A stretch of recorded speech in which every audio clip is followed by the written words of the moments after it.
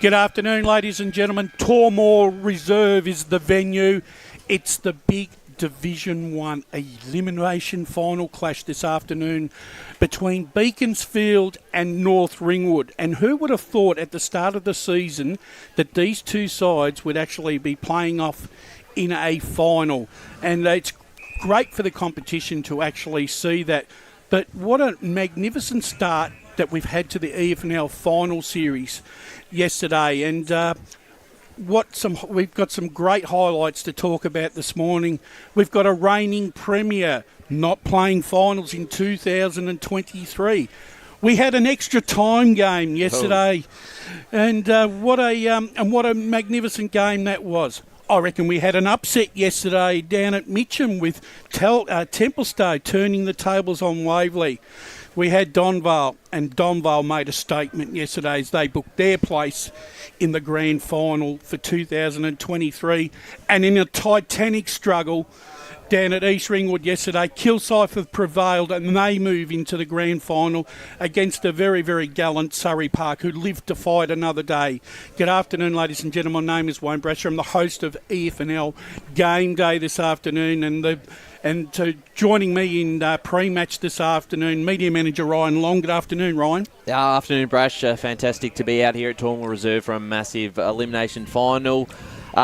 Yesterday's results, there's quite a fair bit. Premier Division as well, with Blackburn sneaking into the 6. That's something you didn't see coming. Didn't see yesterday's result coming out at Mitcham. No. So a lot to really get stuck into in this pre-game session. We've only got probably an hour to get through it all, but I'm sure we'll have a good crack at it because there's a lot to discuss and a lot to look forward to today as well, with 4 more elimination finals to come. Welcome, Dylan Smith. How are you, mate? I'm great. It was an excellent day of footy yesterday. Obviously, the Templestowe game, a little bit of a blowout in the end. But today, I'm super excited for Beaconsfield. First final series in the EFNL, so I think that's going to be great for them. And, you know, hope if today is anything like it was yesterday across the entire competition, we're going to have some great footy. And, Josh, you didn't get the result that you wanted yesterday for your beloved Surrey Park. However, they lived to fight another day, and they weren't disgraced. How are you going today? I'm going okay. I mean, the Cullen win balances that out, but... did they win? Yeah, they won. Unfortunately. Okay.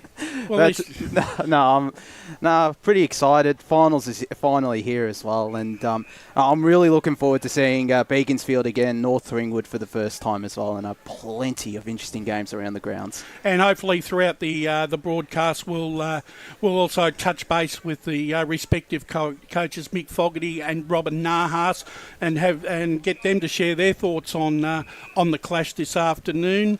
Gentlemen, I think we'll start from Premier Division, and the biggest story out of Premier Division yesterday was the reigning premiers, Noble Park, being beaten by Balwyn and have slipped out of the 6 and are not playing finals this year. Some might say that they saw it coming, but I don't think you honestly think that a premier is going to miss the finals the next year, Ryan. No, not at all, and especially with the top 6 system where half of the division makes it. There's a big gap between probably the top sides and the bottom half, and we thought Noble Park, they were in the top 6, I think, almost all season. You might have that handy at all, but the fact that they did drop out in the last round and someone like a Blackburn sneaks in who we at times had written off. Their form, even in recent weeks, hasn't been overly fantastic. We saw them last week get belted by Roval, and that was like the tipping point where we thought, oh, okay, so they're probably done now. Noble had some close losses as well. They lost to East Ringwood by a couple of kicks where, again, they were in front with 2 minutes to go. So they'll look at that one as quite costly. They lost to a couple of sides, I think Norwood at the earlier stages of the season by a point. So that they've had their chances to lock up a top 6 spot. And, I mean, we always goes back to those 2 big injuries at the start of the season, which hurts them. But in saying that, unfortunately for their sake, just not good enough to make the finals. Yeah, well, interestingly enough, from round 11, Noble Park were flirting with danger. They'd been in 6th position from rounds 11 to 17 without making any leeway whatsoever on the other 2 sides. And then that loss yesterday threw them out of the finals in finishing in 7th spot, which was where they also were in round 7 and 8. The highest that they ever were on the ladder was after round 3, where they were 2nd. So it's been a year where for them it just hasn't gone right. Let's be honest, it just hasn't gone right, as you've articulated, Ryan. Injuries, I just think that the loss of not only the injuries but the loss of Alwyn and and Shane Allen, the experienced lineup that were who were goal kickers. I think they've really struggled. If you look at their scores throughout the year to really actually put a winning score on the board. Yeah, and just touching on some of those injuries as well, you look at Josh Tour, who only played the 7 games this season, Jack Francis as well, and we saw him on not Good Friday, King's birthday, when Noble Park got that big victory, and I think we gave him best on ground that day. You look at Anthony Marson, he only played a couple of games as well. Those are 3 pretty key players to the lineup. So I think we just thought they were going to come good, though, didn't we? We just thought they'd do enough, and that defensive system that they got would just do enough to get them into finals, and then if they could make it into that 6th spot, they could cause a bit of damage come finals time, but they've just eventually just haven't got there in the end. I think probably another telling factor was the fact that with Martin and Morrison, was it? Shane McDonald. Yeah, Shane McDonald going out of the side. That actually gave the opposition coaches a lot of time to sit down and put their time into Jackson Sketcher to try and, throughout the season, negate his effect. And I think in some cases they were able to do that. And I think I think that because they haven't, he can't carry the side on his shoulders because there's another 21 contributors on the day. But I think when all of a sudden you might get the 2nd or 3rd best midfielder to be getting your best opposition midfielder, and it does make it hard because you then have to shoulder the responsibility and go far and wide to try and create pressure and run throughout for the team. And we saw that, Josh, in that game against Roval at the start of the year, where Jackson Sketcher literally in that last quarter kicked 4 goals, had 49 touches to the game and led him to a victory. And he had probably a few performances this season where he may walk away with 3 votes, but in a loss because he probably hasn't had the backup around him. Horton Milne's been solid, but they're probably just missing a couple of those contributions from some other players. And it's pretty unfortunate. I was actually really looking forward to seeing them as the dark horse come a final series. Yeah. Look. Let's be honest. Look, they'll lock and load again, Noble Park. They'll come back twice as hard next year. Yep. So, look, they'll probably see this as a year as an aberration. We go back to a top 5 next year, which means there's going to be even more pressure, to earn your final spot. And I think that's probably when they're at their best, when their backs are against the wall. So I think, Dylan, that they'll be able to rebound. Is there a case that actually is a bit of a silver lining for them, given the injuries, and they probably weren't going to, win the premiership this year, that they can actually bow out early and sort of get themselves sorted out for next year? Look, I think you would agree, Josh, that no one wants to, after being in the 6 for the majority of the year, wants to fall out in the last round and not play finals. And after winning the premiership last year too, I don't think they'd be smarting at the fact that they're not playing finals. But I think it's a good learning curve. Just gives some of those younger players a bit of experience. I think they had a couple of debutants last year, and it'll only hold them in good stead. We've seen what it's done with Vermont this year, and it's only going to hold Noble Park in good stead. let's turn it now to the opposite side of the coin, where once again Blackburn, right, have come from seemingly the clouds, or a very difficult position a month ago, but with a good run of games leading into a final series, they've once again fallen into sixth place, and I think this is probably the last 4 or 5 years they've either finished 5th or 6th, right, to play finals. They took on an East Ringwood side yesterday, who I'm not 100% sure whether because they'd already known they'd sewn up a position, or are we actually underselling the fact that Blackburn had to win and basically brought the intensity to the contest that East Ringwood didn't? Josh, they probably certainly deserve their credit for their performance yesterday against East Ringwood, despite whether or not the Roos had put their everything on the table or not. It's just one of those, they look to be in the same position as they were last year. They're coming into this first final as the complete underdogs. Yeah. They were against South Croydon last year, competitive but had a loss. So it's hard to say that they've made any improvements. I don't think they have. I think, if anything, they've dropped back a little bit in performances and are very lucky to sneak in, because even some of their games, they've been lucky. They've had a great run home. They played some bottom 4 sides. They barely got across the line against Doncaster. That's a 5-goal win where most sides are pumping them by 100 points. South Croydon they beat by, I think, about 30 or so points. Yeah. They were pumped by Rowville, lost to Park Orchards, beat Norwood by a goal. So it's hardly convincing form for me. I mean, maybe I'm being a bit harsh on them, but in credit to them to making a final series.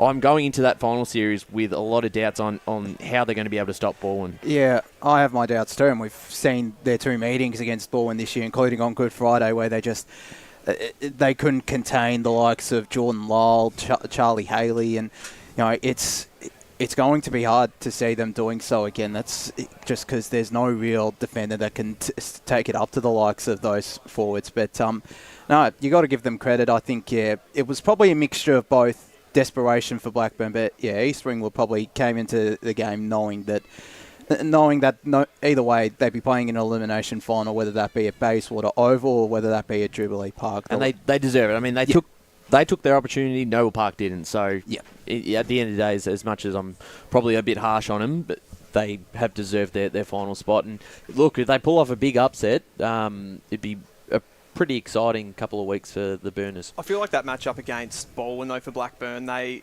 don't really have a point of difference. Like, in some ways, I see Blackburn as a team that plays sort of similar footy to Baldwin, just not as good, and they just don't have those classy players like a Charlie Haley, like a Goebbels. I reckon Lyle's height is going to worry them. Oh yeah, through the finals. It's going to cause issues, I reckon, for Blackburn next week. And no one's going to be beating Baldwin at the clearance, so they're going to get first use all the time. And if they can get it to the likes of Lyle and those crafty players like Goebbels and Haley, they're going to be too good. And possibly Josh Walker too, in that forward line could be slung down there. Well, we'll just digress here a little bit, and we're going to take our first coach joining us. It's one of the doyens of the EFNL Football Association, and it's a very warm welcome to Beaconsfield coach Mick Fogarty. Good afternoon, Mick. G'day, guys. Thank you for having me on.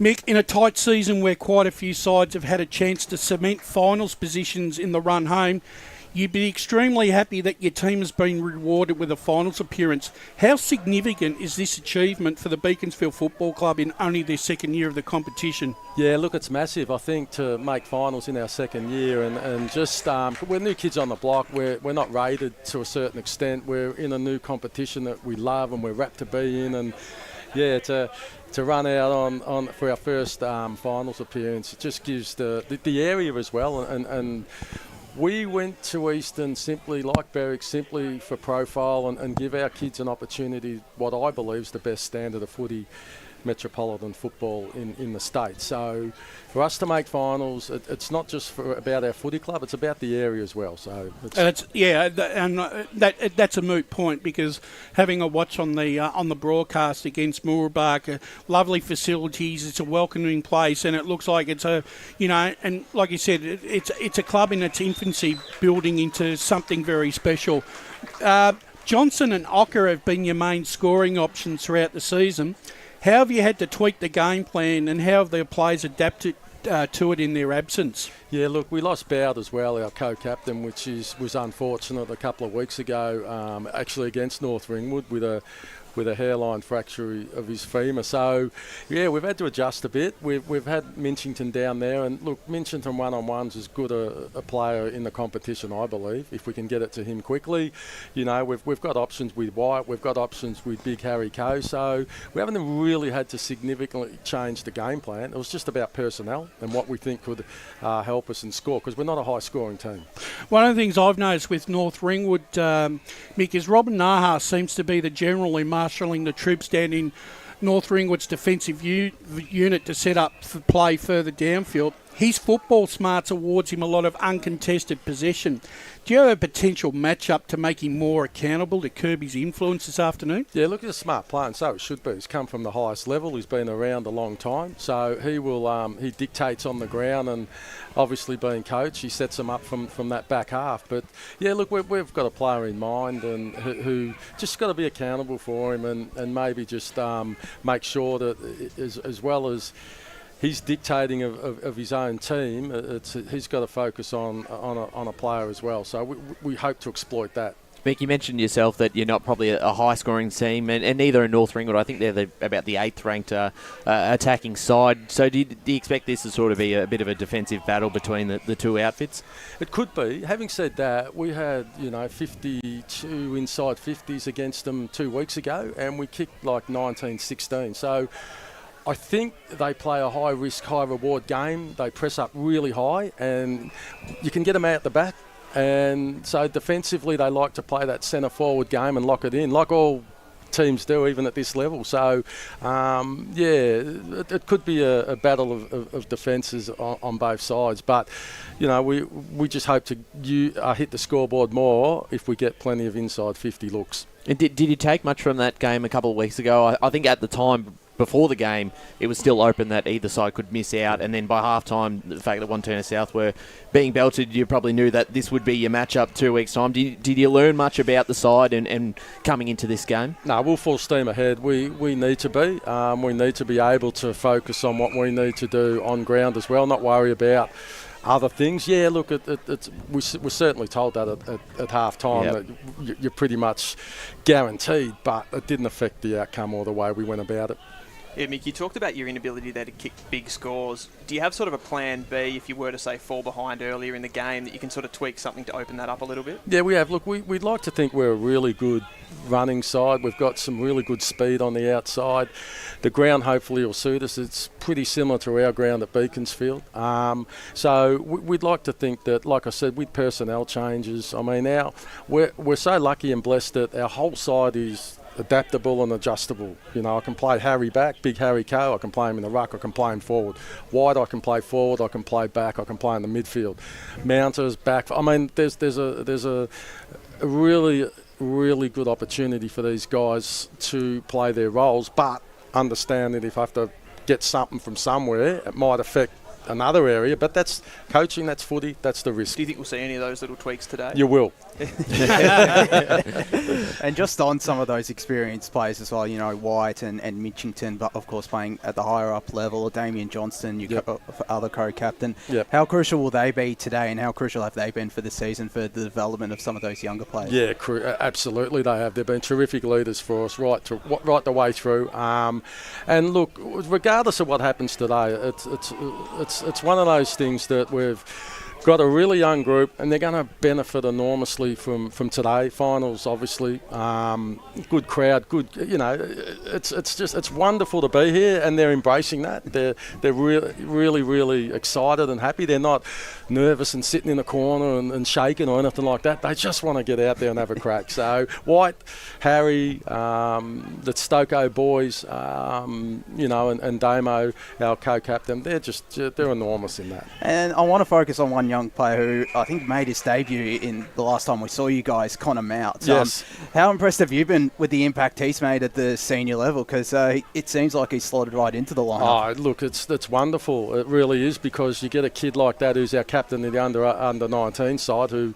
finished on top and playing next week in their first final. But he just sees the game so well down back, and he's just the experience he's getting playing senior footy, and the instructions are clear to him. He's got ability, he's a good player. Just go out and play footy, and then we look at, as games go, what we need to do. But we had another kid playing his first game today in Patrick Ward. First senior game in a final. Mate. Let's go and look at that. Yeah, let's hope he does a dermy and kicks 5. That'd be handy. Yeah, so, I mean, we bring them through. We understand what it is, but, Nick, that one game could be the difference between Kirby making a big step next year. Yeah, exactly, mate, exactly. So, they're getting experience, like I said. They're playing in big games against good opposition. The club is in good hands, I think, going forward.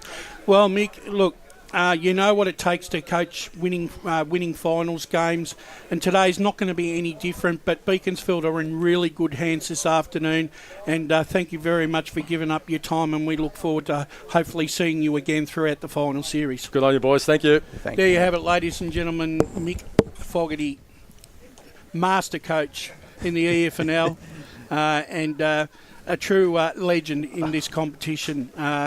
Always great with his time, and he gives you something every time he comes on, Mick, doesn't he? Yeah, and you would have known him throughout the past years, obviously coming back to the EFNL with Beaconsfield coming here. It's great for the club that they were able to bring someone along like Mick Fogarty to coach him coming into this league. When Ray Baird and I always said that when Mick finished at Noble Park, that somewhere along the line that we'd be seeing him back in the EFNL when his time was up.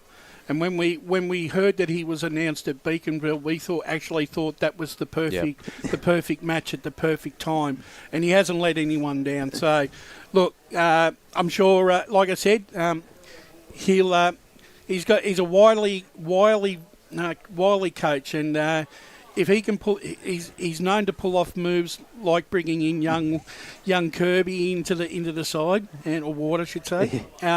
So that could be a master stroke, but only time will tell. Do you reckon he had a bit of a look at that Templestowe Waverley Blues game yesterday, what Templestowe did with like an Alex Brown, and he's looking at those magnets and thinking he can shift something around? Well, I think he might have to, because of the fact that he doesn't have those major goal kickers at his disposal. So I think he's going to have to get really inventive somewhere along the line, Josh. Well, I mean, he can definitely throw Brendan White up forward. He's proven he can kick goals. I think he kicked 40 goals last year when he was playing in the Mornington Peninsula League. He's definitely a proven forward, but it's going to be interesting to see what magnets he does. He did touch on North Ringwood's high press there, and they are one of the worst sides, North Ringwood, at defending turnover, and I think that if he can get some leg speed over the back there, that is a way. We saw Bayswater do it at times, where they just moved the ball up the field with ease.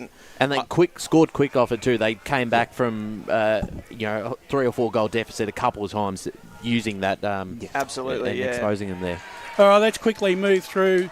The relegation race yesterday was done and dusted, and I'm going to actually quote Spider, because he said on the podcast on Friday the reason why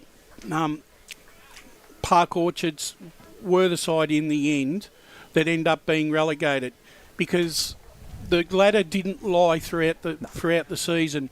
And even though South Croydon flirted with that possibility, they managed to get 2 wins in the last 2 games to avoid relegation.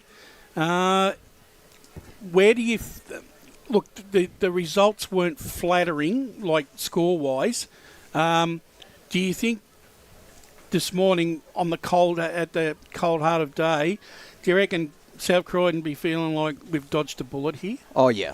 Definitely, because not that long ago they were sitting in the relegation zone and they weren't looking the goods. Obviously, that Nidok game, which I wasn't at, but it just looked like they were absolutely flat, and there was still a risk of relegation. But they pulled through. They got some players back, and I think that's what helped, particularly getting Max King back. I don't know if he had too much of an impact in the last 2 games, but having his he kicked 4 goals in that game against Doncaster. But he didn't kick any goals yesterday. The question I would say is, are they the most fascinating side over the off-season in Premier Division on what's going to happen with them? They've got a new coach to appoint, because we've seen what they've been able to do in past seasons. I mean, they're at a bit of a fork road here whether they perform again next season and return to a final series at full strength, or if they start to fall down and continue that plummet a little bit, because it's down to 10 teams in Premier Division. So if they finish 10th of this next year, they'll be going down. That's where I worry, because if they don't recruit, I'm not sure they've got the depth to keep themselves up. Depth's been an issue. And Dylan, whilst we've talked on, I want you to give me the Park Orchards perspective. The fact that for most of the year they've been chasing their tail, right, and tried to get, and we're always in a constant dogfight, right, to get out of that relegation zone. In the end, they did everything right to try and stay up, but did they? It almost feels like they left their run too late, didn't it? They did a little bit, and I think, as you said there, like when it all comes out in the wash, South Croydon just had, they're a preliminary final team last year. They're a more established side than Park Orchards, and they just had a little bit too much quality in the end. And when it all came down to it, and Park Orchards had to, win a game at the end or go on a run of winning games, they just weren't able to do it because of the lack of quality in the side. All right, gentlemen, we're going to take our first break here on the EFNL Game Day. It's the big clash between, not Baronia, but we're at Baronia. It's Beaconsfield versus North Ringwood, and it's coming up live on Radio Eastern 98.1. As Sarah opened her best friend Jackie's wedding invitation, she was overcome with a wave of emotion. While her two young boys wrestled on the floor, tears of happiness rolled down Sarah's cheeks as she saw the words she'd been longing to see. Please note, this wedding will be a child-free event. Well, Sarah, looks like we're off to Eastland for a new frock and some heels. And let's book in that babysitter. For all of life's little moments, there's Eastland. Eastland. Live real. Sprained your ankle, bursting through the banner? Broke a finger, high-fiving the ruckman? Or did you run into the goal post again? For bumps, breaks or bleeds, be seen sooner, close to home at Knox Private 24/7 Emergency Department. The preferred provider of emergency care to the Eastern Football Netball League, you'll generally experience shorter wait times. You don't need private health, but there is an out-of-pocket fee. Be seen sooner, close to home at Knox Private 24/7 Emergency Department, 262 Mountain Highway, Wanturna. Do you feel good about your bank? Because there is a bank you can feel good about. They share their profits to fund big community projects, small community clubs, and vital emergency services. They've given $250 million to help Australian communities thrive. They have all the products and tech you expect from a big bank, with service you don't. It's Bendigo Bank. Feel good about who you bank with. Try Bendigo. Search bendigobank.com.au or search Bendigo Bank near me. Tobin Brothers Funerals wear their heart on their sleeve. Their clear and easy-to-use website and Memory Maker app make it easy for families to make an informed decision. Here's James McLeod, Managing Director of Tobin Brothers Funerals. We pride ourselves on being the most transparent funeral company. All pricing on goods and services are available on our website. It's all there for you to see and make very informed decisions when planning a loved one's funeral. Visit tobinbrothers.com.au. Tobin Brothers Funerals, celebrating lives. At Yarra Valley Water, we know reducing your shower time, or show time, to 4 minutes can save you an average of $200 a year on water and energy bills. Shower shorter. Save water. Authorised by the Victorian Government, 1 Treasury Place, Melbourne. Sprained your ankle, bursting through the banner? For bumps, breaks or bleeds, be seen sooner, close to home at Knox Private 24/7 Emergency Department. You'll generally experience shorter wait times. Knox Private 24/7 Emergency, 262 Mountain Highway, Wanturna. You are listening to Radio Eastern FM 98.1. With live and exclusive coverage of the EFNL football season. Bringing you the match of the day with score updates from all divisions. And now we cross to our commentary team for the Radio Eastern 98.1 Match of the Day coverage. Welcome back, ladies and gentlemen. It's Beaconsfield versus North Ringwood at Tormore Reserve this afternoon in the big elimination final class. We've just finished going through Premier Division and the finalists have been set, and next Saturday Baldwin will take on Blackburn at Bayswater Oval, and on Sunday at Ringwood, is it? At Ringwood. East Ringwood are taking on Doncaster East. So They're your first. That's your first week of finals in Premier League. Now we get to the finals action from yesterday, and what a day of finals action it was. And we're going to kick it off with Division 1. And how good is it to start a final series with an extra time victory? We got Montrose 10-8-68 defeating Mitcham 10-7-67. Look, gentlemen, this game could have gone either way, but once again, the thing that I gleaned from this result is once again the Tigers paid the penalty for a slow start. Well, it's almost the identical result than the match of the round that we saw early this season, Montrose Mitcham, where the Tigers fell 6 points short, and it was all because of the first quarter. They gave up 5 goals, only kicked one themselves. Very similar here. They gave up the first 4 goals and couldn't score for a fair while. They did so much, and they spent so much energy to get back into the game, and it was a fantastic finish and going into the overtime, and they looked like they actually did have the momentum to actually win that one yesterday. That's the staggering part about it, that they carried that momentum. They got it to the draw to push extra time, and then they couldn't actually get over the line. And it's one of those things, that's 6 in a row now they've lost to the Demons, so it's obviously it's a funny thing, but they've got the potential to beat them because they've shown it. Just not for 4 quarters. Yeah, look, it's one of those things, isn't it? As the Beaconsfield guys are walking past, they look very happy and relaxed as they're walking past. So they're in a good. I reckon they're in a good space headwise, Beaconsfield.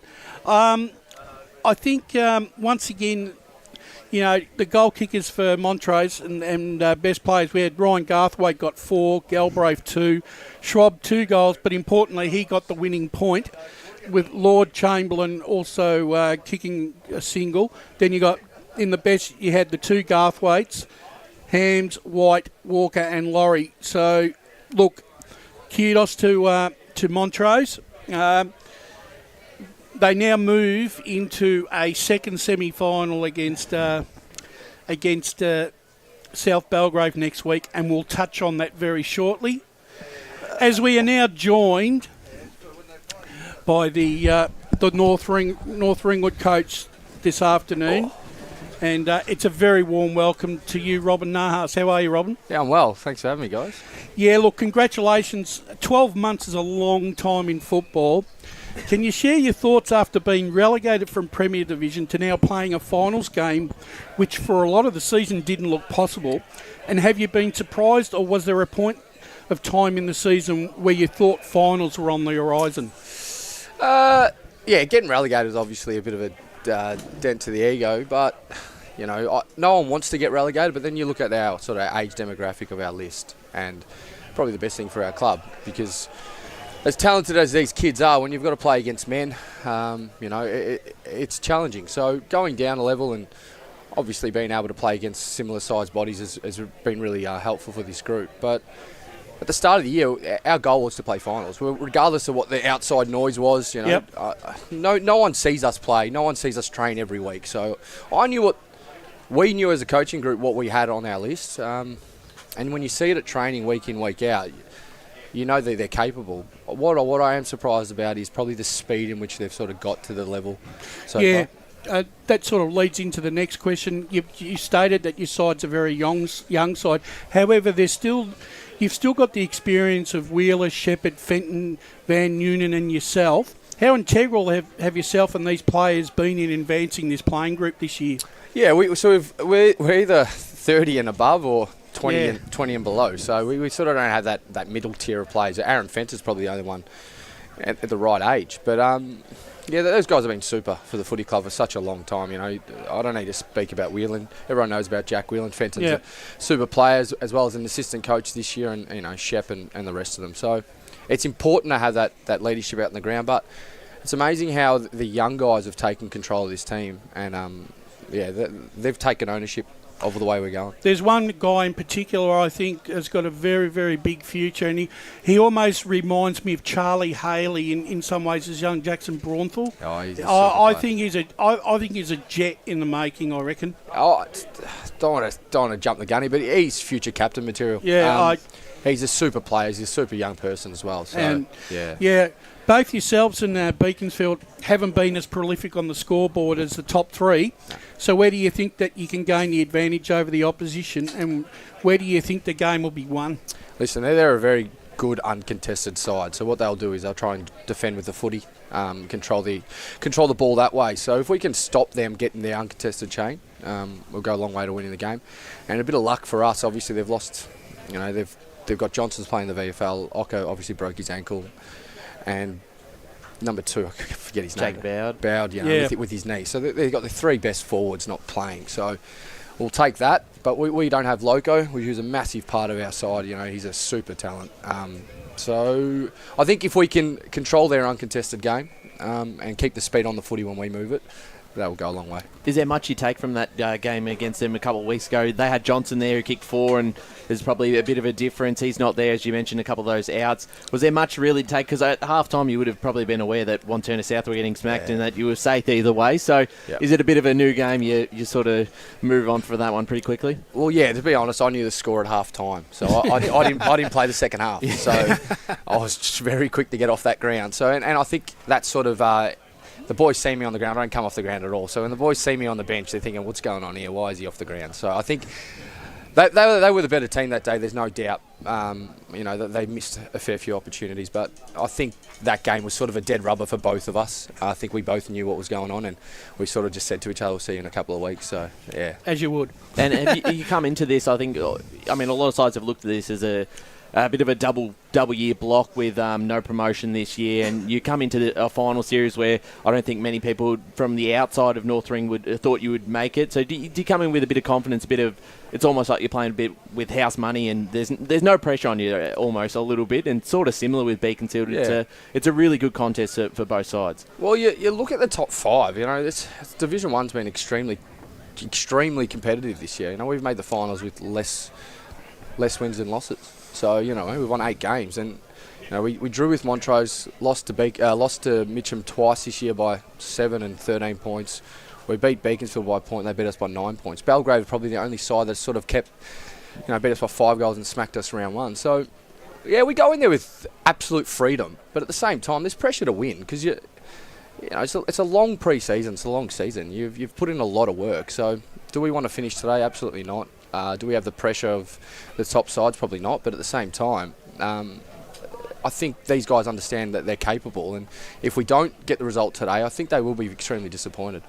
Yeah, Robbie, you're talking about that strength of Beaconsfield to defend with the ball and sort of hang on to the contested marks. We saw you against Bayswater a few weeks ago deploy that sort of high press. Is that something that you're going to do today to try to stop them from being able to hang on to the footy and negate you that way? Yeah, we play a very, very high press. You know, it helps when you've got really good personnel in our back line. It does hurt when you don't have Michael Loco in that position to sort of intercept mark. But yeah, we play a high press. We like to control the ball in our forward half, and you know, the stats show that we're really good at defending turnover. Over the last couple of weeks, we've probably been a little bit less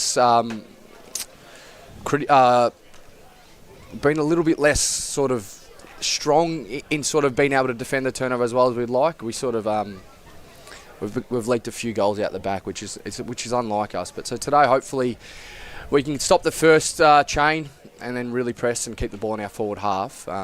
Yeah, it's a massive point. But they've got some good players like that. Brandon White's a super player, so we just try and keep the ball out of his hand as much as possible. And number 13, their big ruckman, he's a man mountain. So try and keep the ball away from him and keep Brandon White from touching the ball would be nice. And up forward as well for yourself, Matthew Cullen, and he's also a fairly big unit. Do you feel like if Beaconsfield, with no Ocker, with no Johnson, do you feel like he can be a point of difference in the forward line for you guys? Yeah, definitely. I think all our forwards, like Ben Livingston, I keep raving on about him. He's a super player. Patterson, you know, Stubbsy's gone really, really well this year. So we've got enough firepower in that forward line to trouble them. But they defend in a way where they'll press back pretty hard. They'll flood back. So we've just got to be mindful of when we can go fast to one-on-ones. But if they're going to fall back and flood, just control the footy. There's no point kicking it back to them.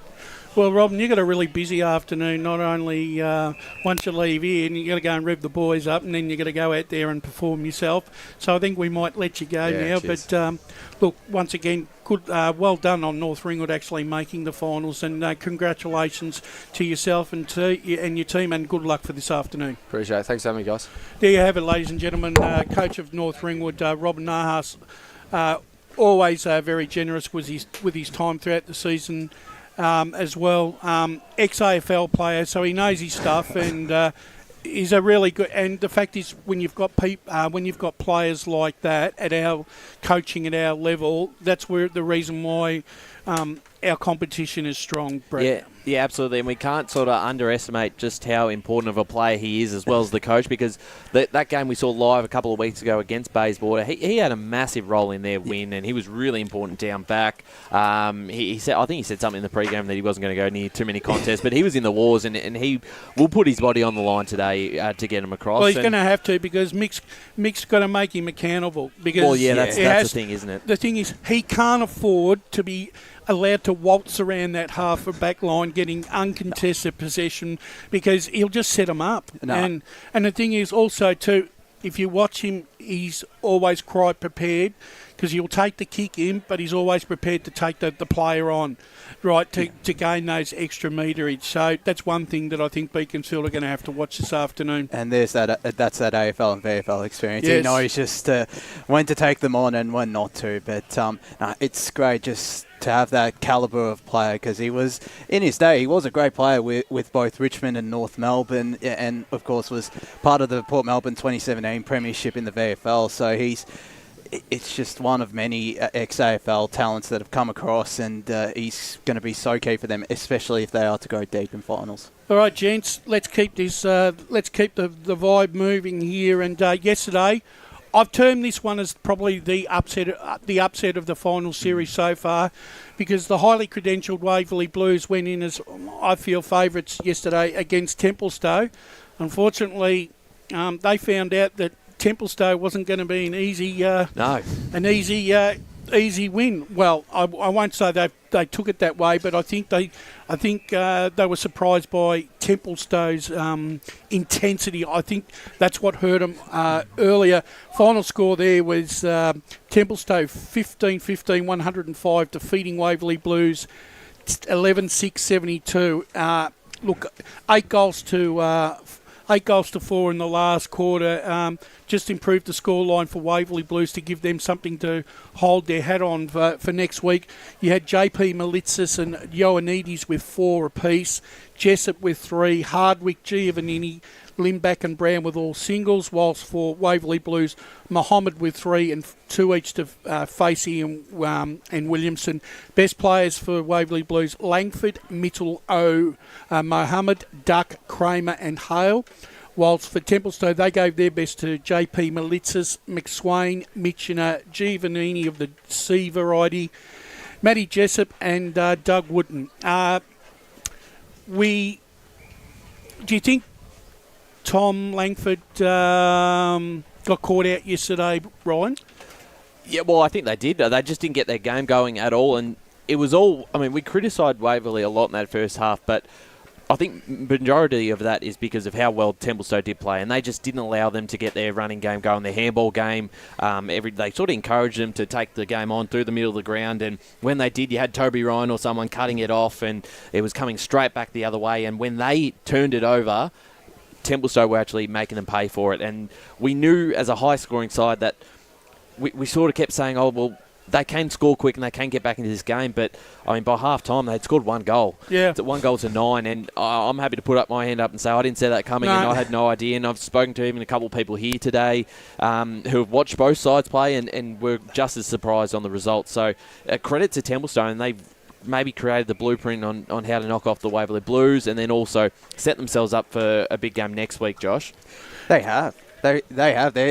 This is their strongest side on the park, I reckon, Templestowe. And I just thought, obviously I wasn't there, but I just thought the midfield battle would be a point of difference. You know, you've got Giovannini, you've got Fogarty, you've got Bo Mitchener, Jai Hardwick. The midfield is almost as stacked as Baronia's. It's a seriously deep midfield. And if you look at the games that they've played when they've had all those players available, the amount of opportunity that they create, so with all of those players coming back, it probably isn't as surprising as we probably thought it was. You know, we see the Waverley Blues as this really high-scoring team, but coming up against a midfield like that just dominates you with the clearances, it's really hard to actually get your way back into that game. And especially, I think they've added another dimension, Templestowe, with that forward line and how that functioned. When we saw them against Heathmont earlier, their forward line wasn't as fluid as it was yesterday, and it didn't apply as much pressure. So, you know, I think they really can challenge Baronia heading forward. I reckon one observation that I had after I sat back and had a thought about it last night, I actually think at times Templestowe actually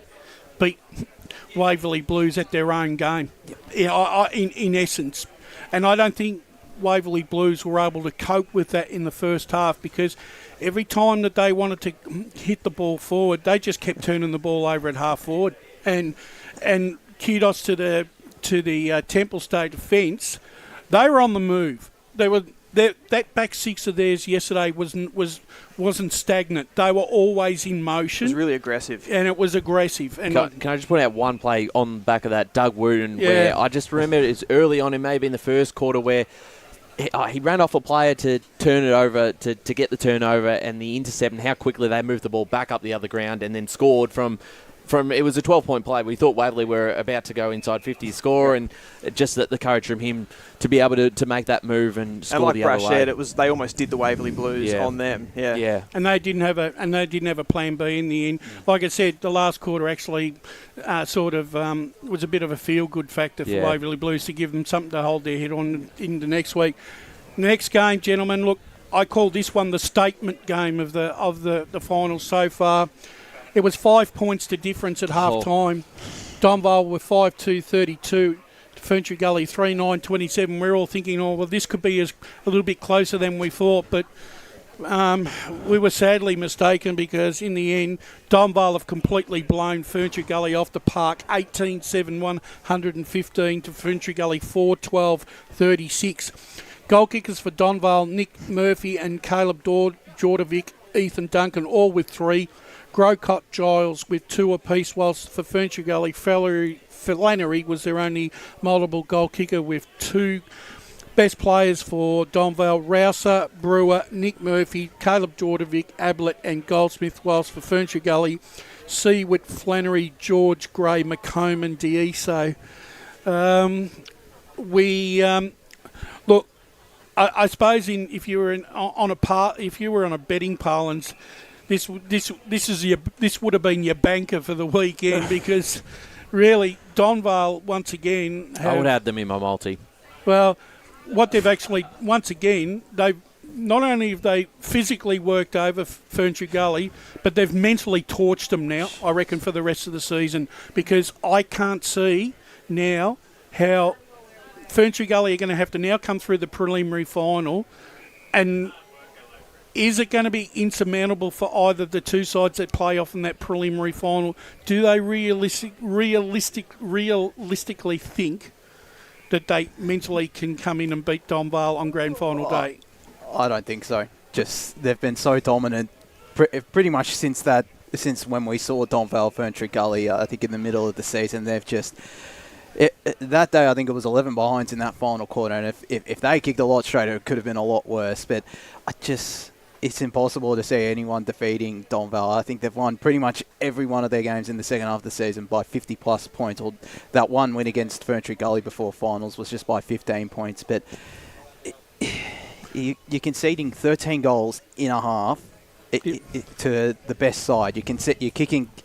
The best side against the second best side is kicking 13 goals in the second half. How do you stop a side that out of 19 games has kicked 100 points plus 12 times? When you look at all the other sides and their scores throughout the season, half of them haven't even got close to 60 or 70 points. So for Sylvan, Oakley District and Ferntree Gully, where's the point of difference going to come for them? Or Good question. or is there a point of difference? Well, you because can't- I'm not seeing it. And you can't shut down. You can't focus all your attention on someone like a Murphy because they have about 7 or 8 people who can kick 3 or 4 goals themselves. Ethan Duncan comes into the side last week, has returned and kicked 9 goals in 2 games. I mean, you can play him down back so that they can easily throw some magnets around if things aren't going their way. And then for Ferntree Gully, I mean, you look at that. We've talked about they need Kennedy back and then maybe their chance. If Kennedy comes back at the moment, then it's not going to make that much of a difference when Don Vale are playing like this at the moment. There's no other division, I think, where the gap is this big. And we've got a South Belgrave in Division 1. We've got Baronia in Division 2. I think this is the biggest gap. They've got the perfect blend of younger players like on the the best players there, Djordjevic and those ones, and then they've got the experience of the guys like Rouser, and it just seems like everything's gelled. They haven't had any interruptions throughout the season. It feels like there's chaos for Ferntree Gully, and the other sides are missing players with injuries and travel and that sort of thing, and they've just had everything going really well. And I just is that part of it that Don Vale have pretty much consolidated the same lineup each week, and Ferntree Gully have made those 3 or 4 changes most weeks? Is that probably part of the reason why they're a bit unsettled? There's probably a couple of guys coming into this final series underdone. Half the problem with Ferntree Gully is their best players have been out for the best part of at least a quarter of a season, are not match fit. Losing Kennedy would have been, and with Kennedy not even being able to get back in the park, that robbed them of some valuable experience that would have been needed in the finals. And I just don't think now. Like I said, for Ferntree Gully, Sylvan and Oakley District, the 3 sides left in it, look, I think they're going to, at the end of the day, if they make it to a grand final, they've got to see that's got to be the achievement. Because unless Don Vale beat themselves mentally over the head or go and flog each other on a Friday night at a pub and get Fran's list, well, I'm telling you now, I can only see this sort of result repeating itself in the grand final. The losing side will be competitive for a half, but I just don't think they're going to have the running power in the second half to keep up with them. No, I don't think so either. They're just, I don't. They'll head into the grand final just so mentally prepared. Just when they flick the switch, and it's good luck. I think when Ferntree Gully had McComb fit and they had Kennedy in there at the middle, the centre bounces and the clearance was one area that they could get on top of them. No, but other than that, everywhere else on the ground, they're just, they're more athletic, they're stronger, they can kick more goals, they've got more offensive power and defensive power. So it's just, it's sort of boys against men. I know we've got to move on, but just quickly, just at that halftime score, 3 goals, 9-5-2. So Ferntree Gully had more scoring options. If they meet in the grand final, they've got to be converting every chance they get, because if they don't take their chances early on in the game, as we saw in the second half, they'll punish you. It's almost like whichever side makes the grand final, they're nearly going to have to kick a goal every time they go on their forward 50. They actually can't afford to kick a point. That's how cutthroat it is. Final game from yesterday, and as I've termed it, this was the Titanic struggle of the final series yesterday. It was Kilsyth up against Surrey Park, and for the whole match, this was all nip and tuck. And Kilsyth have finally availed themselves at the end and have got over the line. 8 goals, 12-60 to Surrey Park, 7-6-48. Goal kickers for Kilsyth, O'Neill and Ivanovic 2 apiece, whilst for Surrey Park, Mundy was their leading goal kicker with 2. Best players for Surrey Park, Fallahay, Smith, Mundy, Can and Peters, whilst for Kilsyth, the Hoogie Boogie man, Luke Hoogstra, he was voted their best with Aiton, Machete, who's had a good season, Curry in the ruck, O'Neill and Ivanovic. And Josh, this was the game that it seems like that Kilsyth have turned into a bit of a bogey side for Surrey, haven't they? They have, and I think it just looking at the scoreline, it was just that third quarter where, Surrey have been prone against these top sides like your Churnside Parks, your Kilsyths. They've been prone to have those lapses given they're a young side, but just, they were in a good position at half time. 33-16 they were leading. Just they couldn't find a way to get the job done. And they have somewhat become a bogey side of Kilsyth. I think it's only just 2 wins in the last 2 seasons, or 3 wins against Kilsyth in the last 2 years for Surrey Park against Kilsyth. But credit to the Cougars. It's their first grand final since 2015 against Warrandyte. Of course, on top of that, winning their first ever minor premiership in 71 years. It's been a terrific year, and all the good sides find a way to win. They did exactly that. And just looking at their best as well, Hoekstra and Curry. We talked about the bigger bodies potentially being a difference for Kilsyth against Surrey Park, and those two, they're the 2 bigger bodied rucks compared to the likes of Ryan Higgins and possibly Mick Paolini in ruck. That was probably the difference on the day, having those 2 bigger bodies. And it makes it hard for Surrey now because there's obviously a very important game today between Chirnside and Scoresby. I think most of us are thinking Chirnside will win that game with the form that they're in. If they play Chirnside next week, Chirnside are coming in with about 11 wins in a row. I mean, that's not the side you want to play in a prelim to get through to a grand final. And if they do somehow knock off Chirnside, then they've got Kilsyth again. So it's a very tough road now for Surrey Park to pull off what would be a pretty famous flag if they can get there, because they'll be up against it now. Yeah, they definitely will be. Who are what are the seeds now in that division? I think that's one of the more intriguing divisions with those 3. We're probably discluding Scoresby. Yeah, I think so. And because we're saying this, Scoresby will come out today and win by 5 goals. Obviously, If Scoresby lose, I think Kilsyth probably will say they're number 1. Chirnside will say they're number 1. I don't think Surrey can say they're 1 now. I think that's probably. No. I think Surrey the 3rd of the 3, and then I think Scoresby's coming in 4th as the real underdog. They'll be a big upset if they get over today. Well, gentlemen, I reckon that's it. I reckon we've done and dusted, and we've covered everything that happened yesterday, and we're now going to get in readiness now for this big clash this afternoon. Thanks to you, Ryan, Dylan, and Josh, for joining me on pre-match this afternoon. But we're going to take a break, and we're going to bring the call team in to cover the big clash this afternoon. It's Beaconsfield versus North Ringwood, and it's live on Radio Eastern 98.1. Today at Eastland, Lucy's trying on jeans for a momentous occasion. Coffee with the ex. She needs jeans she can move in, because she's definitely moved on. Jeans that get a second look, but don't give any second chances. Jeans that say, why yes, I have spent the last 8 months in a post-breakup juice cleansing, kickboxing, personal training frenzy. And it looks as though she's just found the perfect pair. Yeah, that's great. Bravo, Lucy. For all of life's little moments, there's Eastland. Eastland. Live real.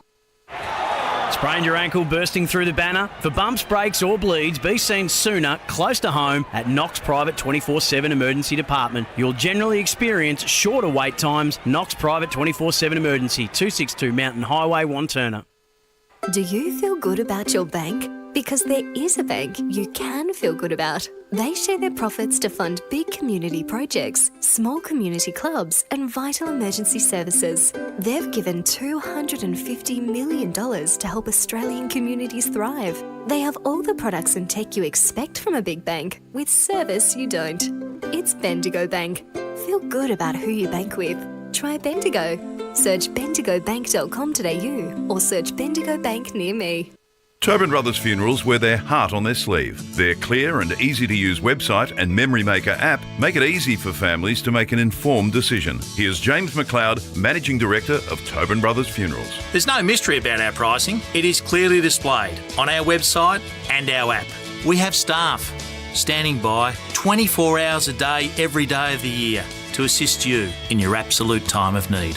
Visit tobinbrothers.com.au. Tobin Brothers Funerals, celebrating lives. There are only 3 things that should be flushed down your toilet: pee, poo and paper. Some wet wipes and antibacterial wipes say that you can flush them, but you can't. They clog up the toilet and pipes, causing expensive blockages. Save yourself a truckload of trouble. Put your wet wipes in the bin. To learn more, head to the Yarra Valley Water website, yvw.com.au/wet-wipes. Hi, Dylan Dow from the Baroni Football Netball Club here. When I need to grab a quick coffee or a bite to eat, I'm popping into Eastland. Eastland's more than a shopping centre. They support a range of community organisations and have been a major partner of the EFNL since 2018. Cheers, Eastland.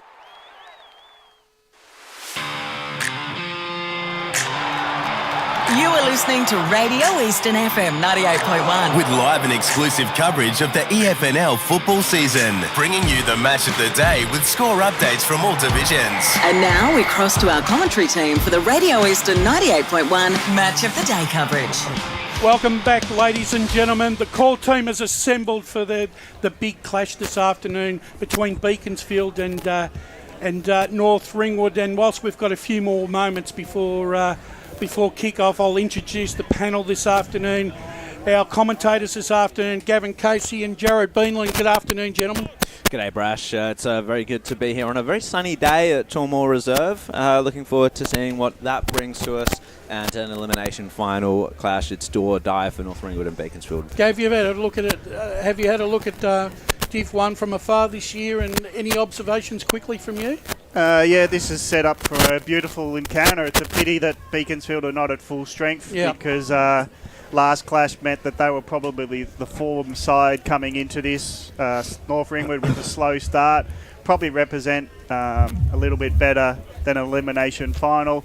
But if you've had the losses early, it's hard to. Just making the finals was a good effort. So I think there is a possibility of advancement with these two teams winning. So we can go into this game with hopefully an even contest, but we can be confident that they'll go into next week confident that they can do the job yet again. Joining me also, Josh, on scores this afternoon. Josh, you'll be keeping us informed on all the other three games that are set down for decision this afternoon. I will be. Plenty of interesting games around the grounds. I'm calling today elimination final day, Sunday. We've got the winner keeping their season alive, the loser ending their seasons across Divisions 1 to 4. So plenty of interesting games, Brash. And joining me this afternoon, one of the special comments alumni from the Eastern Football Netball League. It's a very good afternoon to you, Ray Baird. Good afternoon, Brash, and good afternoon to all the listeners. Always a pleasure to work beside you, Brash, and it's great to be out here at Tormore Reserve, which it looks in pretty good condition.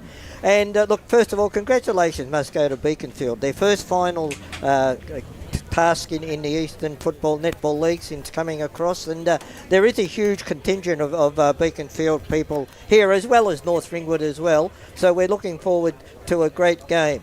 Look, before I go any further, I just want to say something on behalf of the Doncaster Football Club. I was out at Doncaster yesterday and saw them play Roval. Yes, they got smashed by a huge margin, but you've got to understand their situation. Their situation is personnel based. They're in an area which is very much Asian area now. There's no young kids coming through. Yesterday they played 7 under 18s. They forfeited their under 18s, which they've done a few times this season.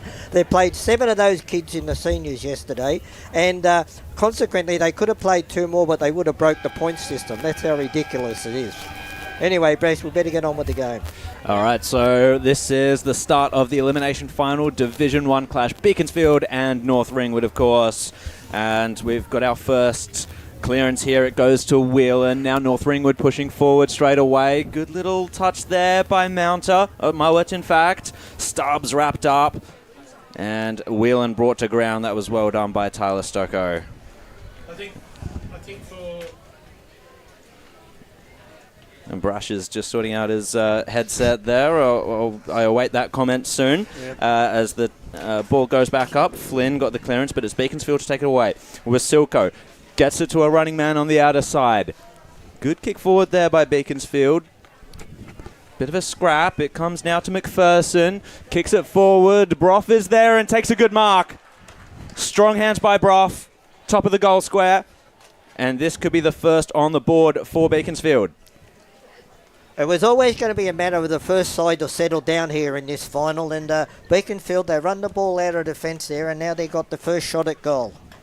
25 goals for the season for Hayden Brough. Let's see if he can make an impact in Beaconsfield's first final series in the EFNL.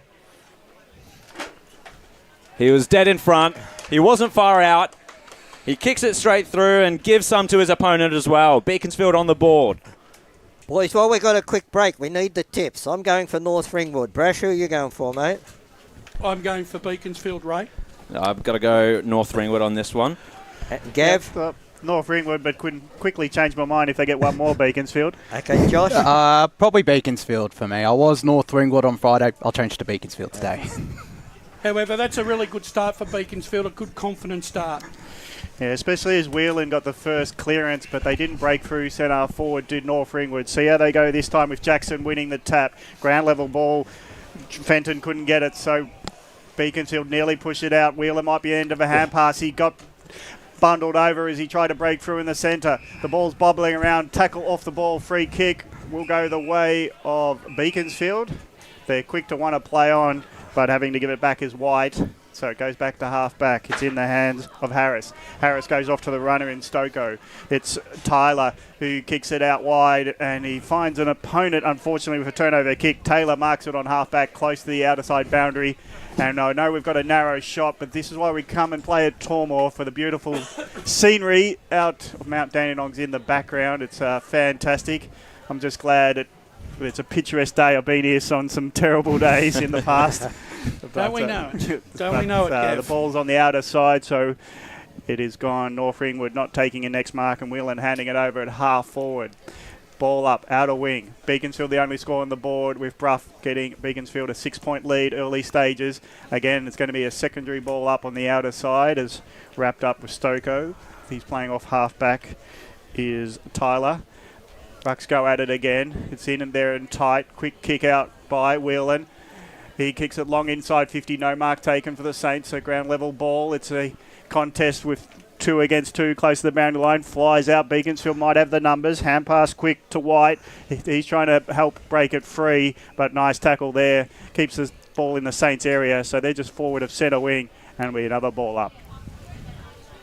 So as Gav said, still in the Saints forward half this time. Quick inside 50 there. Well repelled by Beaconsfield. Schultz got the tap down. The whistle goes. Is it advantage? It is. So North Ringwood are going to go forward here. Bouncing ball 2-on-2 situation. Good muscling out of the way there by Patterson. He gets tackled though. Handballs it. Shepherd Stubbs in fact trying to work his way through. And he's not going to go any further than that. 4 minutes gone in this first quarter. Beaconsfield, 1 straight 6. North Ringwood yet to score. Cullinan gets the tap down. Good work by O'Donnell to gather it, but Johnston was the tackler. Brings him down. Another ball up. I think we're going to see a lot of that this afternoon, Ray. Well, it's contested finals footy, isn't it? Yep. Jackson goes up against Schultz in the ruck. Taking it immediately, it was Mounter tackled by Whelan. Sorry, that was Trent Stoko, in fact. Up they go again. Jackson palms it down. White gets the kick out towards this outer side. Up goes Mounter. Nahas got the kick away. Slipped over, but it was okay. Good punch over the top there by Brandon White. And it's going to be a boundary throw-in. That was AFL experience by Nahad, and he could have gone to the contest and jumped over the back of him, but he just waited out for the crumbs to come over the back and pick the ball up. 5 minutes gone in this elimination final. Do-or-die stuff here, early stages. Tap down. Flynn received the handball, gets the kick inside forward. Oh, it didn't actually go inside forward 50. The Flyers went up. Brandon White at ground level, tried to shovel a handball out, but it stacks on there. And very little movement. Ball up. Up they go again. Jackson gets the tap down. Another ball up. Ray, it almost seems like to me early on, whichever side controls that outside run, right, is going to reap the benefits this afternoon. You're right, Bresh, and both sides like the wide open spaces as well. With Silko shoving a ball out, but it's still in dispute there. Stubbs ripped his man off the ball. I don't think he had possession there, did Brandon White, so he will take the free kick. Searching for options on this near side here to us. Payne is there, but Joel Nathan was the one to take the mark. Good intercept for the Saints. Nearly called him St Kilda. So wider still there for Nathan. Jackson takes the diving mark. He'll look for it inside forward 50. O'Donnell was the one that got the kick. And it's come off hands. Sharp, wrapped up. And we'll get yet another ball up. Sharp's got a free kick. Free kick, in fact, to Sharp. Around the neck. And it was around the neck. So North Ringwood to look at putting on a first goal in this final series. Brash, history shows that goals can be kicked at Tormore Reserve from this particular spot. And Sharp was the player that kicked the winning goal at Bayswater that afternoon to send North Ringwood into this final series. So, Jason Sharp got a good leg on him. Got the long sleeves for today, as he is accustomed to. Bit of a hop and a skip. As he approaches, he sent it. It's a high one. And it's straight as well. Straight through the middle, North Ringwood. Get the reply. 1 straight 6 apiece. 7 1/4 minutes gone in this first quarter. That's something the Beaconsfield bench has got to just keep note of that. You can kick goals from that position right on the edge of the cricket pitch there. Let's go boundary side before the next bounce. G'day, boys. First time here, so just don't know if you can pick it up, but the runner for Beaconsfield looks like the club president, so he's doing all the hard work as he jogs off. Thanks, Scott. We know how presidents do a lot. That's really getting involved. But it's a free kick to Beaconsfield, so they're hoping to have a quick answer to the sharpshooter goal there from North Ringwood. Beaconsfield over the top, short pass, hits the target to McKinder. He's outside 50, looking for options. Puts it in a sweet hot spot. Punch comes in late, so rebound out quickly out of defence for the Saints. But Beaconsfield hold it up and sent half forward, scrapping for it with Stoko. It's gone out the back where the Saints have got the number. Braunfold gets it to the outer wing now with a clearing kick. Bounce of the ball suits his teammate and Milne. Wasn't in front position, but they'll share it back to Milne because he let it go out of his hands. So it's a scrap for the ball. The hand pass is errant. Now Beaconsfield load up for another inside 50. Just dropped short with Minchington going the punch, not the mark. So it's 60 metres out with Beaconsfield trying to load up another kick inside 50, but they'll won't be able to with everyone on hands and knees scrapping for the ball at half forward. So it's 1 goal apiece. Nearly 9 minutes gone. First term of this elimination final for Division 1. Beaconsfield, first EFNL finals campaign. So they are welcome to it. Big club coming on board, only second year in. But this just now the play continues on. And Braunfeld, he was quick to receive a hand pass to play on, but from that free kick, he's kicked it out in the full and given it as a turnover. So it's a scrappy bit of play from North Ringwood on the outer side. They're just not getting the fluency yet. So here go Beaconsfield again. This high up and unders, one for the pack. Ground level ball. White gets a hand pass forward, trying to release a runner. Doesn't get taken at first grasp, and the umpire will say it's a free kick to go back in play, and it's in the hands of Wasilko. Wasilko gets it long ball inside 50. Flyers go for it. Ground level ball where Beaconsfield first hands on it, but quickly wrapped up in the tackle. And they were just held up. This time was Devon Smith. So ball up, 40 metres out. There it's Wasilko again. Here the big fella just weaves his way through the pack, gets a kick, but it doesn't go the journey. So the line of defence on the last line is good with North Ringwood. Short pass finding Sharp in the long sleeves. Kicked a goal, but he's doing a job off back line. Now it's in Van Unen's hands. Now Nahas doing a great general role in the defence. The kick in the middle, Sharp gets it onto Whelan. Whelan takes on the hard hit, but gets the hand pass off, and it's a release play now for the Saints as they go forward. Bouncing ball for Patterson. He runs onto it, not controlling it, but knocking it forward. Late tackle in. Did the defender have the ball for Beaconsfield? Umpire's happy for the play to go on. The clearing kick won't be clearing, and it'll be a mark taken by the Saints, 50 out, and steadying everyone's nerves is Braunfeld. Braunfeld will have a shot from 50, saying, just everyone calm down, I'm going to have a set shot, and he'll take a good kick 50 metres out left flank. Brash, 10 minutes in, and we've yet to have one side just take control of the game as yet. No. So I think part of the problem is that the condition of the ground, and they're not handling the ball as well as they were hoping. You can always get lost on the outer side here at Tormore, and North Ringwood doing most of their attacking outer side. It hasn't been fluid, but that is a beautiful kick. Braunfeld celebrates with a big fist pump because that was an impressive kick from 50, and North Ringwood get their second on the board, lead by a goal, 2 straight 12, leading Beaconsfield 1 straight 6, 11 minutes into this contest. Yeah, good goal there by Braunthorpe. He's been in the thick of it in the last couple of minutes. And it was a lovely kick for No Gordon. wonder he told everyone to calm down. It's my job. Well, backed himself. He was instrumental in that last quarter at Bayswater. He was, yes. So back up we go. Cullinan in the ruck against Wasilko. Wasilko just took it out of the ruck, muscled Cullinan out of the way, which isn't easy to do. High-flying Nahas drew the free kick in the marking contest at centre-half back for North Ringwood. Little chipping ball there. They're trying to get this short ball game working. It's in the hands of Taylor. He goes to the long kick this time. Good mark down the line there. North Ringwood going forward. This is Flynn. Low ball, but it was an errant one and marked pretty easily there by Nitz Godka. So Beaconsfield to transition. Let's go to the score centre as we can with Josh Ward. At Walker Park, Heathmont 3-2-20, Mulgrave 1-6. Thank you very much, Josh. So it's a contest on the outer side, and it's North Ringwood to go forward again. Whistle's gone, so it might have been a free kick drawn from that contest. It's going back, and it's going to be in the hands of Tyler Stocko. And let's go to Josh again. And we've got another score from 4th Division Scoresby. 3 straight 18, Churnside Park yet to score. Ooh, I don't think any of us would have tipped that one. I think Spider did on the Friday podcast, so maybe he's right. That's impressive. So as we go back to Tormore Reserve, Beaconsfield have just been chipping it about a bit. They haven't really gone particularly far. It's in the hands of Devon Smith at the moment. And he tried to take on the man. It's Braunthal, and he just forced him over the boundary line.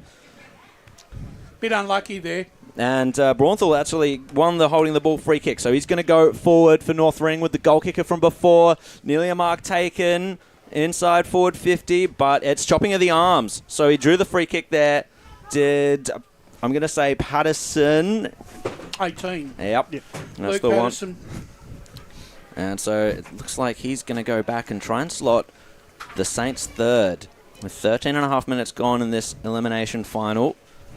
Both times that these two teams played earlier in the season, the team that went out to the fast start actually ended up losing the game. So it could be a bit of a poison chalice if he kicks this, but it's going to go high to the top of the goal square. Up they go, but it's been spoiled over the line for the one behind. First blemish of the day, North Ringwood 2-1-13 to Beaconsfield 1 straight 6. 14 minutes gone in the first quarter. Ray, that's just one where you're a bit smart. Draw it a bit shorter, top of the goal square, because any spoil is going to go over the line. Yeah, look, there was too many players on the goal line to try and get the distance. So the kick out is the contest down the line, but that's a nice two-grabber by Shepherd. Well, he wasn't paid the mark, but he's got plenty of help around the ball with Flynn. He's trying to skirt around the boundary, get some open space, bouncing ball. Van Oonen hands it off to the runner, and the runner's going to, from the pocket being Fenton, just drifts it in from right post, curls it in. Another goal to the Saints. They're on fire. North Ringwood 3-1-19, leading Beaconsfield. 1 goal straight, 6 points. So after Beaconsfield first goal, it's now North Ringwood doing all the running. 15 minutes gone, first term. They've really settled these North Ringwood into a groove here, right? They have. Look, they look a lot taller on the forward line to the back line of Beaconsfield, and consequently, once they get it past the centre, they're kicking the ball high in the air.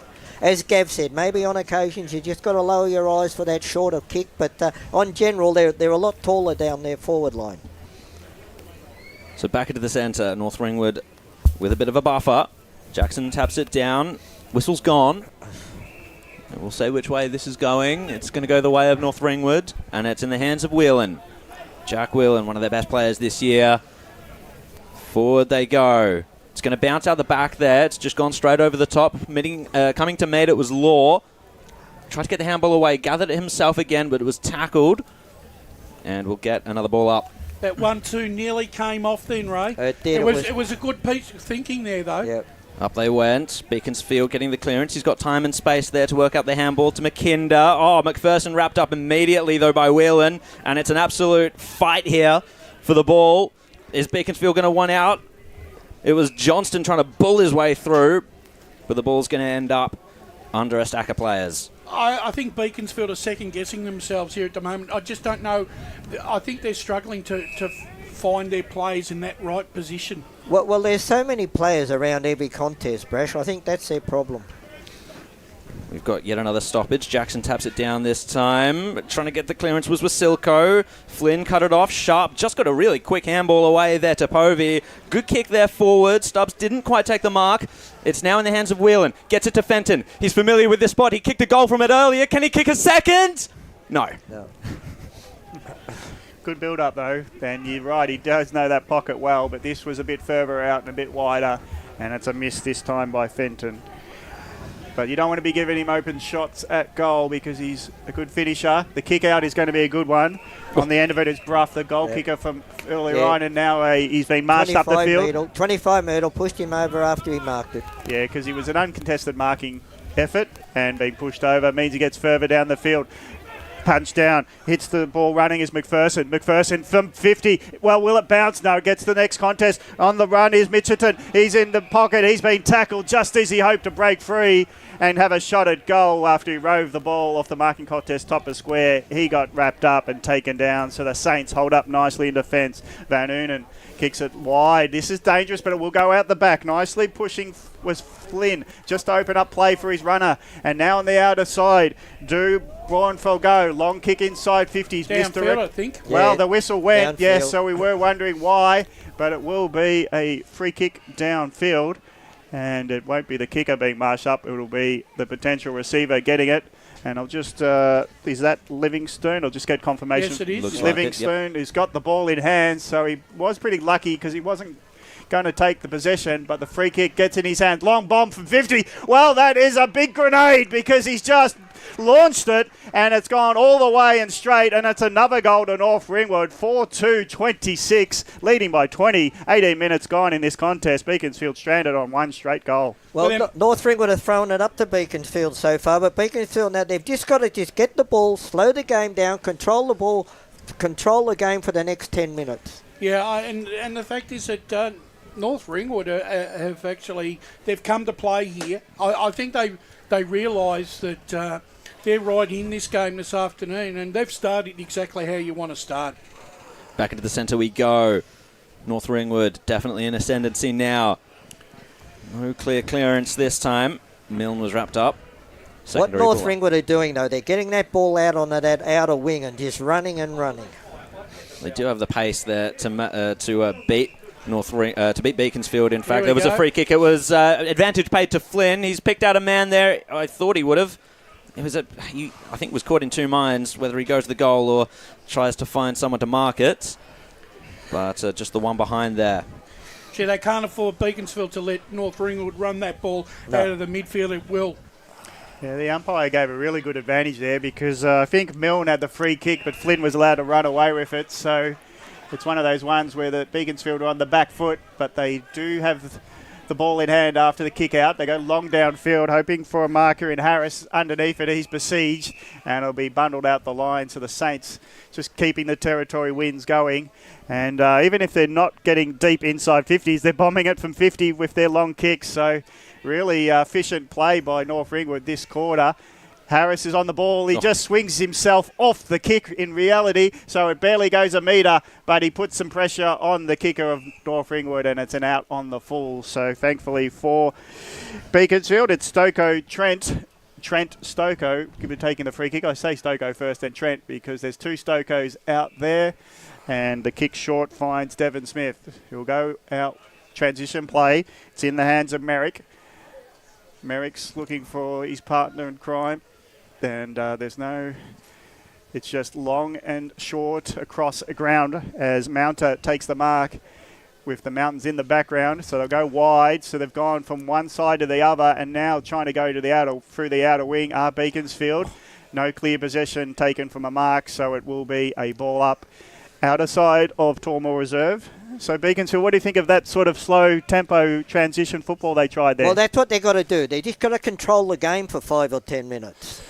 Yeah, it's a big ground. If you errant kicks, though, can be penalised. Yeah. So they've got to be precise. And the Saints win another stoppage free kick. And that's what getting first for the ball will get you the umpire's protection. So the Saints will load up from half back. Long kick to half forward. Where are the Flyers coming from? It comes out the back. Again, it's Sharp, is it, with the kick? Or was that Sharp again? Shepherd, I think. Shepherd, yeah. Another long sleeve player.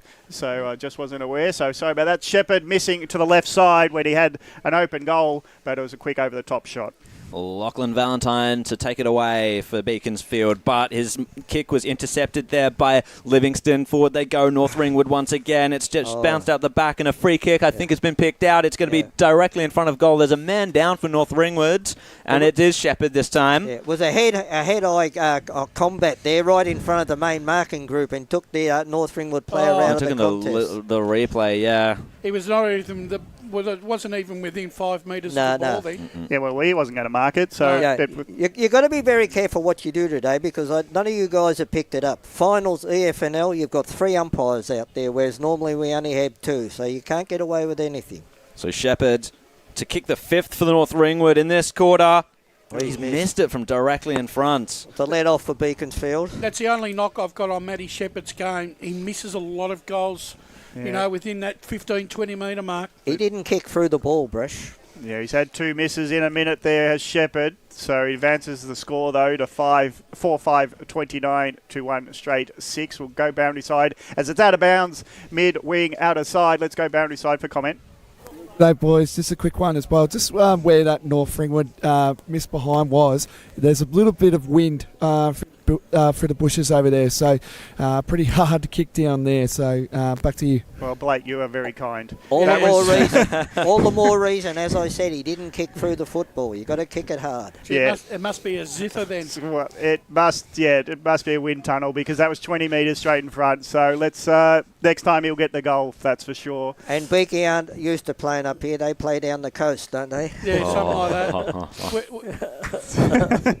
So the Saints are moving through the middle. Jackson's got it at the middle of Tormore Reserve. He's looking for hand pass runner. So eventually he'll have to do the kick. The short pass is probably not to his intended advantage, and Curran comes in for the spoil, eventually becomes the tackler as he spills the marking attempt, and it's a ball up centre half forward for the Saints. I've got to say, Ray, that North Ringwood really have taken ownership of the corridor here. Mm-hmm. They have, Bresh, but in the last 5 minutes, at least Beaconsfield have stemmed the flow. That is very true. They've worked out their pressure game a little bit more here, Beaconsfield. So it was another stoppage, and it will be followed up by yet another one. So we're over 23 and a half minutes gone in this first quarter. 4-5-29 is North Ringwood at 1 straight 6.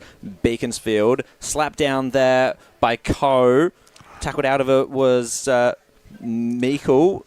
And now it's a bouncing ball here in dispute. Up goes Taylor, tackled by 2, but got the handball away. It's now found space. Shepherd, he tried to control it, but in his way was Ethan Harris, and they see it over the boundary line. Bit of push and shove there on Shepherd. So North Ringwood trying to press yet again. Beaconsfield just digging their heels in a little bit in these past few minutes. Coe just took it straight out of the rack, ran into Will, and that looked like it hurt. Ball finds its way into Fenton's hands, and he is wrapped up by Devon Smith. Yet another ball up. Intriguing ruck contest. We know how good Coe is. Jackson feels like a bit of a challenger to him today. Another ball up, though, in this case.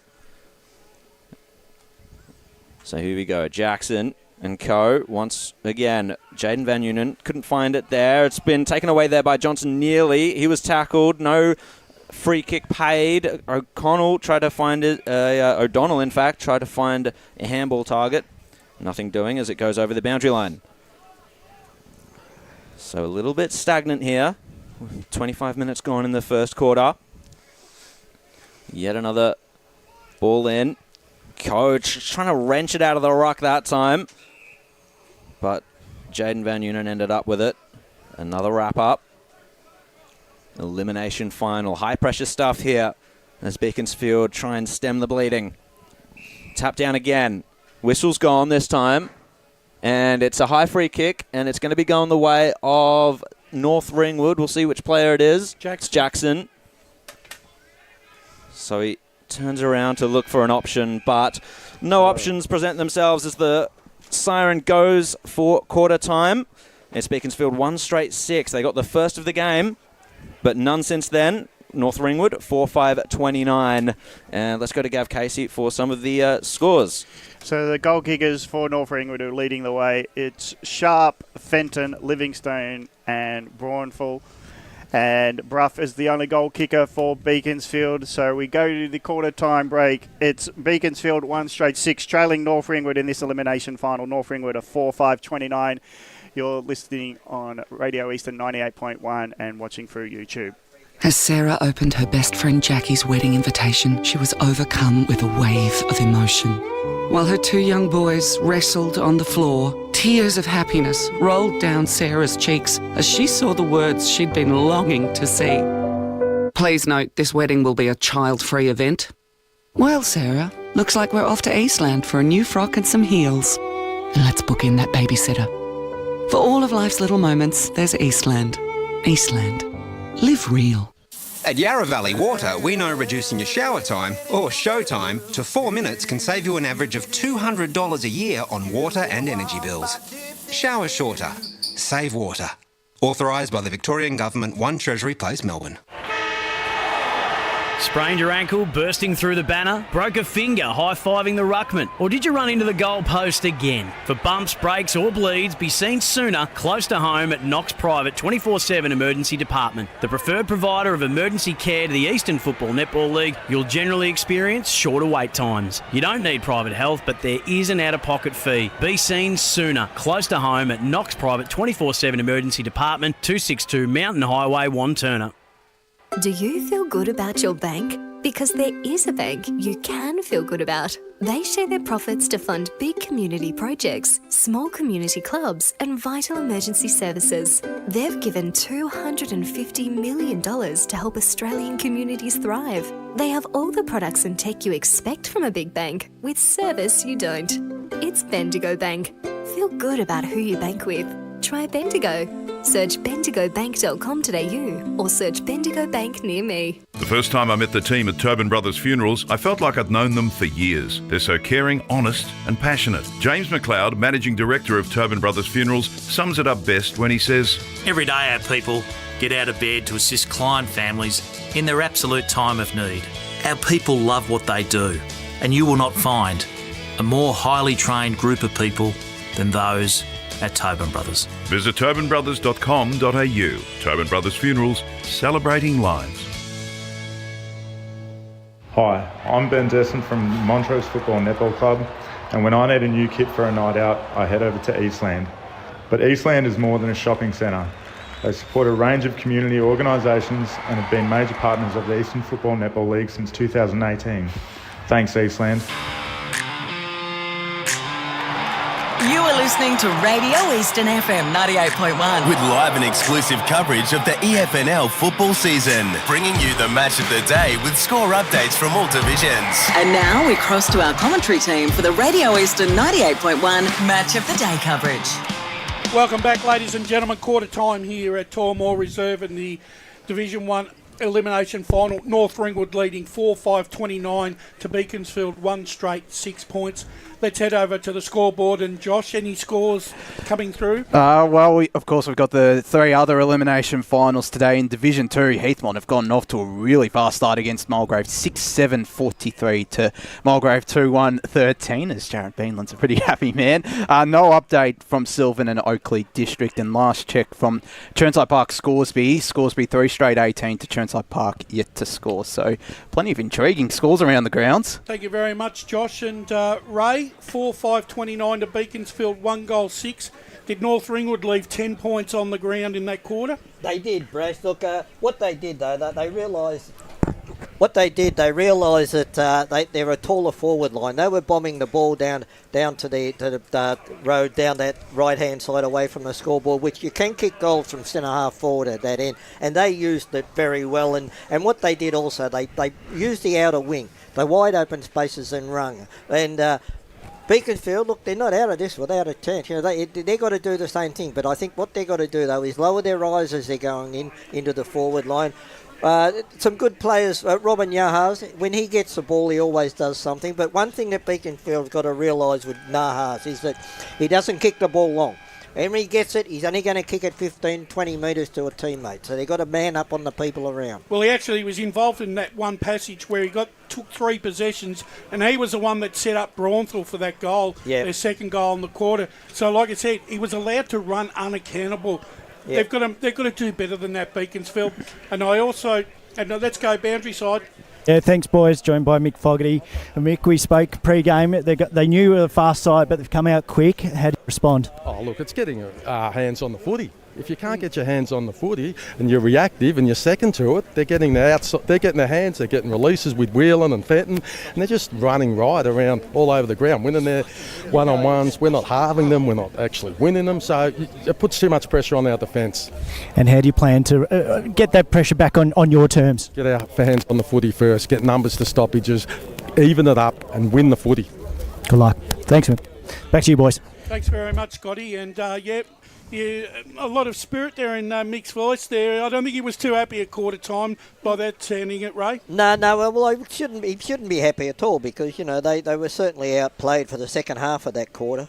Let's go back to our call team, Gav Casey and We'll get a score before we go to the action here. Got a quick Division 4 score. Churnside Park 1-2-8. Trail scores be 3-2-20 out Thank you there. very much, Josh. So just listen to Mick Fogarty. It sounded like it was possibly an action replay of what he did in the huddle because he had the disappointment and the nervous energy that he wanted to express about get your hands on it. And it's as simple as that sometimes. I think also too was the fact that they couldn't. They were soundly getting beaten at the centre clearances, Gavin. They were just not getting any run out of that centre field. Whelan is just controlling that area at the moment. And the overlap run and the release balls have been big for North Ringwood, injecting themselves forward. Beaconsfield going to the right of screen to the Baronia Road end, hoping that this is the scoring end. They'll take some comfort after the last home and away match where North Ringwood had a good quarter time lead before Beaconsfield got themselves back in the game. They punched their way from the second ruck contest, but Nahas running off the back of the square, runs onto the ball, but he runs into a brick wall and will hand it over to the umpire. Centre forward for Beaconsfield. Second quarter, it's 29 playing 6. North Ringwood leading. Overlap run, bouncing ball in for McPherson. He can't run away from the defender, and it's a push in the back as it. That'll be a shot at goal for Beaconsfield for a much-needed goal. They trail by 23. McPherson's play on ball is out wide. It's closer to goals, but it's a very acute angle now. But Misso will hope that he is accurate, and kicks a goal. I wouldn't have kicked it out there. Much harder to kick goals at Baronia in that pocket than where it was on the 45-degree angle. So at least I think McPherson knew that he was beyond his distance in his own opinion, so at least this is a goal-kicking chance for Misso. Right pocket, right footer, he'll have to use the right post and a bit of curl to get this through, and he's put it, trying to make it right post curl, he's put it on right point post, and he's just scored for a minor. It's Beaconsfield 1-1-7, now trailing by 22 points early in this second term. Let's go to Blake Tennant on the boundary line. Yeah, great boys. Just us. Pressing his troop quarter time. He was just saying how he praised the efforts of Tom Jackson that quarter, the big ruckman for North Ringwood. He's having a really good authority and he's actually getting some of the Beaconsfield players to actually man up on him, and he looks for the space and he praised the effort and a great start, but he goes, this is not just this is not going to win the game, this is just a start. So he's very happy, Robbie Nahas. So from that boundary line throw in on the outer side there, Johnston got a really handy clearance. The mark's been taken outside of the forward line for Beaconsfield. They go in once again. High flyers, but it comes down. It's Wasilko snapping it towards the goals and a canny mark in the pocket. And that was Brough. So he's got a bit of a angle to deal with. Probably the most difficult angle you could possibly have on the ground. We'll see if he opens that up. Tries the check side, tries passing it off. It's one of those moments again, isn't it, Ray? It is, as I said, very difficult to kick goals from there.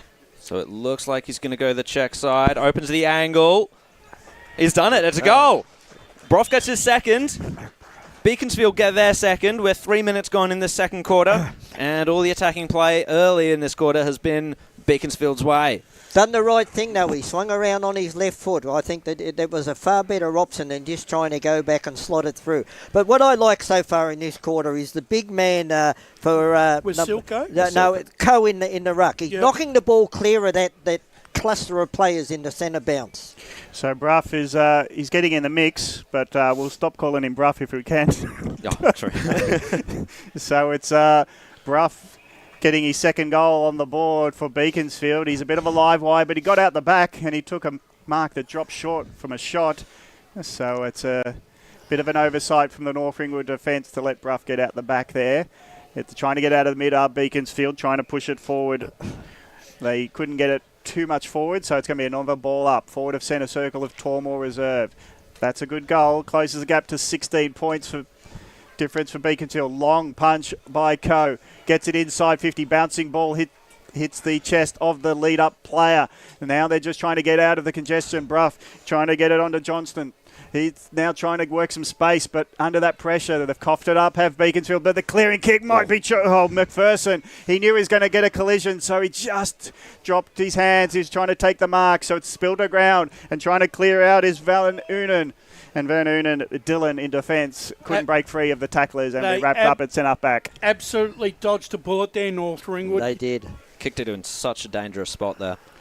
So it's a lot of pressure now on the kickers. This time Beaconsfield roving the ball. Flying shot Rasilko. He's missed it to the right. He didn't settle. He just turned and one-step kick. And it's missed to the right. Minor scored. Beaconsfield, though, getting some shots on the board early in the second term. 2-2-14 to 4-5-29. I'll certainly say Mick Fogarty's got his message across because this quarter they are very determined to get that football. And Josh, did we have any scores over there? Nope, sorry. That was my mistake. And North Ringwood take it out of defence. Fenton takes the mark. They're a little under siege here early on, North Ringwood. They need to get that running game going again. And is that 25? a 25-metre penalty? It is. So Fenton will take the advantage of that. Marches his way to the wing. Decides to play on. Steps around White. Long kick forward for the Saints. Big Mark Cullinan. So he's too far out to score, and he completely fluffed that handball. Flynn had to turn tackler as Harris got in the way there. And it's going to be a ball up. If you're going to handball to one of your runners, you don't hit his football boots, do you? So down it comes. Sharp gets the handball away. It's a quick kick inside 50 for North Ringwood. It comes off hands. Bouncing ball towards the goals just. Oh, he tried to gather it on the line. He kept it in. That was very, very skillful there by Patterson. And it's found its way to Fenton. Snap around the body, but there's a goalkeeper on the line in Valentine. He just went the punch instead of taking the ball, and it's gone over the boundary line. So dangerous spot here for Beaconsfield to try and defend. Good result there for North Ringwood. Yeah. Back into play with 6 minutes gone in the second quarter. North Ringwood with their first thrust forward of the quarter. And Cullinan has drawn the free kick, it looks like. Over the shoulder, I think. it was over the shoulder, so... I don't know. Look, to me, I don't like seeing those free kicks paid, whether they're there or not, I don't reckon there was that because much it was in 50-50, and it's going to obviously should result in a goal to North Ringwood. I tell you, umpires love it because there's no conflict. It's either over the shoulder or isn't. It's just so obvious to them. I know. Matty But Cullinan. you have to feel sorry for the guy who gets penalised. Matty Cullinan, 13 goals for the season. 3 goals last time they played each other, these two teams. He goes in, he marches in, slams it home. That's North Ringwood's 5th, and that is a really good counter to Beaconsfield's start this quarter. Let's go to Josh Ward in the score centre for Around the Grounds. Quarter time score at Jubilee Park. Sylvan 128, lead Oakley District 117. It's a low score. It's a beautiful day, so we'd wonder what the context is in that game. As we, North Adelaide, God, where did I get that from? North Ringwood, 5-5-35, leading Beaconsfield 2-2-14, 7 minutes into the second term. So that's the answer for the Saints to Beaconsfield's first of this term. And it's back in the middle of Tormore Reserve. Rucks go at it. So this time, Coe is better. In his ruck contest, he gets the tap down to White. White gets the clearing kick from centre. On the bounce, it's Manto doing some good roving at front position. Bruff, he led his player to his opponent, but he left the ball behind, so it lets the Saints do the defending, and they bring it back to the goal line and juggle it over and concede a rush behind. So North Ringwood just a little bit of a let-off because they couldn't get clear possession inside 50, could Beaconsfield. So another minor score, 2-3-15 Beaconsfield, trailing North Ringwood 5-5-35. 8 minutes gone, second term in this elimination final, Division 1. Beaky need to man up close because he's not going to kick it any more than 20 metres. So Nahas. Well, he'll take the runner on. He does take it on. It was Minchington. It was at least 26 metres, that kick. Mark's been taken by Nathan down the line. Joel Nathan, Richmond VFL listed player. Big kick onto the wing. Good mark there. That was Cullinan, safe hands. He's starting to work his way into the game now, the big man. Just kicked that goal not long ago. And another kick down the line. And, well, it's just fallen out the back there for Nitz Godka. And Beaconsfield will take it away. Whistle's gone. And a free kick's been picked out. And I think it's going to go to Trent Stocco. Stocco, in fact. So, he's had a really good end to his season. Was best on ground in a couple of the Beaconsfield's last games in the home and away season. Kicked it to Smith.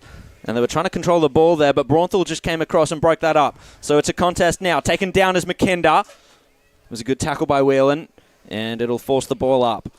The one thing North Ringwood are doing just that little bit better is the tackling pressure, Ray, on the ball carrier. And I reckon that's led by Whelan. Very much so. So bumped off the ball was Van Neunen, Jaden, but he managed to get the handball out regardless. Nitz Godka couldn't affect the contest, so it's a kick towards Cullinan at the goal square. One-on-one there with Valentine. The cavalry arrives, however. Oh, but the kick was under pressure, and it just skewed off the side of his boot, and Beaconsfield will concede the ball in there in the pocket at North Ringwood's end. Well done by the North Ringwood forward 50 there. Yeah, kept the ball in. It amuses me they called for deliberate when the guy was tackled as he's kicked it. It's quite audacious of them. So up we go. In the ruck contest, it was Cullinan. He got the tap down. Milne fed the handball out, in fact. And the tackle was laid on the Beaconsfield man there in Merrick. And another ball up inside North Ringwood's forward line. They're pushing again. Cullinan taps it down. Braunthal's going to have to try and chase this one. He's got Wasilko to beat. He goes to ground pretty easily. Got back up and found himself immediately in a tackle there. Bit of a wrestle with Trent Stocco. And we'll have another ball up. 10.5 minutes gone in this second quarter. Elimination final action. It went over the boundary line, in fact, so it's a ball in. Beaconsfield just gained a little bit of ground from that contest. So up goes Schultz, taps it down, and Beaconsfield will get the clear. Oh, no, they don't. It was a great smother there, I think, by Stubbs. In fact, it was Povey. Brash, what Beaconsfield have been able to do this quarter is nullify the clearances that North Ringwood were getting in quarter one. So yet another stoppage. Schultz taps it down. Whelan trying to burst his way through. Got the handball out as he was being tackled by two players. It's found its way to Stubbs. He's being tackled as well over the line. And it looks like it's going to be holding the ball. So the pressure of Beaconsfield is really starting to mount. They're getting some of those. It's starting to move back to that 50-50 turn, I reckon. Short kick is marked. This time it's in the hands of Nathan. Nathan looking to traverse the back line, goes from one side to the other in the back pocket.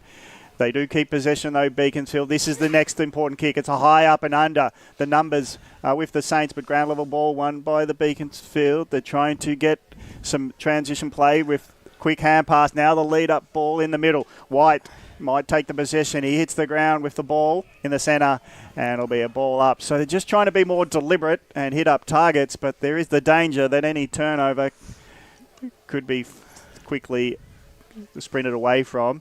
So the bounce the ball with Silko was in good possession. He gets a quick hand pass to his runner, and off they go down the line. A nice mark taken by Beaconsfield. Got a heap of numbers in the forward line. They could raffle it, but there's no winning ticket for Beaconsfield yet because they really mucked it up. They didn't know who was taking the mark.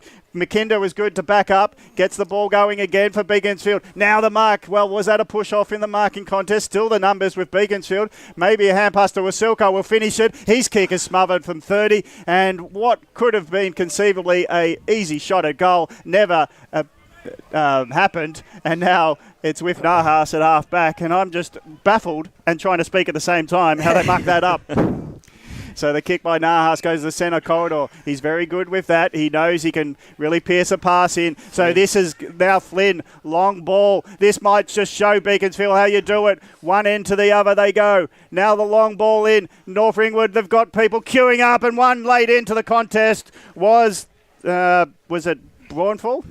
It's Stubbs. Stubbs. Well, this is Stubbs coming in late, and he was 25 on my sheet, so I couldn't find him there as I was looking, as he's now number 5 today, Stubbs. They were queuing up North Ringwood, and that's how you do it. You get one person going for the mark, and he can take it. No wonder Big Fogarty hasn't got any hair to rip out, because he would be absolutely livid not being able to score with 6 possessions there. But Brash, even the mark when he took 45 metres out. Why did he have a shot? Why pass it off? So Stubbs kicks, and that is rubbing a lot of salt in the wound of Beaconsfield. It is North Ringwood's 6th goal of the day, 6-5-41.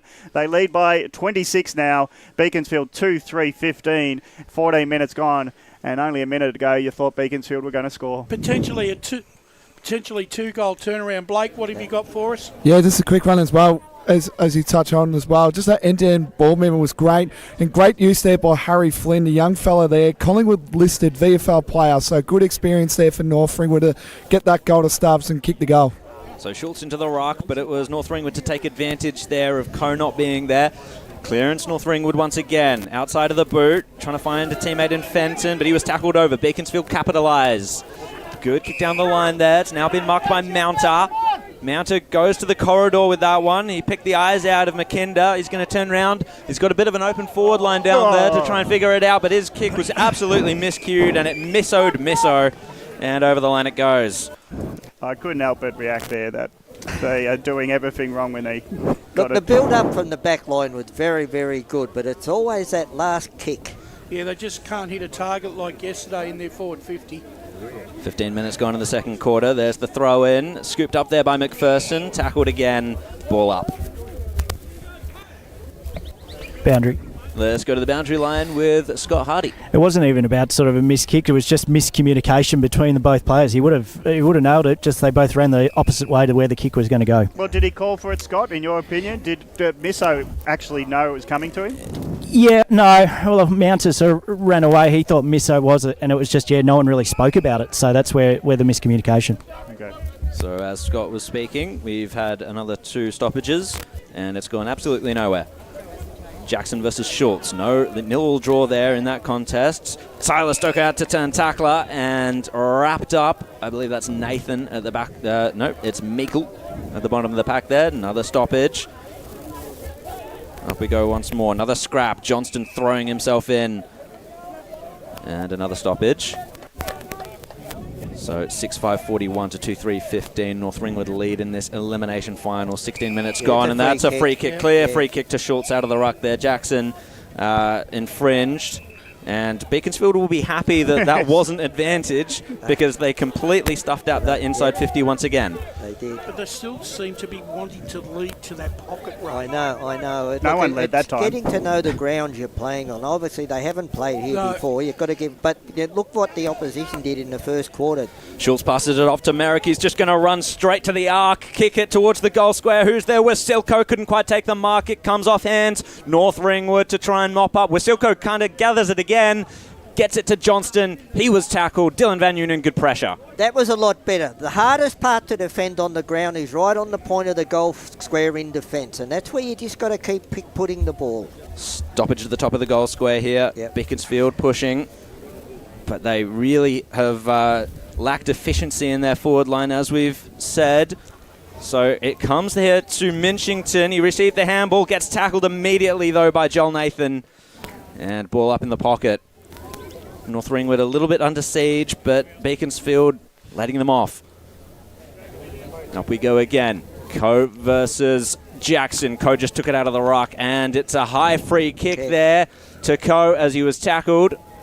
And now they will get a clear shot at goal, Beaconsfield.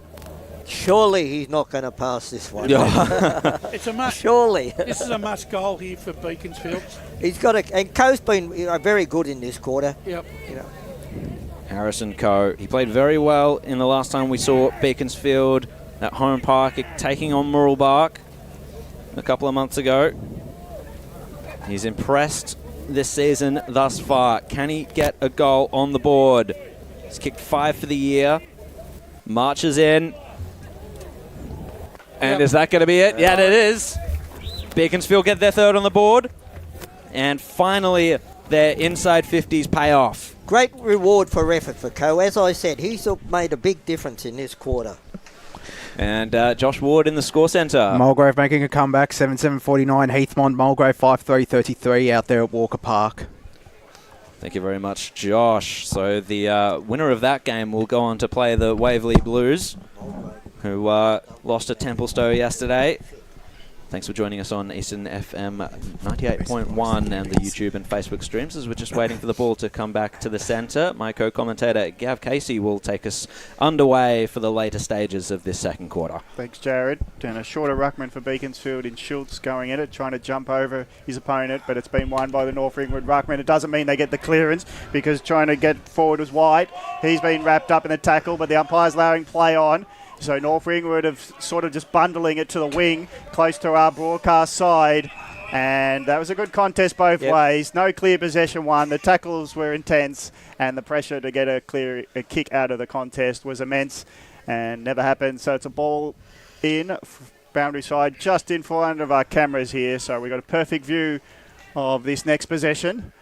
And again, the tap out results in no clear possession, so it goes out of bounds going forward for Beaconsfield. Just forward of centre wing now. If Beaconsfield can get another goal, Rain, going back to 14, 15 points, you're right, it's game on. It's interesting, Cullinan, the big man, just plants himself. Schultz tried to get over the top, but Cullinan just dominated the area, tapped it down. He couldn't get the help from Fenton this time. The kick goes forward. Rosilko gets the hand pass onto the runner, and the runner in Johnston will get an overlap play. Misso's got it, boundary line, trying to hook it back towards the goals. It's all North Ringwood last line. He didn't talk. Well, there was a player late into the contest, so Jackson punches it out for North Ringwood and concedes a boundary throw in. So that was a rushed effort from Beaconsfield, but I like when they get up and running. They move the ball really well then, under a lot of pressure. And what they've done, they've tightened up on Whelan as well as around the contest. So Coe now resting in the forward line, becomes the rucker. Couldn't get over the top of Cullinan. Ground level ball, though, might be in the hands of Beaconsfield, but it's all under the feet and hands now, and it's a big pack of players, and the umpire will call for a ball, and he'll ball it up 20 metres out from Beaconsfield's goals. They're getting closer. It's a 20-point margin. It was 23 at quarter time, but it feels like Beaconsfield, having more shots on it, have sort of won the quarter by more than the 3 points that they've advanced closer, and they can't get clear possession. It's been wrapped up. The defence holding up nicely for the Saints. 41 plays 21. Time on second term. 29 played 6 with North Ringwood going to the Baronia Road end. Now it's a 20-point margin, but they get the kick out nicely marked by Stubbs. And it was kicked by Braunfel. So Stubbs off half back, goes out wide. Braunfel running. That's elite running there. Gut running from half back to be the receiver there. Now kick to half forward. This is great transition. The Saints are showing up. Beaconsfield going forward. Now the punch comes in for Beaconsfield to try to wrestle possession back. They do get the clearing kick, but it's a high up and under. It does fall the way of Beaconsfield. So they'll be with ball in hand at half back. So a bit of a let off. And it's now Mounter going out wide. His kick is found Bruff. Bruff loading up a sharp ball in forward line. Goes over Cullinan. Cullinan gets through the hands, but he's got support. Rosilko tried to put some pressure on. Big tackle applied by Misso. And that's taken ball and all. And the umpire might say there might be some concussion here because clash, that was head on head. And Misso put the body on the line. Great tackle, but it just went wrong with the clash of heads. It was Liam Taylor was the other man in that. So we'll just wait with the silence is just... yes, both heads have collided there. Yeah, we'll go boundary side for more comment from Scott or Blake. Yeah, so Michael Misso is right now, but the Ringwood player, I think it's can't name down. Back to you on that shortly. Blake, we'll just give you some information. You're chopping out. You might have to face us when you want to talk to us because you might... Yeah, Liam Taylor's is coming off now. So. That's much better. Thank you for that comment as well. If you no could, problem. You might, if you wanted to say more, go for it, but just face us when you're doing it because we're getting chop out on your comments there, Blake. Concussion protocols will come into place for both these players here. Yeah. See, the glad thing is you can have a conversation. Doesn't mean you don't have concussion, but maybe it's just one of those ones where you feel a bit ill. I guess, Gav, we're in this thing about at the moment. I guess they're going to err on the caution of safety, I reckon, nowadays. Brash, there's no one particular type of concussion. Some no. people get hit like that and straight away they're concussed. I know. Other people, it could be half an hour later before it starts to affect them. Yeah, so there's no one pattern. Exactly. But I'm saying they're always going to err on the... Yeah. Well, they'll be conservative until they think they know better. Exactly. Yeah. And that's probably the wise thing to do. And it's not just at the professional level should we worry about this. It's all levels because people got to live their lives beyond this game. As we go back to the game in hand, and it's not a bad game now. It's just that the scoreboard says that North Ringwood are 20 points up. Well, as Brash said, if Beaconsfield can get another goal this quarter, we got a game on in the second half. So Cullen try to wrestle with Coe. Coe did with the tap, but it's a lot of Saints around the ball, but they can't clear the congestion of that ruck contest. There's a holding the ball just as Beaconsfield got their hands on it. It's Fenton who applies a tackle, and he'll get a kick, which will be a relieving one for North Ringwood. They've held up well. They've only conceded 2 goals this quarter. Maybe lucky 2 considering Beaconsfield's entries, but they have been very good in transition. As the Saints, this time they slip over and they might have slipped up. The Saints in defence, and is it a holding the ball decision or ball up? It'll be a ball up out of side. We'll go for boundary side comment. Yeah, just from that injury, Michael Misso is probably in better nick than Taylor. Misso isn't in the hand of the trainers, but Taylor's still being assessed by trainers.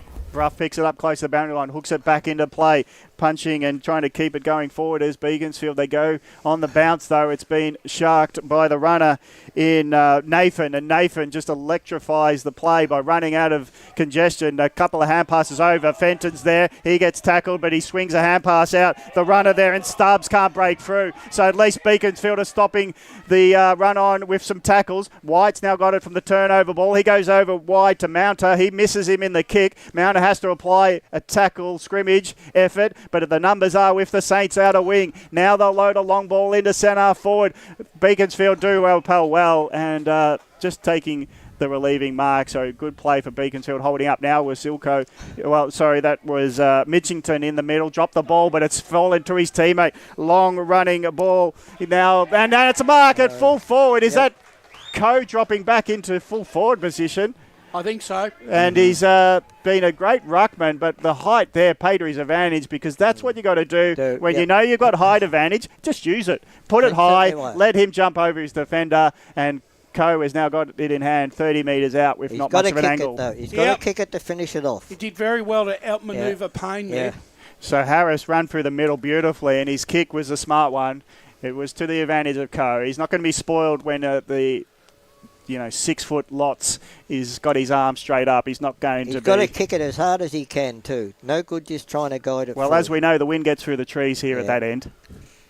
As it's now Coe got it in hand. He's got a straight kick at it, and that never looked like missing. And Beaconsfield are back in this contest, not just on the play, but the scoreboard's reading prettier. It's Beaconsfield 4-3-27, only trailing by 14 late in the second term. North Ringwood are 6-5-41. And one of the reasons why Beaky are back in this game is Harrison Coe. He's kicked 2 goals himself this quarter. He's cleared the ball away from centre stoppages, and he's taken a couple of big marks down there. Just on that head clash, gents, surely Michael Misso has to be assessed. I can't quite see the Beaconsfield bench from there, but I'd love to know if he has been assessed because you have to take all precautions. Yeah. Scott Hardy, what have you got for us? Yeah, they've spoken to him, but when he came off, he was in much better nick, and he was he was aware of what happened and explaining it. But no, at the moment, I think he's been spoken to. But yeah, he's going to come back on shortly, I would say, or wait for at least this break then.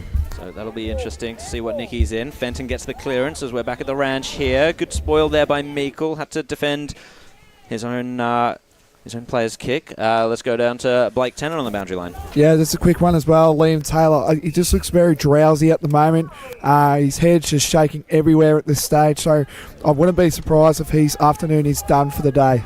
So it's a free kick there from the clearance, and it's Whelan to go forward. Up, flying high. That was nearly a mark. It was a mark, and it's been taken by Law. So Sam Law is not going to go the goal here. He's going to go into the pocket, and it's Sharp. Kicked a goal already in this game. And so North Ringwood to try and answer the challenge of Beaconsfield. 28 minutes gone, so halftime is imminent. Sharp does the old Matthew Lloyd, throws the grass up in the air. He's getting some advice there from the Beaconsfield crowd just over the fence. He can't afford to do the boomerang or run off his line here. So, yeah, the siren's gone, so there's no play on call here. He kicked it on the right. It's going to go to the top of the goal square, get punched back into play. And that is the end of the second quarter. We've got a Division 1 elimination final on our hands here at Tormore Reserve. Beaconsfield 4-3-27, North Ringwood 6-5-41. Let's go to Gav Casey for the goal kickers. It's all single goal kickers for North Ringwood, the leaders at halftime. Cullinan, Sharp, Fenton, Stubbs, Livingstone and Braunfell. And 2 goals for Beaconsfield's Ruck and forward, and Bruff has also kicked 2 goals. So they're 4 goals coming from 2 players. Half-time here, EFNL Division 1 elimination final. It's Beaconsfield 4-3-27, trailing North Ringwood 6-5-41. Keep it locked to Facebook, YouTube, or Radio Eastland 98.1 because soon we'll be back for half-time wrap of the game so far, and then second half will be not long away from us. Stay tuned. As Sarah opened her best friend Jackie's wedding invitation, she was overcome with a wave of emotion. While her 2 young boys wrestled on the floor, tears of happiness rolled down Sarah's cheeks as she saw the words she'd been longing to see. Please note, this wedding will be a child-free event. Well, Sarah, looks like we're off to Eastland for a new frock and some heels. And let's book in that babysitter. For all of life's little moments, there's Eastland. Eastland. Live real. Sprained your ankle, bursting through the banner? Broke a finger, high-fiving the ruckman? Or did you run into the goal post again? For bumps, breaks or bleeds, be seen sooner, close to home at Knox Private 24/7 Emergency Department. The preferred provider of emergency care to the Eastern Football Netball League, you'll generally experience shorter wait times. You don't need private health, but there is an out-of-pocket fee. Be seen sooner, close to home at Knox Private 24/7 Emergency Department, 262 Mountain Highway, Wantirna. Do you feel good about your bank? Because there is a bank you can feel good about. They share their profits to fund big community projects, small community clubs and vital emergency services. They've given $250 million to help Australian communities thrive. They have all the products and tech you expect from a big bank, with service you don't. It's Bendigo Bank. Feel good about who you bank with. Try Bendigo. Search bendigobank.com.au or search Bendigo Bank near me. Tobin Brothers Funerals wear their heart on their sleeve. Their clear and easy-to-use website and Memory Maker app make it easy for families to make an informed decision. Here's James McLeod, Managing Director of Tobin Brothers Funerals. We pride ourselves on being the most transparent funeral company. All pricing on goods and services are available on our website.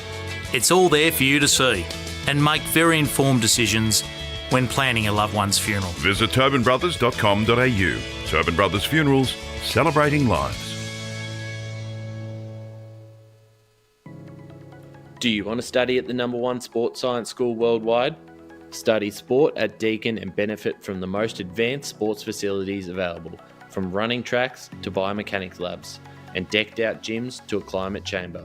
Deakin have what you need to graduate ahead of the pack. Discover endless opportunities in sports science by visiting deakin.edu.au/sport. Deakin, proud sponsors of the EFNL.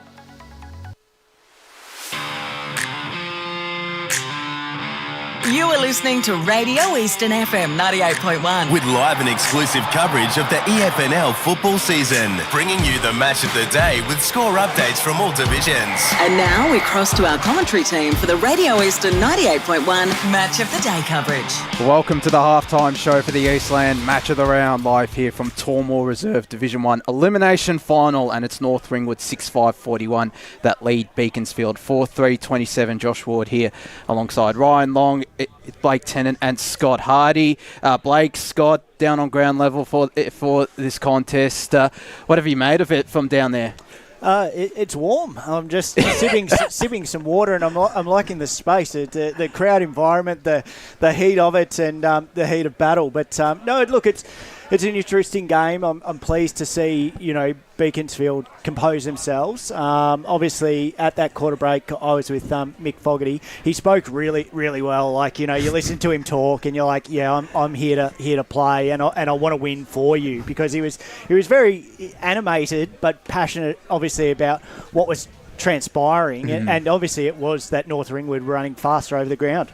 It's good, interesting game as we speak as well. But there's just a couple costly errors that Beaconsfield have done. Like, Ray and Brush said it really well. They're just not taking their chances at the moment, Beaconsfield, and their opportunities, because there was 2 plays on their attacking forward 50 and they stuffed the kick up, and it's just going to cost that really badly. Like, if they lose today, they'll look after that and see that kick there that they just they just couldn't execute that opportunity. Is that sort of just the inside 50 work? I mean, they had a lot more of the footy that quarter and evened up in the middle, but their ball use, I mean, a lot of times they've been going to that right pocket, and we've watched a few games at Tormore this year, and it's very tough to hit goals from out there. So, I mean, percentage plays, I mean, that kick, there was a set shot that could have been lining up. It was probably a little bit further out, but it's a much easier shot on goal due to the angle. So, I mean, you change a few of those sort of things up, and it's potentially a closer game. Yeah, just as well, like we all saw with that 450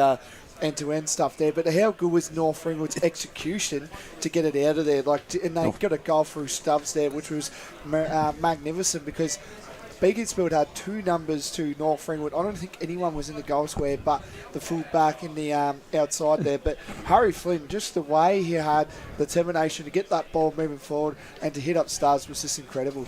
And I don't know if you can sort of see it from up here, boys, but down on ground level, once North Ringwood get it and they have that overlap to go back, it's sort of like a stampede. Everyone's trying to barrel back, and there's some real good foot races on it at the moment. One that I've sort of been mindful of is Samuel Merrick for Beaconsfield. He's got a match up there and just sort of trying to run back with his opposing player, and he's really feeling the heat at the moment.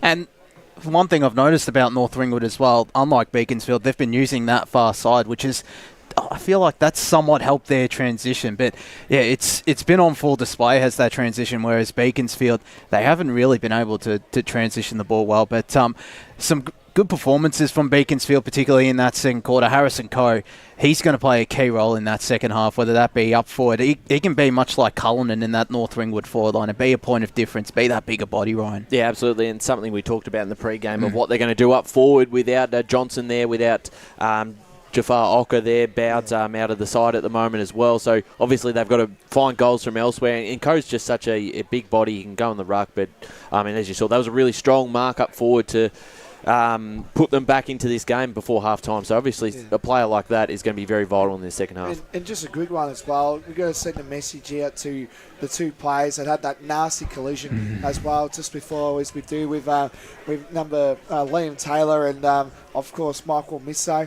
It'll be interesting to see if those 2 will play on. They'll, of course, have the right assessments and all that to go forward. So it's going to be very interesting to see if they'll be playing or taking part after half-time. Definitely will be.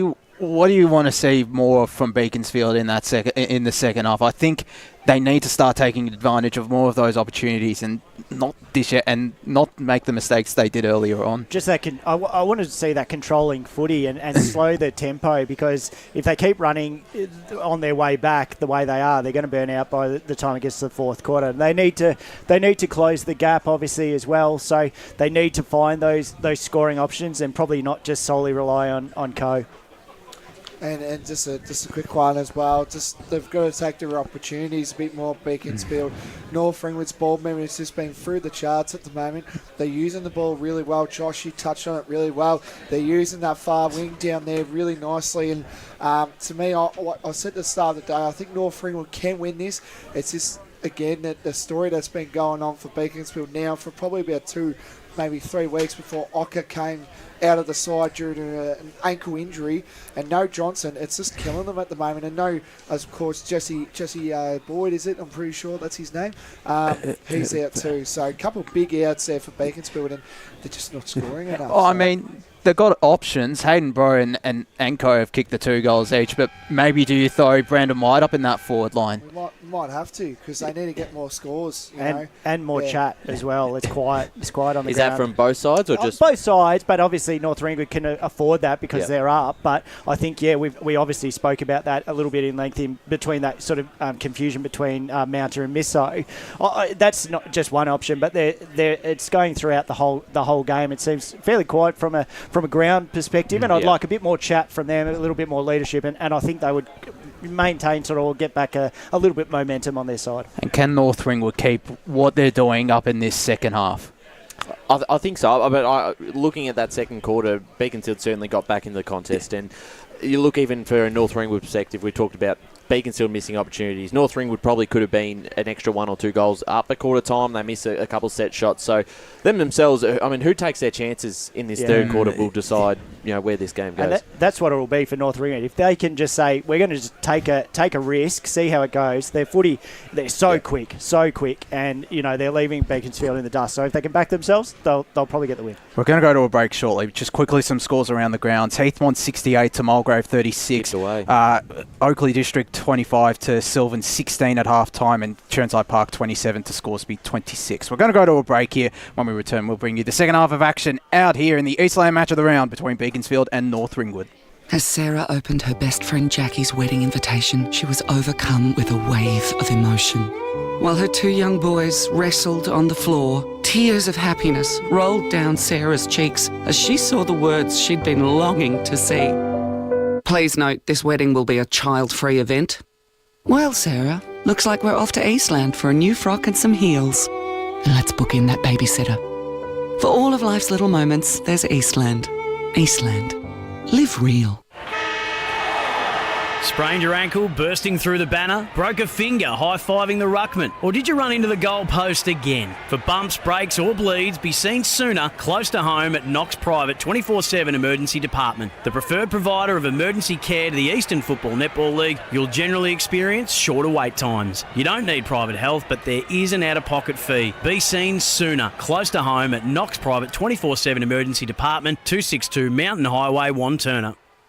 Do you feel good about your bank? Because there is a bank you can feel good about. They share their profits to fund big community projects, small community clubs, and vital emergency services. They've given $250 million to help Australian communities thrive. They have all the products and tech you expect from a big bank, with service you don't. It's Bendigo Bank. Feel good about who you bank with. Try Bendigo. Search bendigobank.com.au or search Bendigo Bank near me. Tobin Brothers Funerals wear their heart on their sleeve. Their clear and easy-to-use website and Memory Maker app make it easy for families to make an informed decision. Here's James McLeod, Managing Director of Tobin Brothers Funerals.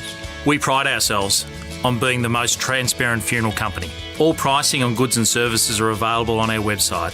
It's all there for you to see and make very informed decisions when planning a loved one's funeral. Visit tobinbrothers.com.au. Tobin Brothers Funerals, celebrating lives.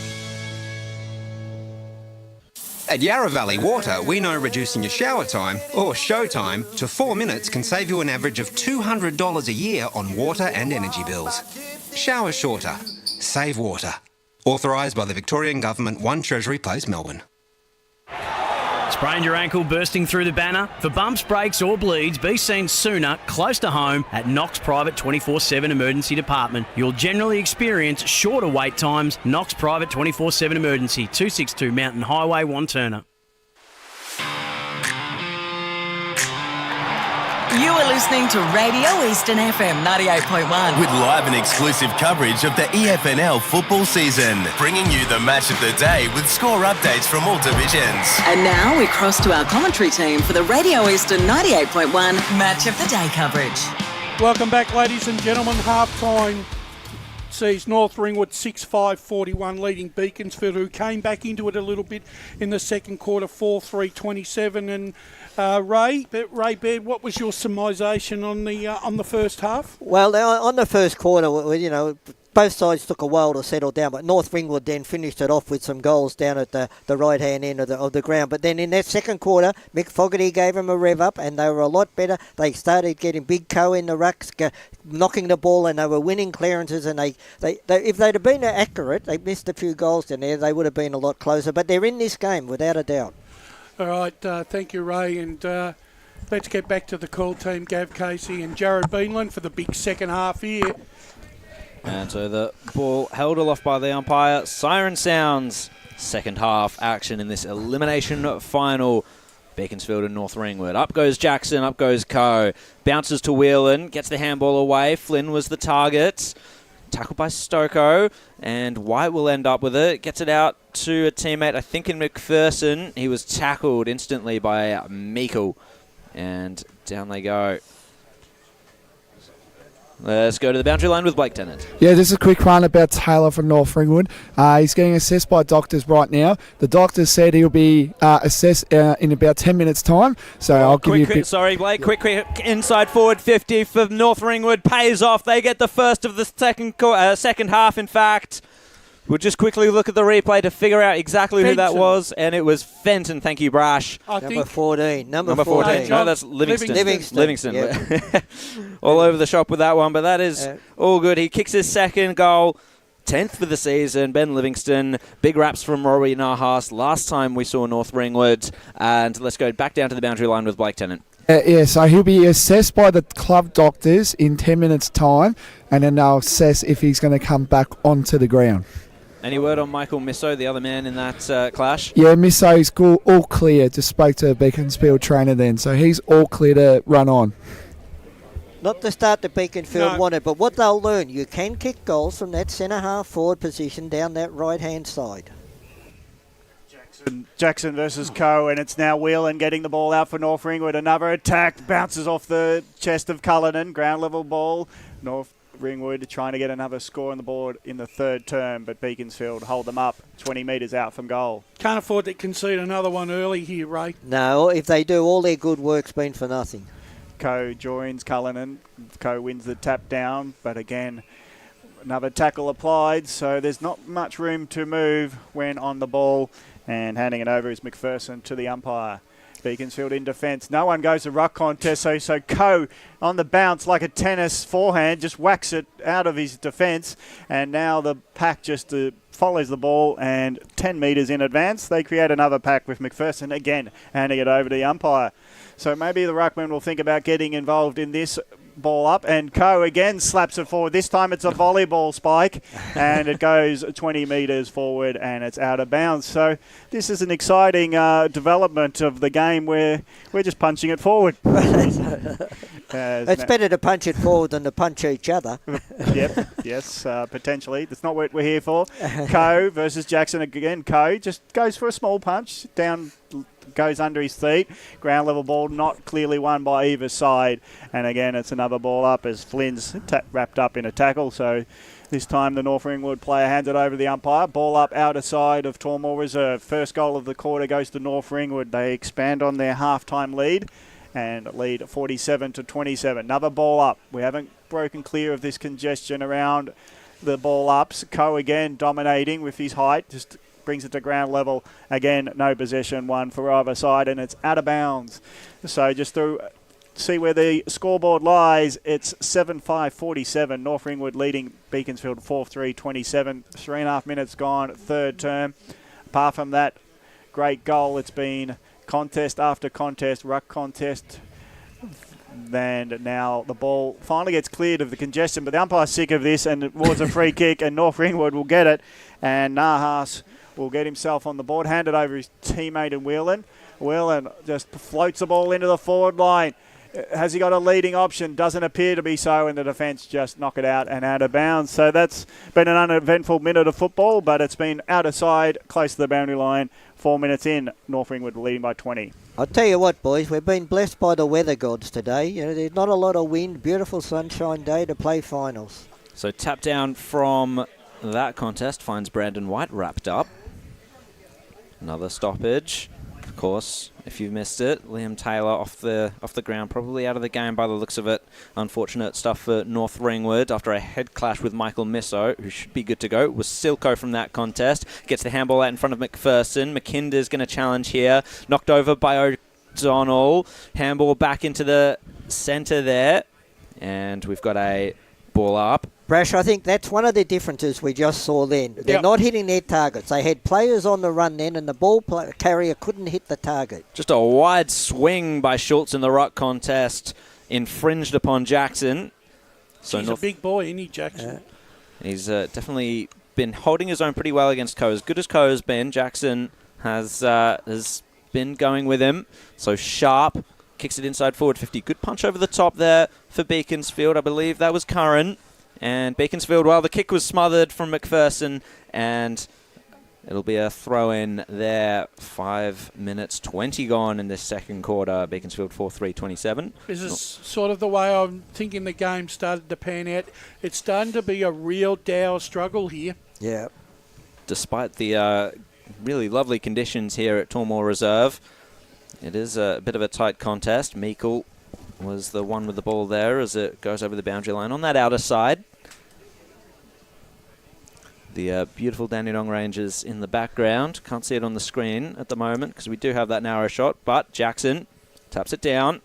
Coe gets the handball out, and I think it was Smith bouncing a ball there towards Wasilko, gets the handball out in front, and once again, they don't hit the target with their handballs here. And North Ringwood's pressure should be credited a little bit there as well, because they've done this well.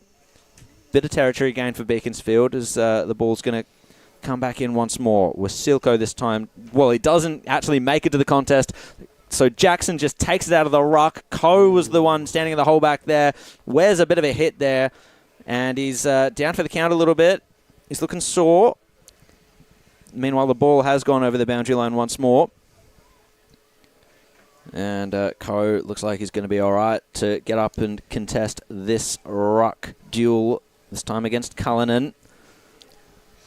Tense stuff here at Tormore Reserve. We're just waiting for things to break open a little bit. There was a tackle laid by Smith on Fenton, and it looks like it might have been a block in the ruck contest there against Cullinan. So Coe gets the handball away. Brendan White. Big kick onto the wing. Up they go. And the ball is still in dispute there. Aaron Fenton buries his way in. Tackled. Ball up. I think the medical staff might want to just go out and have a bit of check on Coe there because he handballed the ball off and wasn't prepared to take the kick. I was just thinking the same thing, Brash. He just wasn't with it, was he? No. So this time Schultz draws the free kick from the ruck contest, hands it off to Brandon White, the general of the half-back line for Beaconsfield, sends it forward into the hands of Minchington, just dropped it there, slapped it on there. Target was Mounter, he was tackled, got the ball away, but it was O'Donnell getting in the way of that handball. So Beaconsfield still gaining territory as they're turning this into a bit of an arm wrestle on the outer side. Big advantage to Beaconsfield if they can score a goal now, because we've had it out on the outer wing for about 7 or 8 minutes and nothing's happened. If they could get a goal, it'd be a huge difference. Jackson and Schultz. Schultz went to ground there. Jackson just took it out of the ruck contest, and the absence of Coe there, that ruck contest is pretty remarkable. So it was a bouncing ball into the centre of the ground. It was a contest there, Brough. Just couldn't quite pick it up there. Gets it off to Merrick. And Beaconsfield will go forward once again. Kick there. O'Donnell standing under it. He had to contest with Minchington. Ball falls to ground. Scooped up by North Ringwood. And Nahas is the recipient of the handball there from Jackson. Oh, the ball hit the ground there as the umpire saw it, and Braunthal was tackled. He thought he took the mark, and it's a bit of a scuffle here on. Braunthal's teammates didn't like the attention that he received there from the Eagles player. Yellow card. And who's that going to? Nahas. No, it's going to the coach, Nahas. He has a bit of a chuckle to himself. I think he, as coach, I was just thinking that he was letting the umpire know that he wasn't happy with the decision. I don't think North Ringwood understood that you're allowed to tackle if it's not paid a mark. That's right. And the umpire was very quick to call play on. Yeah. So I think the frustration was that it was a mark, and it was a very ferocious tackle, but it probably wasn't that dangerous. No. So I don't think it needed the reaction it got. And North Ringwood have paid the penalty for a bit of dissent there, and it comes from their leader. So can North Ringwood hold up as it's Mitchington gets his hand on it? His hand pass tried to fight with Silko, but it misses the target, so they're going to run it out. Or will they? Stubbs, as he tried to hand pass to a runner, got tackled, so he dropped the ball in effect. Well, hang on. The umpire from downfield has paid the opposite way around. Well, Stubbs is going to get the free kick when we all thought it was a drop ball holding the ball decision, but it isn't. That handball by Minchington was a handball in hope, really. So Stubbs goes out wide. It was wait and see for Meikle, but he does wait just in time to take the mark, and the defender who tried to spoil gets out of the contest. To Flynn on the outer side. No mark take by Cullen, and he has to apply the tackle. So it's still in the area for North Ringwood, but no clear possession one. So it was just as it opened up by Flynn, Cullen couldn't take the mark. Let's go boundary side, Blake. Liam Taylor back on the ground. We might have, I don't know how dangerous you want to get, but maybe you'll get a comment from Nahas about what happened. No, don't go on there. Don't go there? No, don't go there. It's the quick flying kick from North Ringwood, and they make the most of their opportunities from the rock contest. Quick hands out. That was number 18, Patterson was on the end of it, and he was quick to put it on the boot, and it's a goal against play again for North Ringwood. It was a great smother laid by Patterson and just took it from that as well. So Patterson gets the goal, and now leaping out to a 8 goals, 5, 53, 26-point lead for North Ringwood as Beaconsfield 4-3, 27. And just when they get an entry, they score from it, North Ringwood. That's the opposite to what Beaconsfield do. Yep. So for 8 minutes, Beaconsfield had the ball on their terms. 2 quick turnovers, and they've conceded a goal. Yep. Let's go to the boundary line with Scott Hardy. Quickly, Michael Misoe is back on. That's good news for Beaconsfield there. As the ruck contest in the middle, 0-0 draw once more. And that was Jordan Milne at the bottom of that. So Coe, who's back in action after looking a little sore earlier, gets it to Wasilko. Wasilko kick around the corner, but at centre-half back, good mark taken by Dylan Van Unen. So North Ringwood to go forward again. Bouncing ball out in front of Flynn. He's got a challenger there in McPherson. Handballs it out into space. The man there was Meikle. Kicks it back into the corridor for Shepherd. It was punched away from him. Beaconsfield to try and pounce, but Jaden Van Unen got in the way of that. Tyler Stoker read his handball well. Needs Godke. Got the kick out. Misso back onto the ground. Didn't take the mark there. It fell to ground before he got it. And it's a ball up. Boundary line with Blake Tennant. Yeah, the North Ringwood trainers got a lot of workload to do now. Jack Whelan has just hobbled off the ground. So a bit of work to do from the North Ringwood training point of view. So opportunity there for for Beaconsfield to get on top of the clearances without Whelan there. They did that time. Mark taken by Mounter on the inner side. Just, his kick, he tried to do a careful one into the corridor. It was smothered, but Beaconsfield will win out regardless. Schultz is the target inside forward 50, went one-handed, and it's all North Ringwood there. Payne gets the relieving kick out. Mark taken by that man, Taylor, back onto the ground. First touch since that head clash. Jaden Van Unen just got the one hand to it, but Beaconsfield have the numbers. Trent Stoker, he overran the ball there, and it's North Ringwood's opportunity now to take. Stubbs to Braunthal, now to Flynn, takes a bounce, he's in space, and it looks like a free kick's been drawn out in the forward line for North Ringwood, or is it just going to go back there to Flynn? Boys. A holding free kick, thank you very much, Blake, for that one. And Sharp, it's going to go the way of... Oh, it's going to go against Sharp, and it's going to go to Trent Stocko. Okay. So Beaconsfield a bit of a let-off there because North Ringwood are out. Do we sound confused? I'm as confused as what you are there. Oh, dear. So Trent Stocko is also looking a little perplexed in terms of who to kick it to. So he goes down the line. Jackson was there, but it was Joel Nathan. Took it off hands. Now got it to Taylor. Careful kick inside the corridor. He found Fenton. Good handball there. Shares it round. Fenton from the arc. Kicks it to the top of the goal square, but he's going to draw the kick. The free kick. The mark was taken in the goal square. Who's going to take the advantage? I think the goal will be paid. The scuffle is on. And there could be a report made. So it's going to Patterson just kicked the goal in the absence of any one caring. But he marked the initial kick behind the goal line, so it was already a goal, Gav. It's got to be it. Oh, it was behind the goal line. I would say so. So Fenton's down on the ground. The fight is, the sparks are really flying. Closer to the action is Scott Hardy. He can tell us what's going on. Yeah, so late hit by Trent Stocko, and that's flattened the North Ringwood player, and that's obviously where the responses come from. And who got the goal, Scott? Because I reckon that was marked before 33, the line. 33. Or was that Fenton kicking the goal? Yeah, Fenton. It went over the line? Yeah, it was. Red card. We'll see. Red card. Red card to Trent Stocko, I would imagine. That's correct. That's correct, Jack. And that is huge because he's one of their better ball movers, and he will not be taking part in the game anymore. That is... Let's just say that was one of the goals of the year, may we say, before the bump. So let's just ignore the bump for a second. Yep. That running play by Fenton and the goal was fantastic. Let's go boundary side. Geez, more North Ringwood carnage during the injury front here. Harry Flynn has just come off the ground hobbling. So, and then now, so bit of injury news with North Ringwood. I'll get back to you shortly. It is a war out there, Yeah, a war right. of attrition. That really, really stung, that one with Fenton.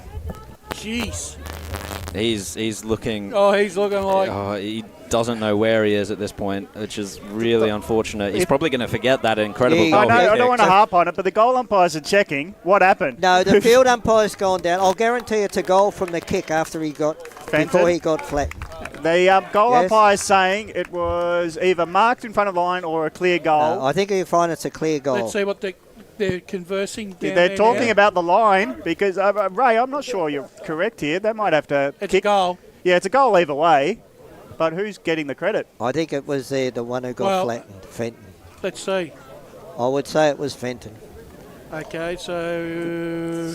We might have a mark on the line shot at goal again. Or are they playing? Or is this a talk about was the goal conceded? Yeah, the goal was kicked. I'll guarantee it. And do they get a free kick in the centre now? Possibly. No, it was a goal to Fenton. I'll guarantee it. Yep, let's look it on the replay. It's gone over behind the line. Yep, Behind that's the fine. line. That's a goal. Yep. Now, what's going to happen in the middle of the ground? Red card to Stoko. And then what happens next? Just a ball up, Gav, I think. Yeah, no extra shot on goal there. No. Okay. Because I think if it was a free kick, it would have been from the actual bump rather than from the centre circle. Now they're down to 3 rotations. Boundary, boys.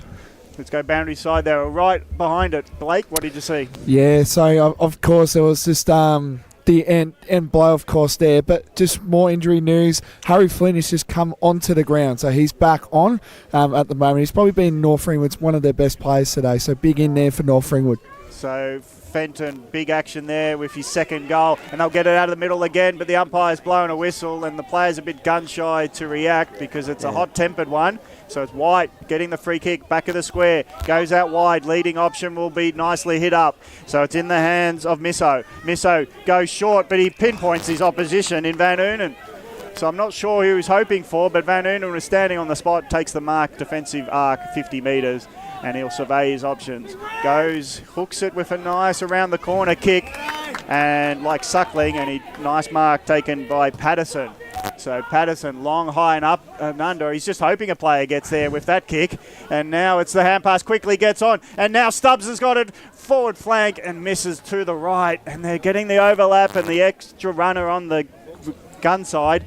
And then the miss to the right side with the acute angle. But they're up and running, North Ringwood, 9-6-60, now leading by 33 points. This will be a long quarter, 18 minutes gone in the third, but there's been a lot of stops in this quarter for the events that we've had to see. So Beaconsfield from that kick in, it's just been punched over the line. 3-0 in this third quarter for North Ringwood. They're really taking control of this match. They just can't get it past half forward, Beaconsfield. If they can't do that, they're not going to win this game of footy. And when they do, they can't find a target inside 50. And I think it must be stated they're missing quite a few forwards that they're just not used to not seeing. And Ocker, Johnson, and of course Bowd as well out of this game. So Harris is trying to fight for it, battle his way through. He goes again, does Harris. There was only one ending to that though, and that's going to be in the umpire's hands. You can say this, at least both sides are playing like there's no tomorrow though. Yeah. Because for one of them, there will be no tomorrow, not in 2023. Harris lays the tackle. And another ball up there. So that was O'Donnell who wore that tackle. Jackson versus Schultz. Bring it straight down to Povey. His kick was smothered. Another ball up. So interesting stuff here. Rotations have taken a bit of a hit for both teams. Of course, Robbie Nahas got a yellow card before. Trent Stoko got a red card before. And Aaron Fenton off the ground. Huge tackle. Good gang tackle there on Tyler Stoko. And it looks like he's actually drawn the free kick from that. Pushing the back. Pushing the back there, and I think Joel Nathan was the infringer. So down the line we go, over the wing. What can Beaconsfield do with this? Well, standing in the hole was Payne. It just came off his hands. Whelan, who's back on the ground now. Got it to a teammate. Round the corner they go. Jaden Van Union was the target. It's going to bounce out of his hands and over the line. We're into time on, but it is going to be a long quarter. I'd estimate, what do you reckon, Brash? Maybe another 10 plus minutes in this one? I think 28. 28, you reckon? Yeah, 28. We'll see if that rings true. 4-3-27 to 9-6-60. North Ringwood very much in control of this game. Jaden Van Union gets the kick out. One-on-one contest there. It was well worked there by Nate Skodka in the battle of the 16s. But Law got his revenge and took him over the line. Another boundary throw in. It's really become a bit of an arm wrestle here, as both teams may be a little shell-shocked by the events that have transpired. Good tackling by Beaconsfield. Let's go to the boundary line real quick to Blake. Yeah, just got some more injury news for North Ringwood. Aaron Fenton ruled out of the game, so after that heavy collision, so he's out of the game. That is very disappointing for him, because it was a spectacular goal he kicked there. North Ringwood on the clearance here. Nathan just juggled it to a teammate in Shepherd. Got it out there to Povey. Shepherd once again goes forward. The kick goes up. The flyers go up. And waiting at ground level was Livingston. Lays the tackle. And Beaconsfield will wrap it up there. Another ball up in North Ringwood's forward line. Good punch forward there by Schultz. And Beaconsfield to try and capitalise. It's now in the hands of McPherson. Little kick there out. Now it's Brough. Brough trying to find the corridor there. That's an aggressive option, because they are exposed if they don't win possession. And they do. Forward they go through the hands of Harris. It's going to be a bouncing ball into the goal square. The ball wasn't travelling fast enough for it to go through, and Payne was the relief for North Ringwood. He kicked it to a nest of 3 Eagles, however. Johnston was one of them. Took the mark. Let's see if they can go forward. It's just skewed off the side of his boot. That was a terrible option going forward there for the Eagles. Whelan will share it now with Sharp. Gets the handball over the top to Whelan. Gets the handball out in front of Braunthal. He's going to run onto it. Met with a bit of a challenge. Sharp was there to help out, and now back to Whelan. Just at the corner of the square. And he's going to send it forward into the corridor. They've owned it well, but this time it's Johnston to take the mark. He hands it off. And Beaconsfield to go forward once again. Now into the hands of Mounter. He's a little bit stuck there for options. Kicks it into the corridor. Johnston again. North Ringwood have dropped back really well. There is very few options by the looks of it. Just looking at the complexion of Johnston's face. And he's seen Brough there, and he was met heavily by Nathan, and it looks like it's going to be a front-on contact free kick. Actually, he's done all right, Brough, this afternoon. I think he's definitely in Beaconsfield's top 3. Brash, I've just been watching. This is the very first time that Beaconsfield, coming forward to this end of the ground, have come to this pocket. Yes. Every other time they've gone to the corridor, turn the ball over. And if you can remember, if you've watched Baronia play football here, they always come to this pocket. So Brough chipped it off to Brandon White to try and take command here for the Eagles. This will be their first goal of the quarter if he gets it. It's a high one. It's towards the top of the goal square, but he just bent it around the left goalpost, and the one behind for Beaconsfield attacking in vain at this point. The other issue they've had all afternoon, Beaconsfield, is they've been forced wide when shooting for goal. Yeah. Hardly any shots in that 45-metre arc either side of the goals. Sharp plays from the last line. His kicks a terrible one off the boot, falling over himself. His intended person there, and it's going to be Law couldn't get it moving, so it's going to be a ball up in the forward line of Beaconsfield. So we'll go boundary side while there's a stop in play. Robbie Nahas has officially come back on the ground from his yellow card. Vasilko, good body work as a smaller player in the ruck contest, gets the tap down. Now they're trying to move it forward. The Eagles picking it up there was Misso. He just wheels himself out there, gets it to Mounter around the corner, and a goal out of nothing. Just some momentum, and Beaconsfield get a good goal. 5-4-34, trail by 26. And one thing that might aid their comeback is that the rotations will be in their favour for the last quarter and a bit. So maybe they can get some run going in this contest. I don't know who's timing that Naha's off the field, because as I understand it, it's 15 minutes of game time. Now, I wrote down here, he went off at the 9-minute mark. He's back on at the 24-minute mark. Play was held up for a good 4 minutes. To my recollection, he should not be back on the ground till another 5 minutes. Fair call. Well, can we strip them of their points or something? No, I'm just saying, if you're going to, you've got to follow the rules of the game. Well, true. It's game time off the ground. 15 minutes game time. So a bit of a blow there for Beaconsfield. Is out of the centre as a free kick to Jackson. He chips it to Stubbs. Inside to the pocket now. It was a bit of an aimless kick, and Valentine can run onto it. Gives a little tap there. Gets it back. That was good stuff. Working well with Smith. And a really good kick by Valentine finds Wasilko over the top. That was very, very clever. Up they go. Misso comes down with it, or doesn't come down with it, and Tyler Stocko has to see it over the boundary line as North Ringwood apply the clamps once more. Gav, I think the rotations will work against Beaconsfield, with Stoko being off for the rest of the game. They're down to 3 rotations. Yep. What's North Ringwood got though? Well, 3, I think. They're also. Well, they're 3. not down. Well, they've got 4 if they were fully fit. Yeah. So North Ringwood from that stoppage. Well, my point is Fenton's off. Yeah, and they've got a couple other wobbly guys, haven't they? Point taken. Yeah, Fenton is off, but Sharp is back on the ground. It's not Sharp, sorry. It was Taylor that's back on the ground, and he's looking all right. So from this contest, Jackson slaps it down. Picked up by Smith. The inked up Devon Smith is capsized by a couple of North Ringwood players. And with that red card, I believe that could be an automatic 2-week suspension.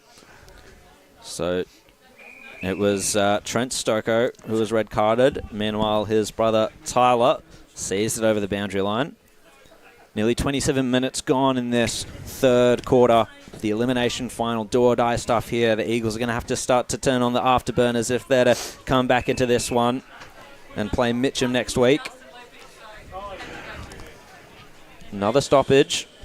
This is really starting to play into North Ringwood's favour, but this time Smith with the clearance. Kicks it out. Nahas was the man playing in front. He's tapping it to himself there, challenged by Mounter. Johnston now gathers, and he gets it to Misso.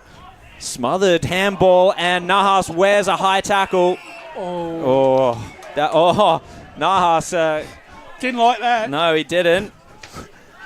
Went the face there of Johnston. Let's go to the score centre. We haven't been there for a while with Josh Ward. We haven't. Oakley District up 34-24, 19 minutes into the third against Sylvan. Thank you very much for that. As Harris is the one with the clearance here, kicks it inside forward 50, goes that pocket that we were talking about before. But it's all well and good to go for that pocket, but there actually needs to be someone there. So it goes over the boundary line. They need to score here, Beaconsfield. Yeah. They have to score. Let's see if they can get a clearance score like they did last time. Out of the clearance there, it was Coe. He got it down to a teammate there, but he was set upon immediately by a couple of Saints. That teammate being Devon Smith. The ball up, this one will happen a little closer to the pocket here. North Ringwood defending. Cullinan slaps it down. Sharp with the clearance there. Relieving kick, running onto it. However, Beaconsfield, they've got a couple of teammates. And this is Mowat. Gets the kick towards the pack there. Spoiled over the top by Nathan, but it's McKinder. Oh, gee, he completely fluffed that handball. And Taylor paddling it in front of himself. They got the speed, the legs, the run here, the dash. Meikle received the handball. Handball's out in front of himself. It's only going to be picked up by Tyler Stoko there. And over the heads of the marking contest, that kick goes over the boundary line. Yet another stoppage, 29 minutes gone. Another opportunity gone wasted there for Beaconsfield in that forward 54-8.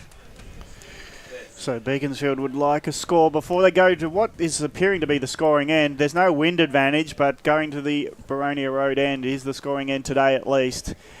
Beaconsfield trying to go against that traffic. Can't get the clear. Whelan gets in the way, but he gets taken down in a tackle, and it's close to the outer side boundary as time ticks away for the third term. 29.5 minutes gone. We've had a lot of time on because of stoppages, be it injury, be it send-off confusion. Now the kick cleared for North Ringwood as they go forward. 2 bounces at it. Patterson couldn't take the mark. The defender tries to come through. Nice sweeping hand pass out there by Smith. He's Now getting it forward are Beaconsfield. Mark taken there nicely and leading up is Minchington. He's still 60 metres out on the boundary line. Gets it in the board. There's two to look at it. And nice mark taken by Mounter, 40 metres out. And this is going to be one of the last shots at goal for the quarter. And in fact it will be, because it has to be. The siren has gone. Mounter will have a shot from 40 metres out, from directly in front, and he's pacing it out like a surveyor. He's now marked the turf at 50. He's got a set routine that he wants to kick it from just inside the arc, and he's taken the steps like he's just about to set his motion in like he's at Lord's, and he's going to be kicking the... well, we'll stop the analogy there, but it's Mounter who's going to have a shot at goal. And this is going to be important because it's either a 26-point margin at three-quarter time, or it could be 20 points with a straight kick from 50. Beaconsfield really need this. They want to be within 20. Three-quarter time it is. Last kick of the quarter. It's long enough, is it? No, it's straight, but it drops short and the Saints punch it away and no score conceded. Beaconsfield trail by 26 at three-quarter time. Let's look at that 31-minute quarter. It's North Ringwood at three-quarter time. 9-6-60 leading Beaconsfield. 5-4-34. Major goal kickers before we go to the break. For the leaders, North Ringwood, Livingston has got 2, so too does Fenton. He got hit after his second goal and will play no part in the contest. For Beaconsfield, 2 goals to Coe and 2 goals to Bruff as major goal kickers. It's three-quarter time in the elimination final Division 1 of the EFNL. It's North Ringwood leading by 26. You're listening to Radio Eastern 98.1, Facebook and YouTube watching. Stay tuned for an exciting last term. Today at Eastland, Lucy's trying on jeans for a momentous occasion. Coffee with the ex. She needs jeans she can move in, because she's definitely moved on. Jeans that get a second look, but don't give any second chances. Jeans that say, why yes, I have spent the last 8 months in a post-breakup juice cleansing, kickboxing, personal training frenzy. And it looks as though she's just found the perfect pair. Yeah, that's great. Bravo, Lucy. For all of life's little moments, there's Eastland. Eastland. Live real. Sprained your ankle bursting through the banner? For bumps, breaks or bleeds, be seen sooner, close to home, at Knox Private 24/7 Emergency Department. You'll generally experience shorter wait times. Knox Private 24/7 Emergency, 262 Mountain Highway, Wanturna. Do you feel good about your bank? Because there is a bank you can feel good about. They share their profits to fund big community projects, small community clubs and vital emergency services. They've given $250 million to help Australian communities thrive. They have all the products and tech you expect from a big bank, with service you don't. It's Bendigo Bank. Feel good about who you bank with. Try Bendigo. Search bendigobank.com.au or search Bendigo Bank near me. Tobin Brothers Funerals wear their heart on their sleeve. Their clear and easy-to-use website and Memory Maker app make it easy for families to make an informed decision. Here's James McLeod, Managing Director of Tobin Brothers Funerals. There's no mystery about our pricing. It is clearly displayed on our website and our app. We have staff standing by 24 hours a day, every day of the year to assist you in your absolute time of need. Visit tobinbrothers.com.au. Tobin Brothers Funerals, celebrating lives. There are only 3 things that should be flushed down your toilet: pee, poo and paper. Some wet wipes and antibacterial wipes say that you can flush them, but you can't. They clog up the toilet and pipes, causing expensive blockages. Save yourself a truckload of trouble. Put your wet wipes in the bin. To learn more, head to the Yarra Valley Water website, yvw.com.au/wet-wipes. Hi, Dylan Dow from the Baroni Football Netball Club here. When I need to grab a quick coffee or a bite to eat, I'm popping into Eastland. Eastland's more than a shopping centre. They support a range of community organisations and have been a major partner of the EFNL since 2018. Cheers, Eastland.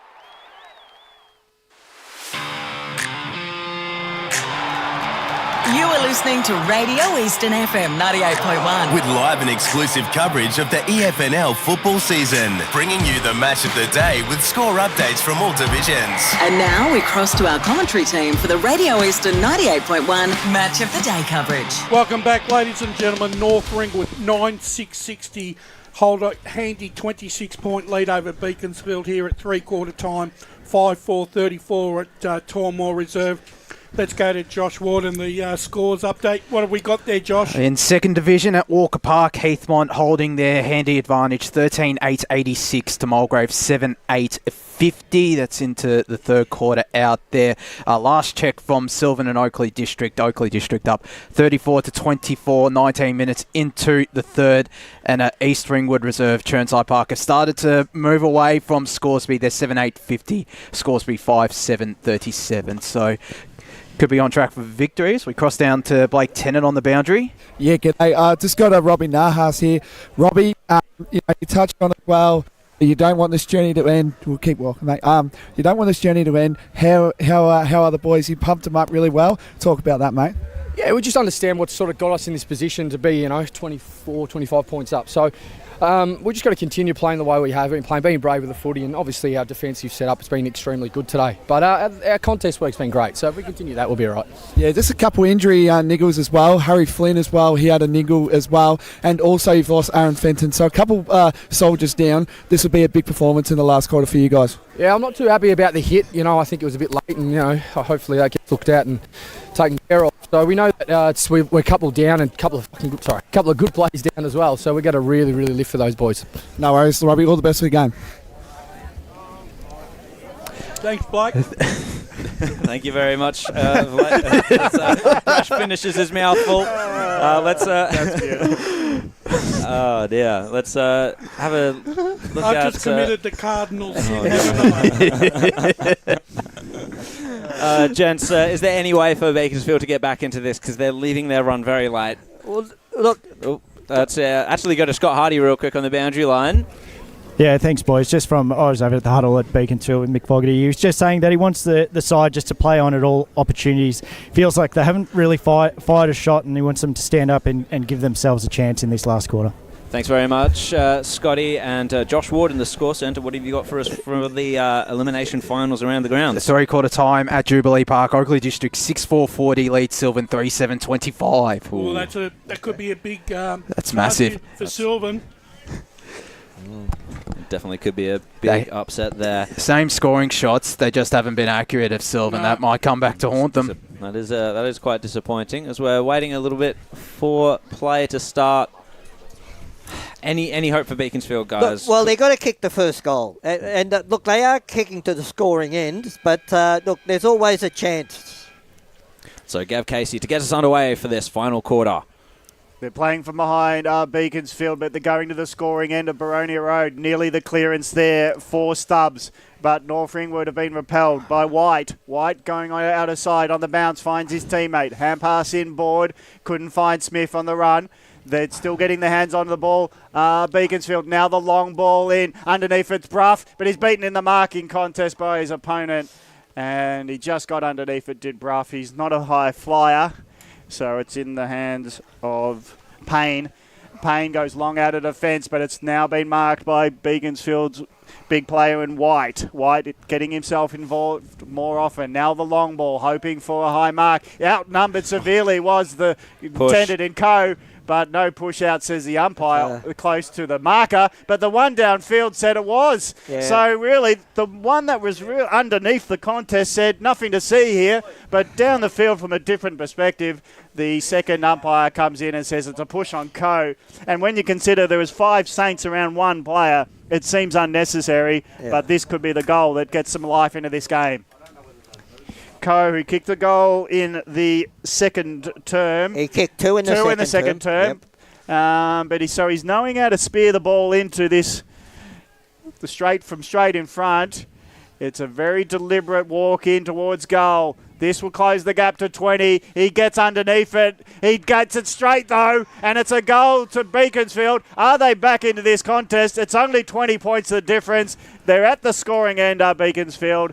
They move on to 6-4-40 trailing North Ringwood 9-6-60, 2 minutes into this fourth quarter. It's the start of the quarter that Beaconsfield wanted, but look, it's a huge job in front of them. They've still got 20 points to get in front, but look, it's a start.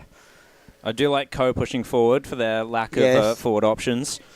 And I think that's going to need to be a consistent thing they do here, Beaconsfield, if they want to be more efficient going inside forward 50.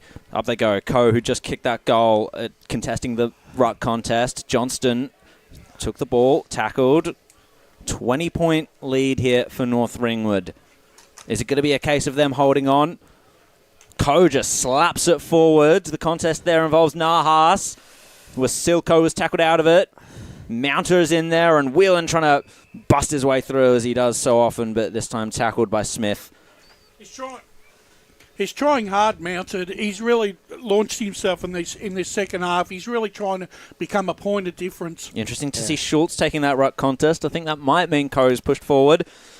But North Ringwood got the clearance. Brandon White will clean it up for Beaconsfield. Gets the kick down the line, but it's intercepted by Robbie Nahas, the general, the leader, the coach. Searching for options. A little chip, as he does so often this time. Jaden Van Unen. They haven't woken up, have they, Ray, Beaconsfield? No.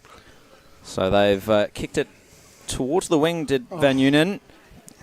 It was went over the top of the marking contest. Jackson got the handball there. O'Donnell just fumbled. Sorry, Nathan just fumbled it.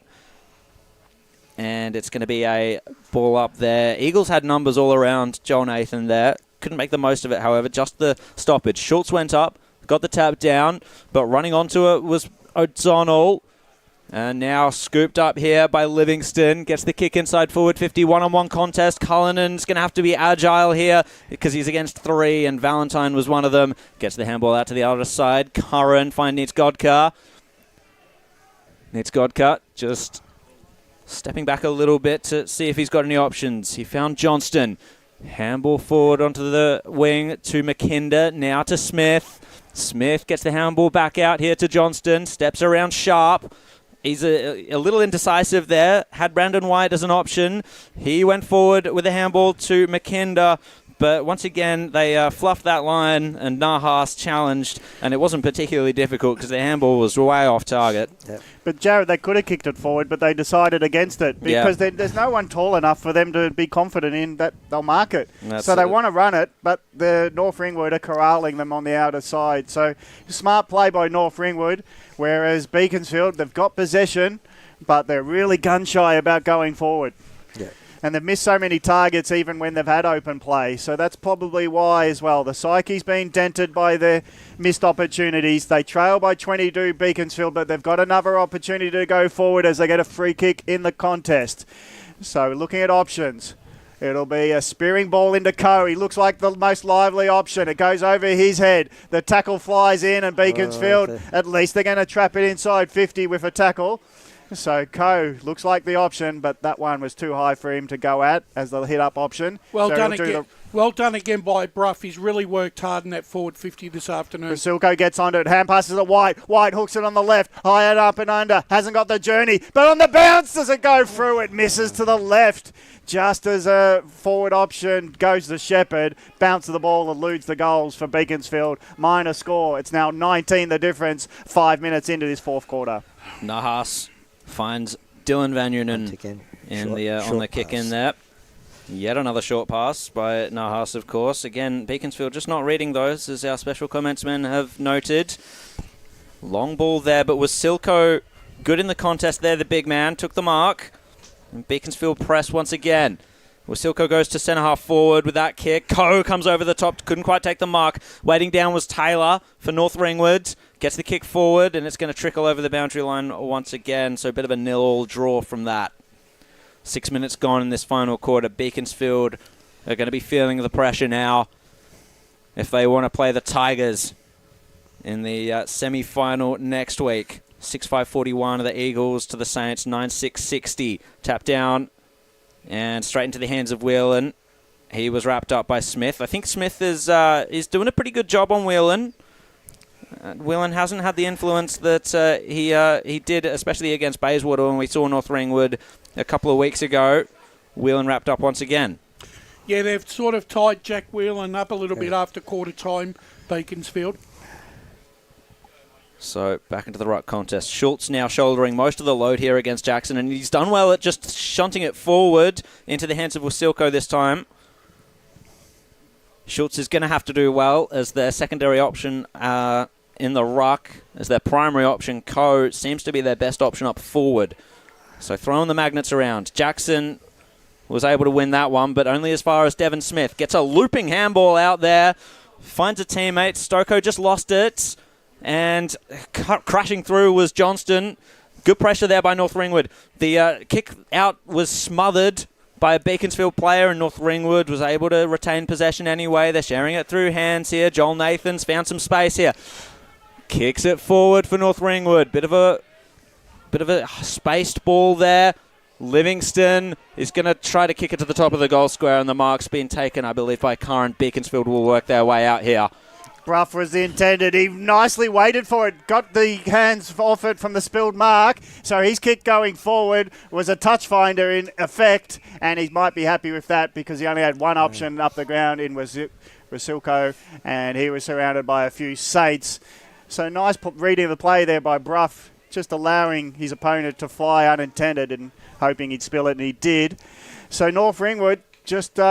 again, good with the overlap and transition play. Couldn't get the score on the last one. Nahas, again, clever. Tries to kick it at the side, and Braunfeld was on the outer side, but it evades him and goes out of bounds. So it's still in the forward area for Beaconsfield. They're putting the pressure on with territory, but not with precise handling.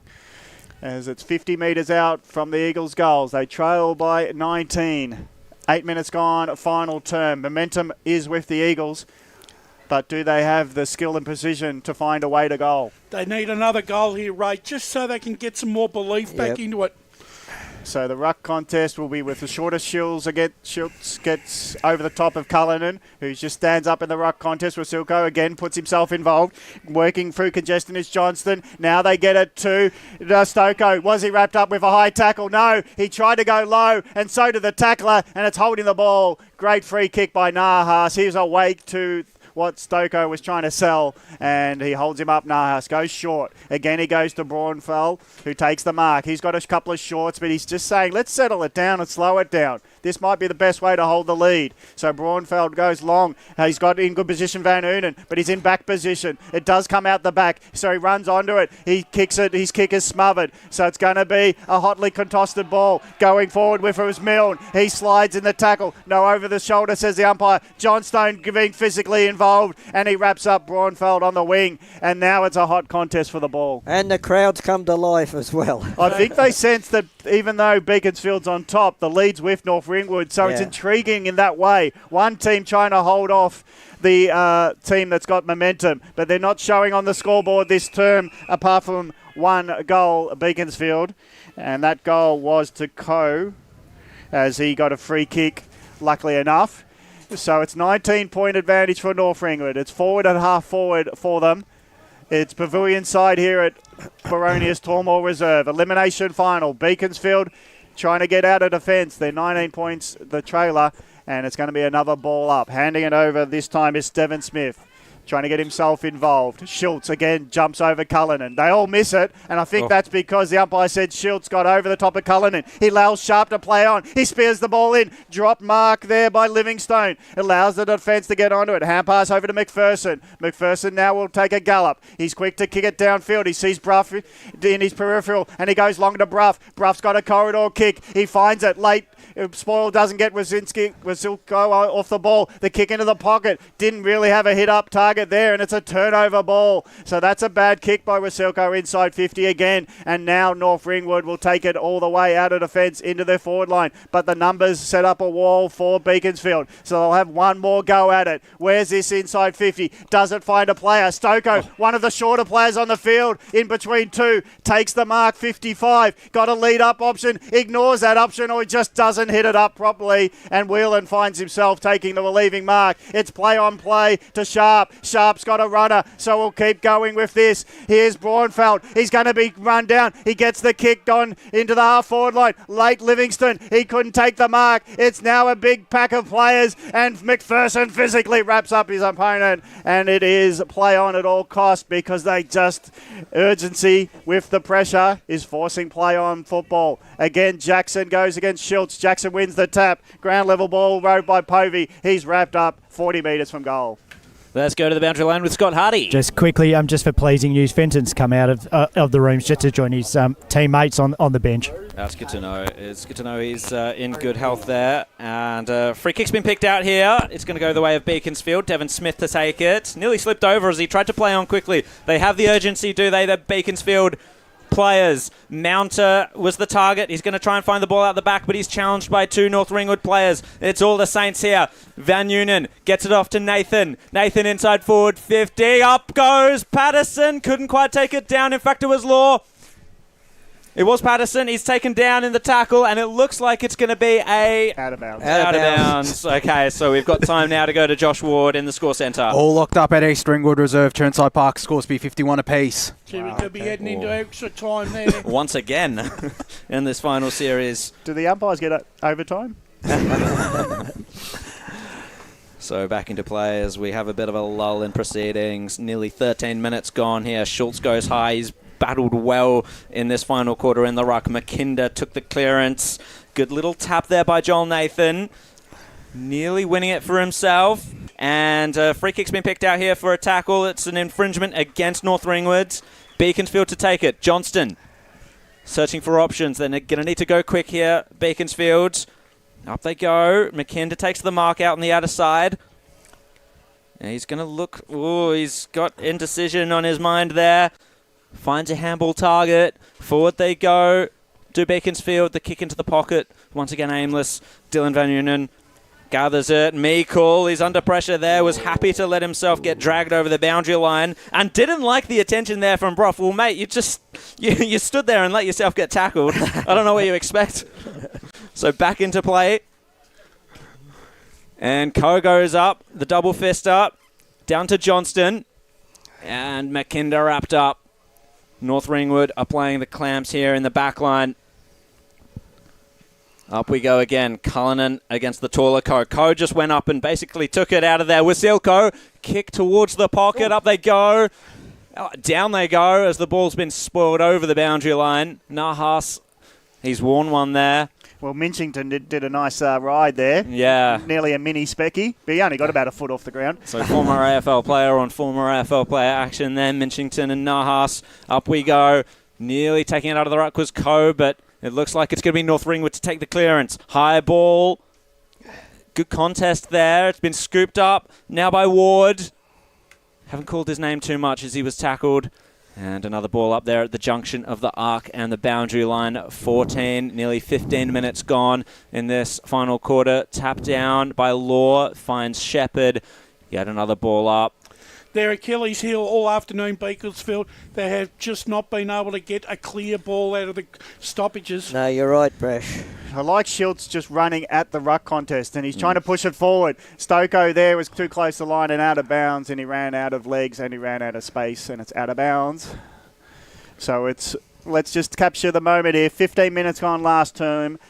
North Ringwood stalled on their three-quarter time score of 9-6-60, leading Beaconsfield 6-5-41. We'll just see what the play before we go to Josh Ward for score centre. We'll see if this goes out of bounds again, or there's going to be play. No, it's out of bounds. We've got a quick moment. Free kick. Oh, well, North Ringwood. It's North Ringwood, so we'll go, as the defending seed, we'll go to the score centre around the grounds. Well, no real progression in the Oakley District Sylvan game. 12 minutes into the last, the Oaks are up 42-26.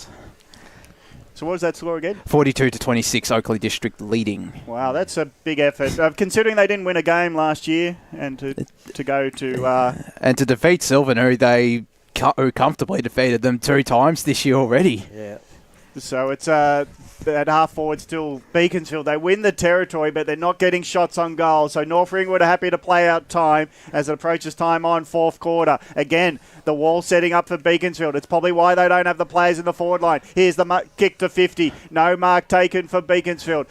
Letting it go away from him was Mounter. So North Ringwood repel through Whelan, who bounces on the ball. His kick goes to Livingston on his knee. He takes the mark. And as he gets up from his general effect, he goes through the corner. And, well, I'm sort of calling it like a corner flag because it was a touch finder and it's out of bounds in front of the scoreboard that reads North Ringwood happy with the scoreboard, 60-41. 16 minutes gone, fourth term. Thank you for that, Gav. We've got a bit of a tense situation on our hands here, but Beaconsfield's time is slipping away. North Ringwood have 1 foot in the semi-final, I would say, at this point, especially with Beaconsfield not able to make the most of their presses forward as Damien Johnston sees the ball over the line once more. Good pressure by the Saints.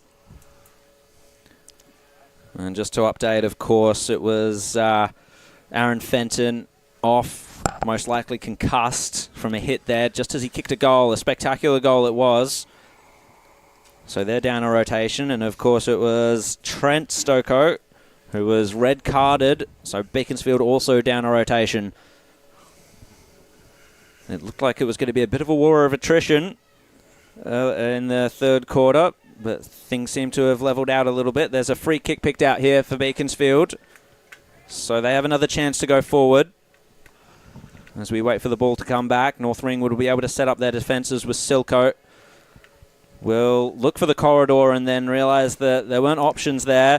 So he went the short option. Coming over the cross, over the top was Law. Made the contest, but it was picked up by Mowat.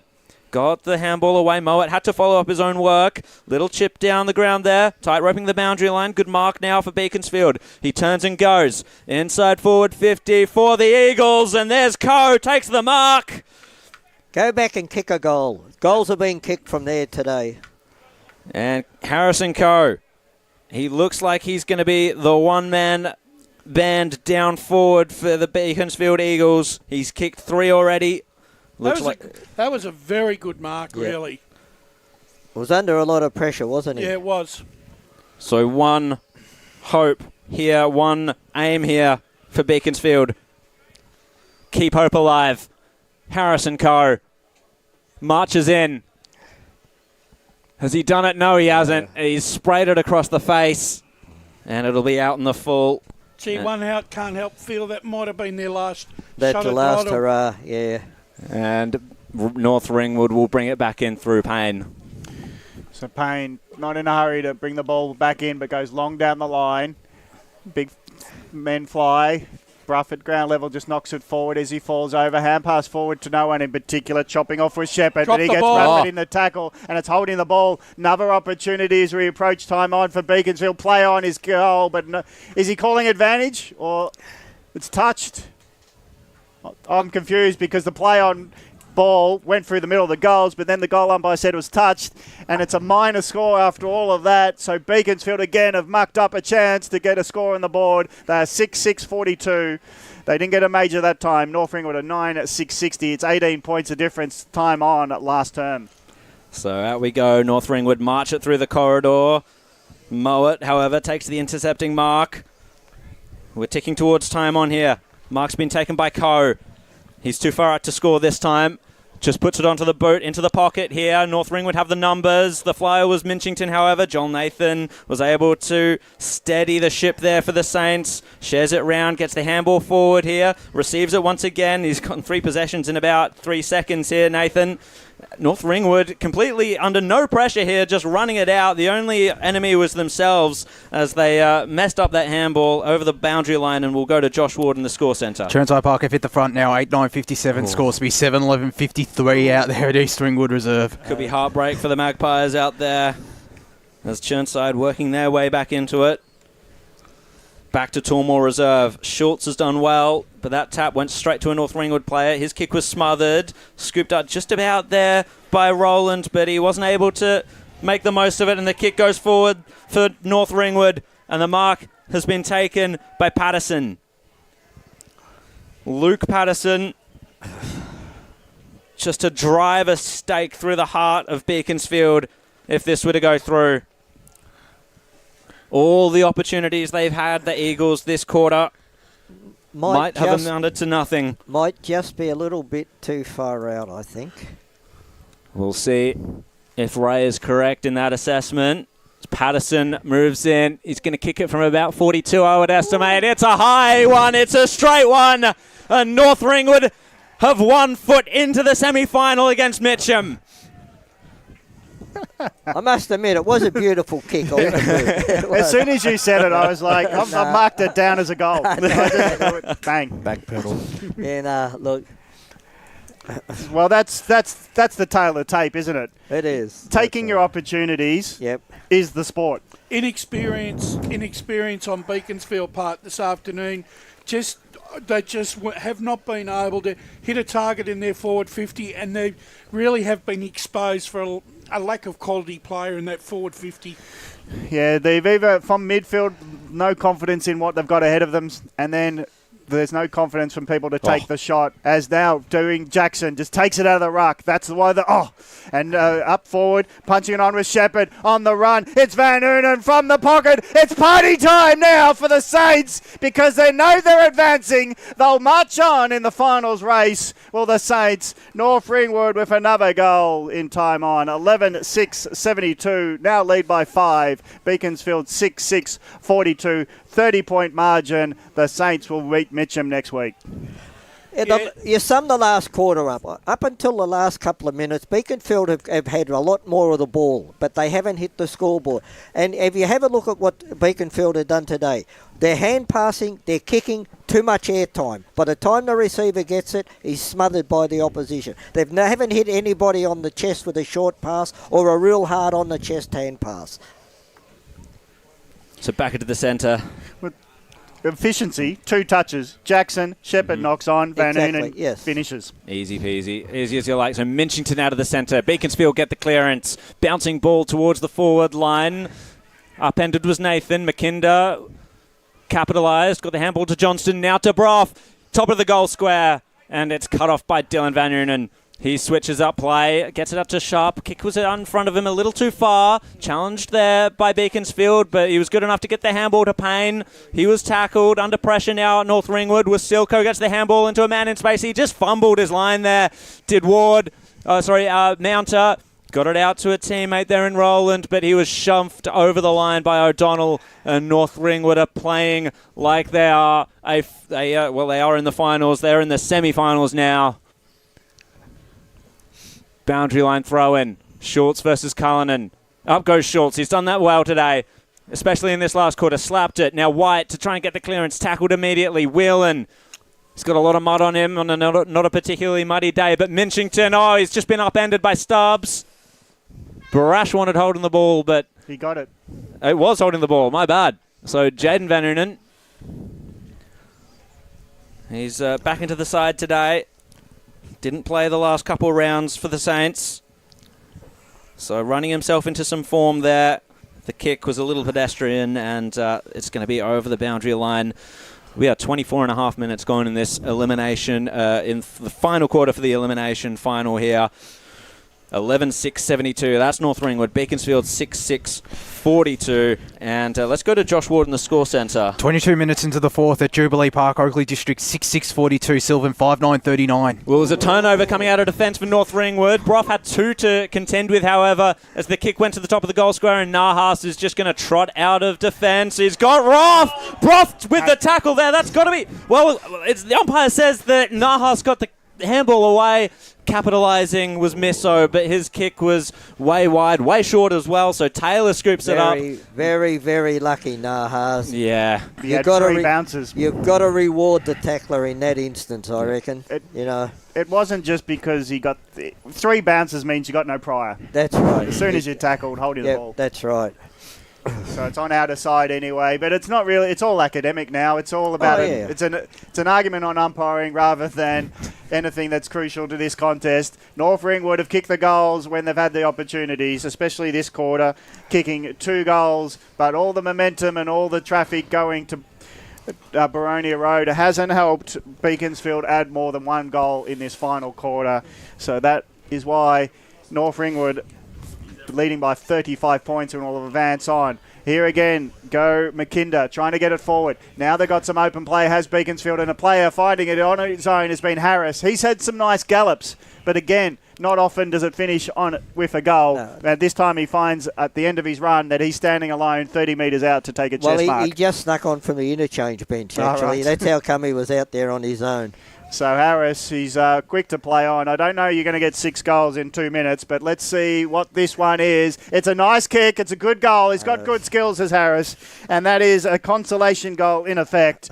It's Beaconsfield 7-6-48, trailing North Ringwood.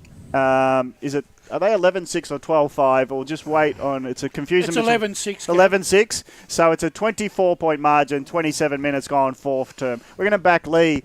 And your scoreboard, Lee. And they've fixed it on the main scoreboard because they listen to the broadcast. So it's 72 playing 48. If you just want some clarity, it's North Ringwood leading by 24 points. So back into the centre.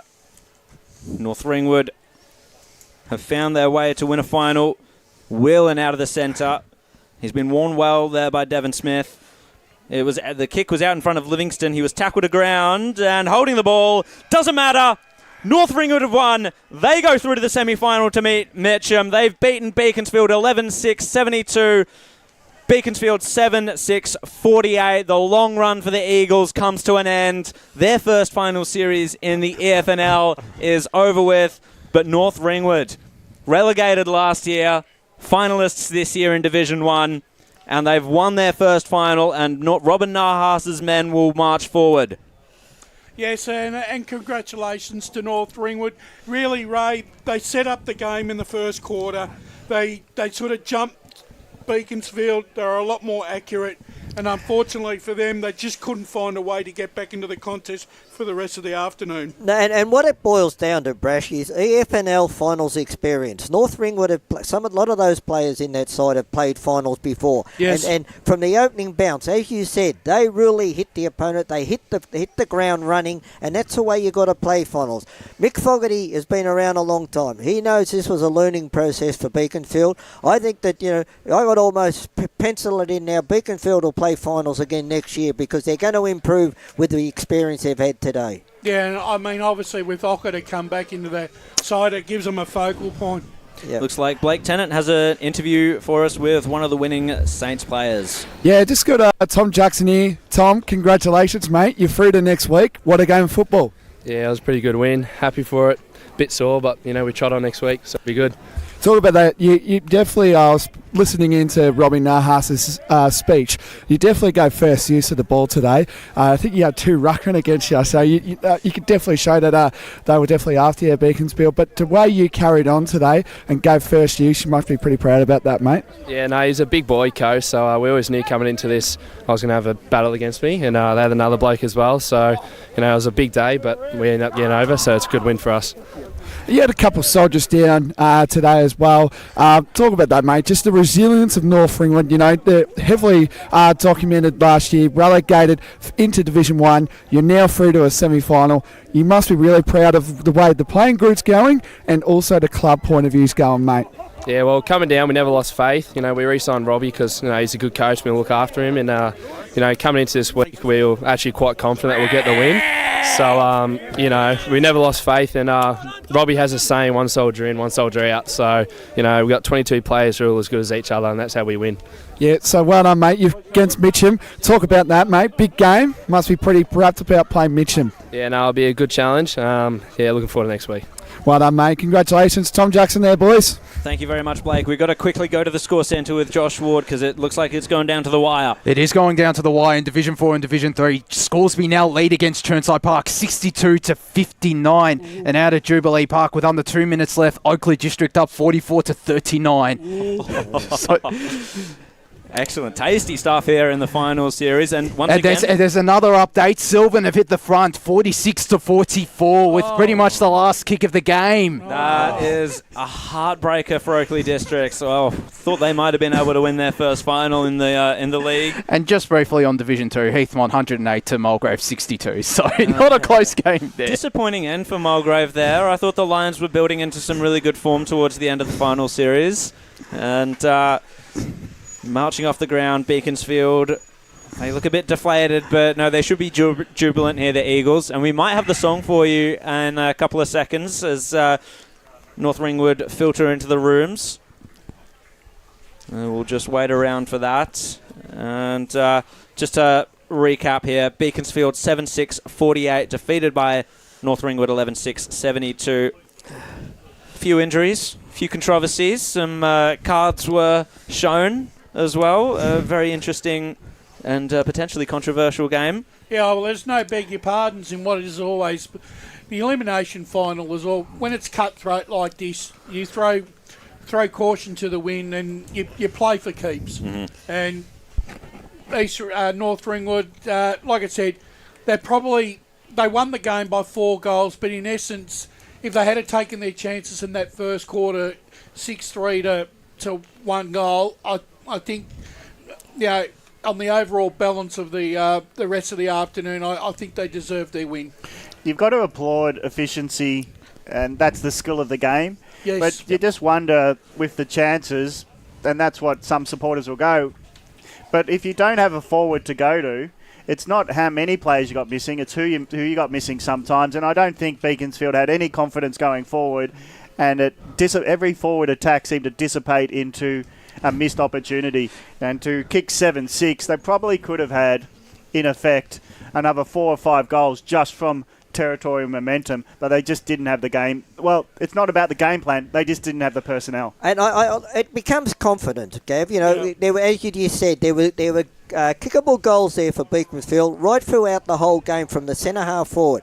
North Ringwood proved it in the first quarter when they kicked goals from way out there. But what Beaconsfield did, they always tried to look for that short option, and because they weren't spot on with their efficiency today, they turned the ball over, and there goes the opportunity. Also, I thought that they didn't have a knowledge of the ground either. As I said, every time you come to Baronia here, attacking towards the scoreboard in, you come to this pocket here. But every time Beaconsfield did, they kicked to the corridor.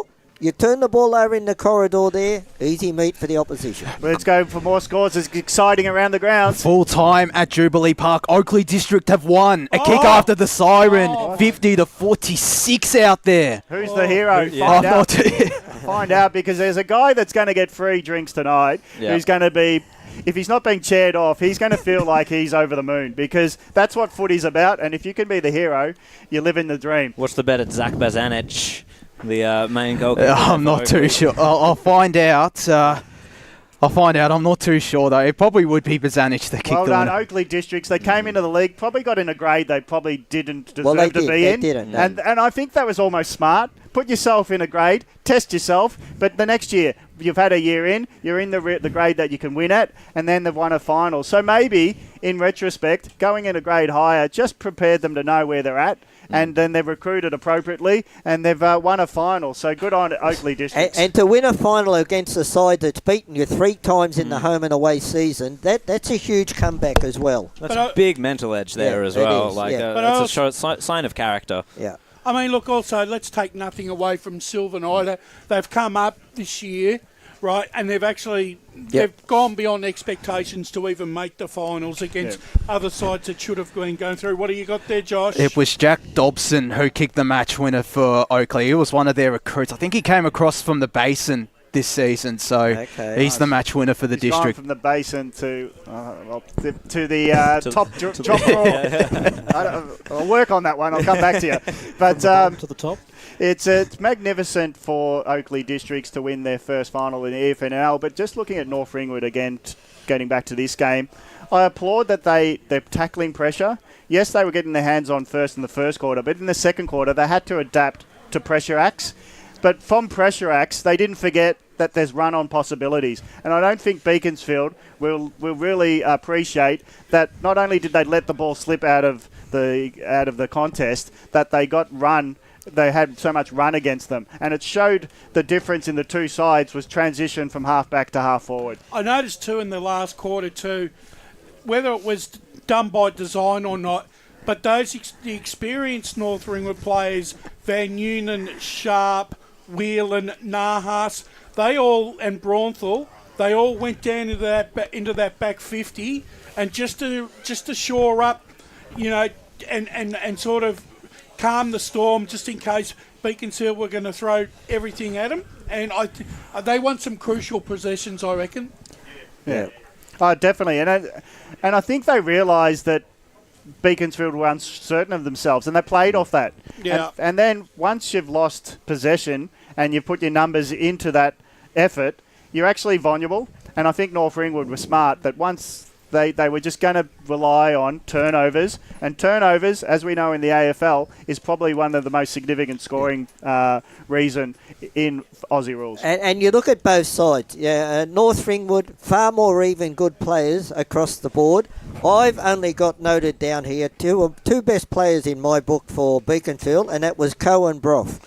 Now, apart from that, I can't find another. I don't know if you guys can add to that, but I can't find another player who I could say was very good all day. The only other player that I could make a case for, I thought he tried hard, was Mounter. Mounter. I've also got the only other one. The other one. I've also got Johnston, but like most of the midfielders for Beaconsfield, he was missing handballs and was part of the couple who was finding us. Johnston in the second half, but in the first half, he hardly called him all day. I would have liked to see Devon Smith get onto it more. Yep. That sort of player would have, if he got in the open a bit more, it would have helped them. But they probably, at the end of the day, they weren't allowed to play a free-flowing game, Beaconsfield, because the fact that North Ringwood got the game on their terms early and were able to dictate the tempo of the game, and the way that they wanted to play the game, not the way that Beaconsfield wanted to play.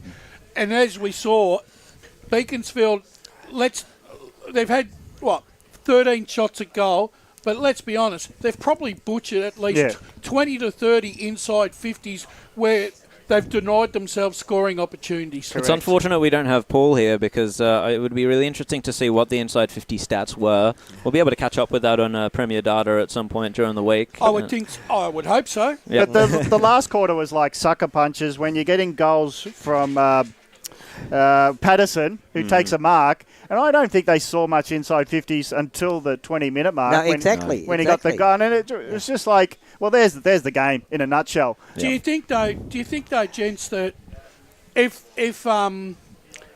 Beaconsfield had been able to get it back to 14 points, whether they could have got some self-belief and pushed it a bit further? No, don't, Brash, because their confidence all day was down. Yeah, even if they'd got back to win a goal, I don't think they were confident they could have got the extra points to get over the line. There's always a sense of self-belief, isn't there? When that sort of goes, it's hard to find it again, isn't it? It is. If you got one more point, we'll get the boys on ready for the next interview because we've got North Ringwood winning player. So let's go to Scott Hardy. Thanks, boys. I'm joined down boundary side with Tom Stubbs. We were just talking then. So as you asked, well, why me? I felt like you had a ripping game, and probably all the boys did. I was impressed. You came out firing in that first quarter. Was that sort of the mindset that Robbie had sort of placed then, and that continued, I guess, for the rest of the game?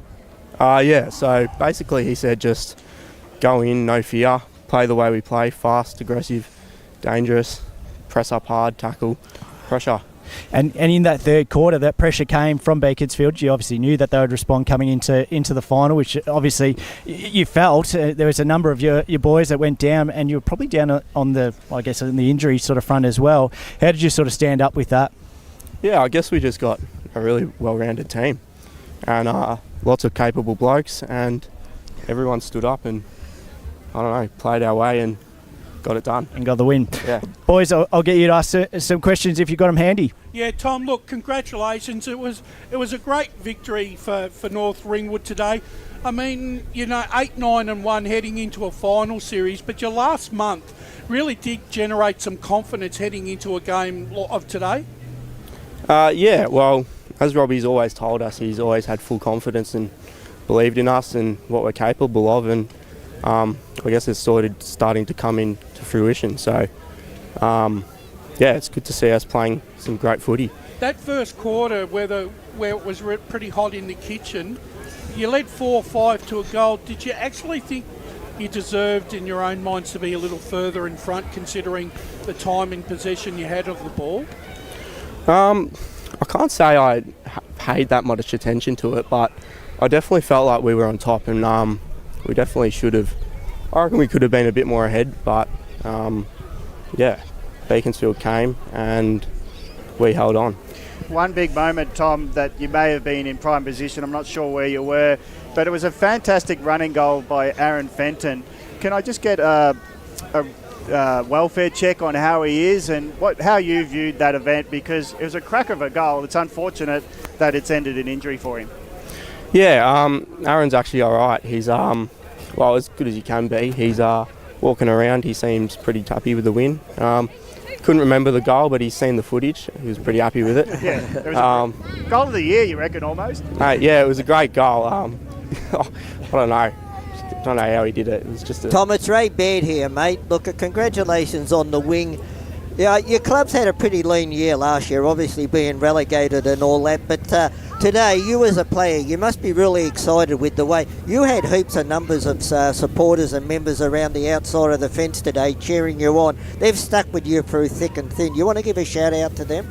Yeah, well, they're amazing, and obviously all the old club legends, the vets, the women's team's huge, the Rezzies, they all get around and support us awesomely. So, yeah, it's just really great culture we got at the minute, and I feel everyone's pretty excited. Well, can I ask one more question? I just thought Robin Nahas getting sent off, was that inspirational or just the poor leadership at the time? Oh, I don't know, mate. I got no idea what happened there. Don't bag him, mate. He watches these interviews. Yeah, no, I'll be careful what I say here. No, but he's, I don't know what happened. Maybe a bit of lip or something.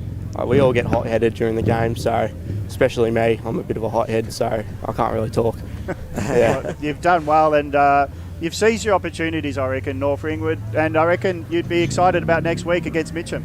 Oh, yeah, super excited. It's definitely a very gettable win, so it's going to be a great game, and, yeah, just be a good clash. Well, thanks for your time, Tom. Yeah, thank you. There you have it. Tommy Stubbs. Tommy Stubbs, number 5. Man of not many words, but words enough. No, that's right. They speak on the field, some of these young guys. Yeah. Well, you cut him off just when I thought he was going to get excited about Fenton, because that I seriously, it was goal of the year, and let's forget that he got knocked down. That's right. Because he ran, sprinted, it was like a gauntlet of space, and he's punted it through from 50. I mean, without the event afterwards, that's goal of the year. Of course it is. They were all great effort. Look, to kick a goal when you're running full pace and you know you're going to get crunched, an enormous effort. And to back himself in as well, because he had options forward also. Yeah. Obviously he's got to kick it from there if he's ignoring his teammates, but he really had that bravery and backed himself in. You got a final yet from Mitcham? I do. Heathmont 16-13, 109 to Mulgrave 8-14, 62. So and the Scoresby game? Nothing's changed, so I'm not going to assume anything, but I think it may actually be full time. 8-14, 62 to 8-11, 59 Churnside Park. So the Magpies might have won. Could have potentially. So bit of a surprise there, given the form Churnside Park are heading into the finals, but we'll get a final score when I can. You might have a jumper clash next week. Oh. Is it Magpie versus Magpie or what? Panther versus Magpie. It's the Stripes versus the Prison Bars, which is a fun one. What did they do during the season for clash? Well, I think, Surrey had to wear orange and grey 2 times during the regular season. Scoresby had to wear the same strip as well, so they might have to whip that out. Who knows? That is the EFL official EFL uniform. Yeah, that's right. There's that incident, boys, on the screen there. The Power Rangers uniform, is it? Yeah. Yeah. Well, I mean, look, it's when you look at the day in it's been a ripping day's football once again in the EFNL. Close results, bar the odd one. And I think, once again, it's a great advertisement for EFNL football. There's been upsets and there's been some, but there's also been some outstanding performances as well. So, Brash, we might take this opportunity to go to a break. Let's just sum up the scoreboard. North Ringwood winning elimination final Division 1, 11-6-72 to Beaconsfield, 7-6-48. You might be listening on 98.1, watching on YouTube or Facebook. We've got 10 more minutes of review after this short break. As Sarah opened her best friend Jackie's wedding invitation, she was overcome with a wave of emotion. While her two young boys wrestled on the floor, tears of happiness rolled down Sarah's cheeks as she saw the words she'd been longing to see. Please note, this wedding will be a child-free event. Well, Sarah, looks like we're off to Eastland for a new frock and some heels. And let's book in that babysitter. For all of life's little moments, there's Eastland. Eastland. Live real. At Yarra Valley Water, we know reducing your shower time, or show time, to 4 minutes can save you an average of $200 a year on water and energy bills. Shower shorter. Save water. Authorised by the Victorian Government, 1 Treasury Place, Melbourne. Sprained your ankle, bursting through the banner? Broke a finger, high-fiving the ruckman? Or did you run into the goal post again? For bumps, breaks or bleeds, be seen sooner, close to home at Knox Private 24/7 Emergency Department. The preferred provider of emergency care to the Eastern Football Netball League, you'll generally experience shorter wait times. You don't need private health, but there is an out-of-pocket fee. Be seen sooner, close to home at Knox Private 24/7 Emergency Department, 262 Mountain Highway, Wanturna. Do you feel good about your bank? Because there is a bank you can feel good about. They share their profits to fund big community projects, small community clubs, and vital emergency services. They've given $250 million to help Australian communities thrive. They have all the products and tech you expect from a big bank, with service you don't. It's Bendigo Bank. Feel good about who you bank with. Try Bendigo. Search bendigobank.com.au or search Bendigo Bank near me. The first time I met the team at Tobin Brothers Funerals, I felt like I'd known them for years. They're so caring, honest and passionate. James McLeod, Managing Director of Tobin Brothers Funerals, sums it up best when he says, Every day our people get out of bed to assist client families in their absolute time of need. Our people love what they do, and you will not find a more highly trained group of people than those at Tobin Brothers. Visit tobinbrothers.com.au. Tobin Brothers Funerals, celebrating lives. Hi, I'm Ben Desson from Montrose Football Netball Club, and when I need a new kit for a night out, I head over to Eastland. But Eastland is more than a shopping centre. They support a range of community organisations and have been major partners of the Eastern Football Netball League since 2018. Thanks, Eastland. You are listening to Radio Eastern FM 98.1. With live and exclusive coverage of the EFNL football season, bringing you the match of the day with score updates from all divisions. And now we cross to our commentary team for the Radio Eastern 98.1 Match of the Day coverage. Welcome back, ladies and gentlemen. Elimination final, First Division's done and dusted here this afternoon at Tormore Reserve. And once again, it was victory to North Ringwood, 11-6-72, defeating Beaconsfield, 7-6-48. And I've got the whole crew here as we go through our post-match wrap-up of this game. And we're going to look forward just a little bit towards next week's games. And Gav, did you think in your own mind that there was a definitive time in the game where you thought North Ringwood really weren't going to lose this contest? Probably that the Fenton goal, because Beaconsfield didn't have goals in them, did they? No. So when they didn't kick that goal, last shot at goal at three-quarter time, you just thought it was beyond them. So but to be fair to them, they had 20 minutes of a red-hot go. They just didn't put a score on the board, apart from a free kick. Yeah. That probably was very dubious, and that was their one score. Their one shot at goal for 20 minutes was from Coe, and I think Harris got one at the end. Yeah. But for 20 minutes, it was all huff and puff and no results for them. And so really, I think North Ringwood had a sense that it was just time that they were going to win. Ray, in the second, third and fourth quarters, Beaconsfield controlled the ball for 8, probably 20 and 14 minutes respectively, yet they got no reward for the effort. Is that something they're going to have to look at next year? Yeah, obviously it is, Brash, because when you control the ball for that long, you've got to hit the scoreboard. But Was it due to the pressure that North Ringwood just crowded them over on that outer flank there and wouldn't let them get the ball out of there? Maybe. Sometimes it's the opposition that put that pressure on. As I said earlier in the day, this has been a great learning process for the Beaconsfield Football Club. They know now, look, all the hard nights of training, home and away season and everything like that, this is what you play for. You step up a notch or two when you come to finals. Now they know they've had a taste of it. They know what's expected. And not by far, I'll guarantee you now, Beaconsfield will be far better next year than having had this experience today. There might be something in it because everyone who's ever watched an EFNL final or match here at Baronia know that if you're standing on this wing, 90% of the play's on the other wing. Exactly. I don't know why. Does a slope there, or is there something that there's a magnet and the ball's got one pole in? And as I've said, every time I've seen understand Baronia play here, once they kicking up to the scoreboard end, on this side of the ground, they come to this pocket. What Beaconsfield did today, from here they went to the corridor, turned the ball over, and it's an easy opposition goal. Well, obviously with North Ringwood moving on, their next opponent next weekend is Mitcham in the first semi-final.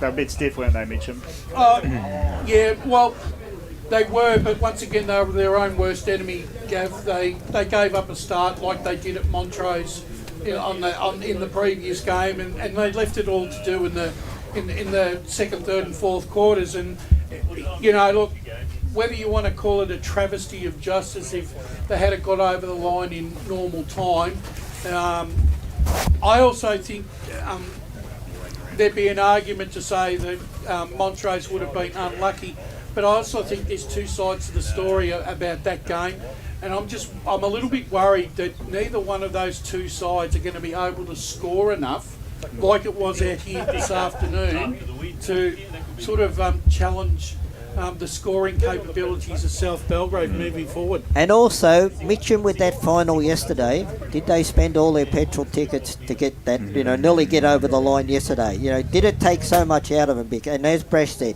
they're coming up a side that's going to run the ball a lot quicker than what Montrose do on this big wide open spaces. I think the Mitcham, look, of course they got their destiny in their own hands, but they can go either way, so it's going to be interesting to see which way they go. Sometimes the rankings hold though, don't they? If you weren't good enough to play in the qualifying final, it gets showing up in the semi.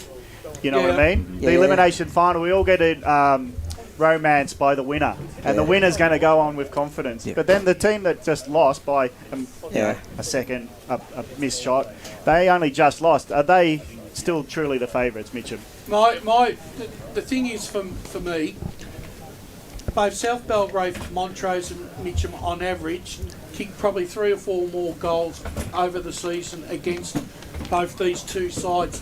And I think when push comes to shove next week, this is where I think Mitcham might just have the edge, because I just feel that they've got the ability, right, to kick a winning score, whereas I'm not sure, for as good as what North Ringwood were today, they also went periods where they went stagnant as well and weren't able to score. And Jared, I don't think that North Ringwood can afford to have these lapses next week against Mitcham. I have to agree. They've got some very skilled forwards up there in Livingston and Patterson, but they just don't have. They haven't quite figured out the connection with them and their running play through the corridor. They're not always those targets. They're not always going to them. They're not always presenting. They're able to take the mark when they are presenting. However, looking at the scoreboards throughout the season for North Ringwood, and it has started to improve towards the end of the season. We've got to give them credit for that. But it hasn't really been off the back of these taller, more skilled players. I wouldn't say so. It's more about the speed with which they get it inside forward 50. Second Division next week, gentlemen, throws up a couple of very interesting contests set down for discussion after what happened this weekend. We've got Baronia coming up against Templestowe, but the game I think that's going to draw the most amount of interest, I think, next weekend is the Waverley Blues versus Heathmont clash. Heathmont today, I think, garnered themselves some self-belief again, and even though Waverley Blues had got their moment in the sun last week, they go into this final series one each throughout the season. So I think that's going to be a very, very interesting dynamic next week, Ray. I worry about Heathmont, Brash, because they don't often string two very good performances in a row. Yep. Okay, now that is to me a worry for them, and they're coming up against a very good side next week. Do you think that? Jared, that Heathmont have got the running game? If they went head to head, that could take on Waverley Blues and beat them at their own game?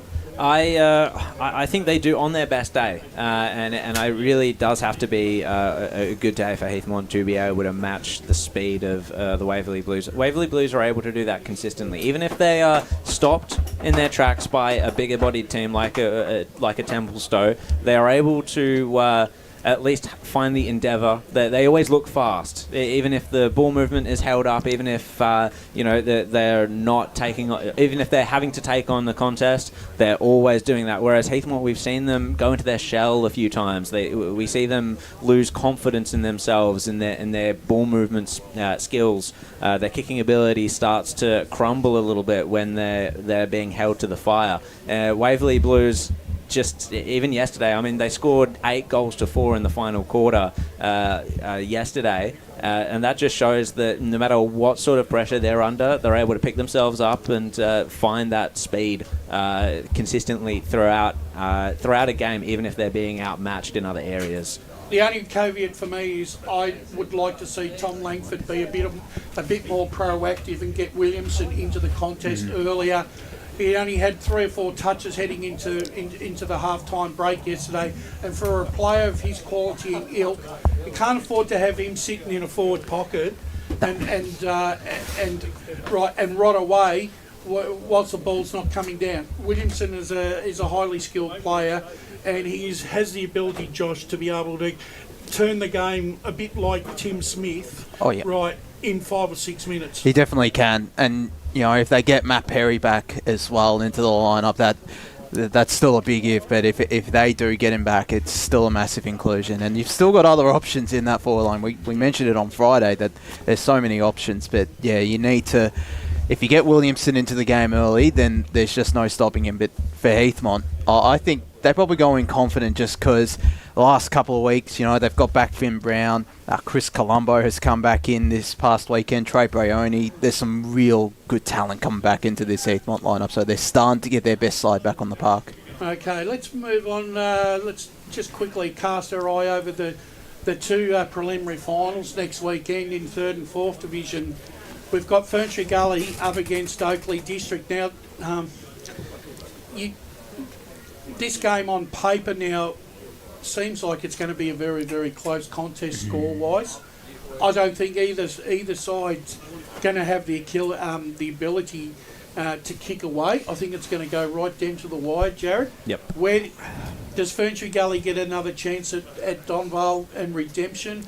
Or can Oakley District spring the big surprise and dump Ferntree Gully out in straight sets? They definitely have the opportunity here, Oakley Districts. I think they'll go in with a lot of exuberance and a lot of confidence and trust in themselves. And it's interesting when you think about it. We just saw Beaconsfield here today not have confidence in going forward. Oakley District have that big Zach Bazanich, obviously, down and forward line, and Warren as well. They have tall players that they would have so much confidence with because they've performed consistently throughout the season. So I wouldn't worry necessarily about their confidence. It's just about in the end, whether or not they'll be able to step up to the finals-like pressure. Finals are a very different game, and the running slingshot style of Oakley District might hit a bit of a wall when they come up against a more hardened Ferntree Gully side. Ray, you've seen both these sides quite a couple of times this year.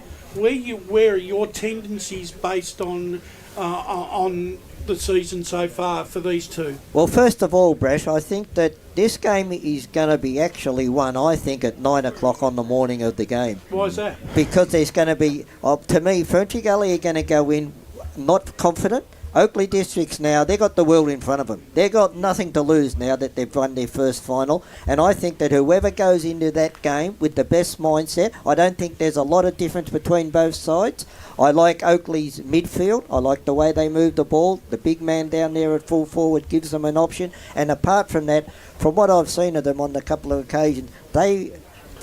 a bit likeable to Roval. They run the ball off the half-back line to start these surges forward. So, I'm at this stage, I can't pick a winner at this stage. I think no way. Would we all agree that this one, at this particular moment in time, actually could come down to the selection table on Thursday night on who plays? Well, yeah, I reckon so. But I think the point that springs to my mind is that, Gav, you mentioned in the context of the North Ringwood Mitcham match next week, the team that finished higher on the ladder. We get romanticised about, the elimination final victors and Oakley District. Of course, there's a bit even more romance around them, given it's their first final series in the EFNL after a painful last year. I feel like the quality's going to win. But Jared, out there even when they last year in the Southern Football League, they were in second of it. They only won one game in that competition as well, so they've had more than one lean year. Mm-hmm. Yeah. And I think that just, I have to agree with that. Yeah, I think they'll go in pretty confident, but it's going to be interesting if they have put all their fuel tickets into this game as well against Sylvan. But Donvale defeated Warrandyte and they were coming in as somewhat underdogs in that elimination in that preliminary final last year. So who's to say it can't happen again? Mm-hmm. And finally, the other preliminary final set down for decision next weekend will be between Surrey Park and Scoresby. And I think we all got seduced by Chirnside Park's late run towards the end of the season, Gav. And I think I think we need to hear from Josh. We need to hear from Scott. I know how disappointed he is. All right, Scott. The fact that a lot of the sides would have been worried if Chirnside had have won today, both Kilsyth and Surrey Park. Scoresby have actually done them two a favour, haven't they? Of course they have. And I smiling because I talked Chirnside up. I felt that they presented really well in the off season and sort of took them quite a while to get going. And then once they did get going, they were like a freight train coming in towards finals. And Scotty, let's face it, over the last month, they've been the form side in that division. Yeah, easily by far. And so if that final, it is the final result. It is the final. I just want to double check because I can't believe it. No, I really can't. I think they were the form side, and Scoresby have definitely done Surrey Park and Kilsyth a favour. But I still think Surrey will be wary of Scoresby just because this is a really good victory against a rampant Chirnside Park outfit. But we'll see what happens. Did have Surrey beaten them twice this year, or was it one twice? They lost the last meeting against Scoresby, and that was out at Scoresby. Josh, have they really done them a favour, or is it the chocolate-coated pill that you've got to be very wary of? Because, let's take nothing away from Scoresby. I'll go with the latter. Let's go the chocolate. It's credit to Scoresby, and they probably had that from seasons gone and learnt in those upper divisions and stuff. Well, Chirnside didn't have a defence-wise. Scoresby a better side, aren't they? Mm-hmm. Well, they are. Yeah. Well, gentlemen, we could sit here for hour upon hour and talk and pontificate about the whys and who's going to win next week, but we've all got to say goodbye now. So to Gav and Gab Casey and Jared Beanland, thank you for your contributions this afternoon, and a great calling to Blake and Scotty on the boundary line. Thank you very much. Thank you, Brush, for your contributions this afternoon. Josh, your insightfulness and keeping us up to date with all those scores this afternoon. Thank you, Brush. Did everyone did us proud. To my my mate and my co-host Ray Baird, thank you once again, Ray. Thank you, and I just quickly want to say from all of us, thank you to Ryan Long for giving us the opportunity to do this every weekend. Right, and to Lee, Megan and Kath Green, thank you very much from LKM Media. But final score this afternoon, North Ringwood 11-6-72 defeated Beaconsfield 7-6-48. Yeah.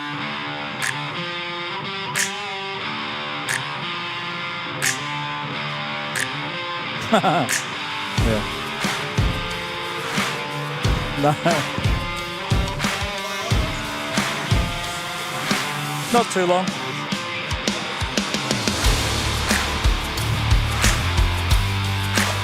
Yeah, only off by a few seconds. The thing is, like, if you get to the point where it's like it's right on 30. Hang on, let me just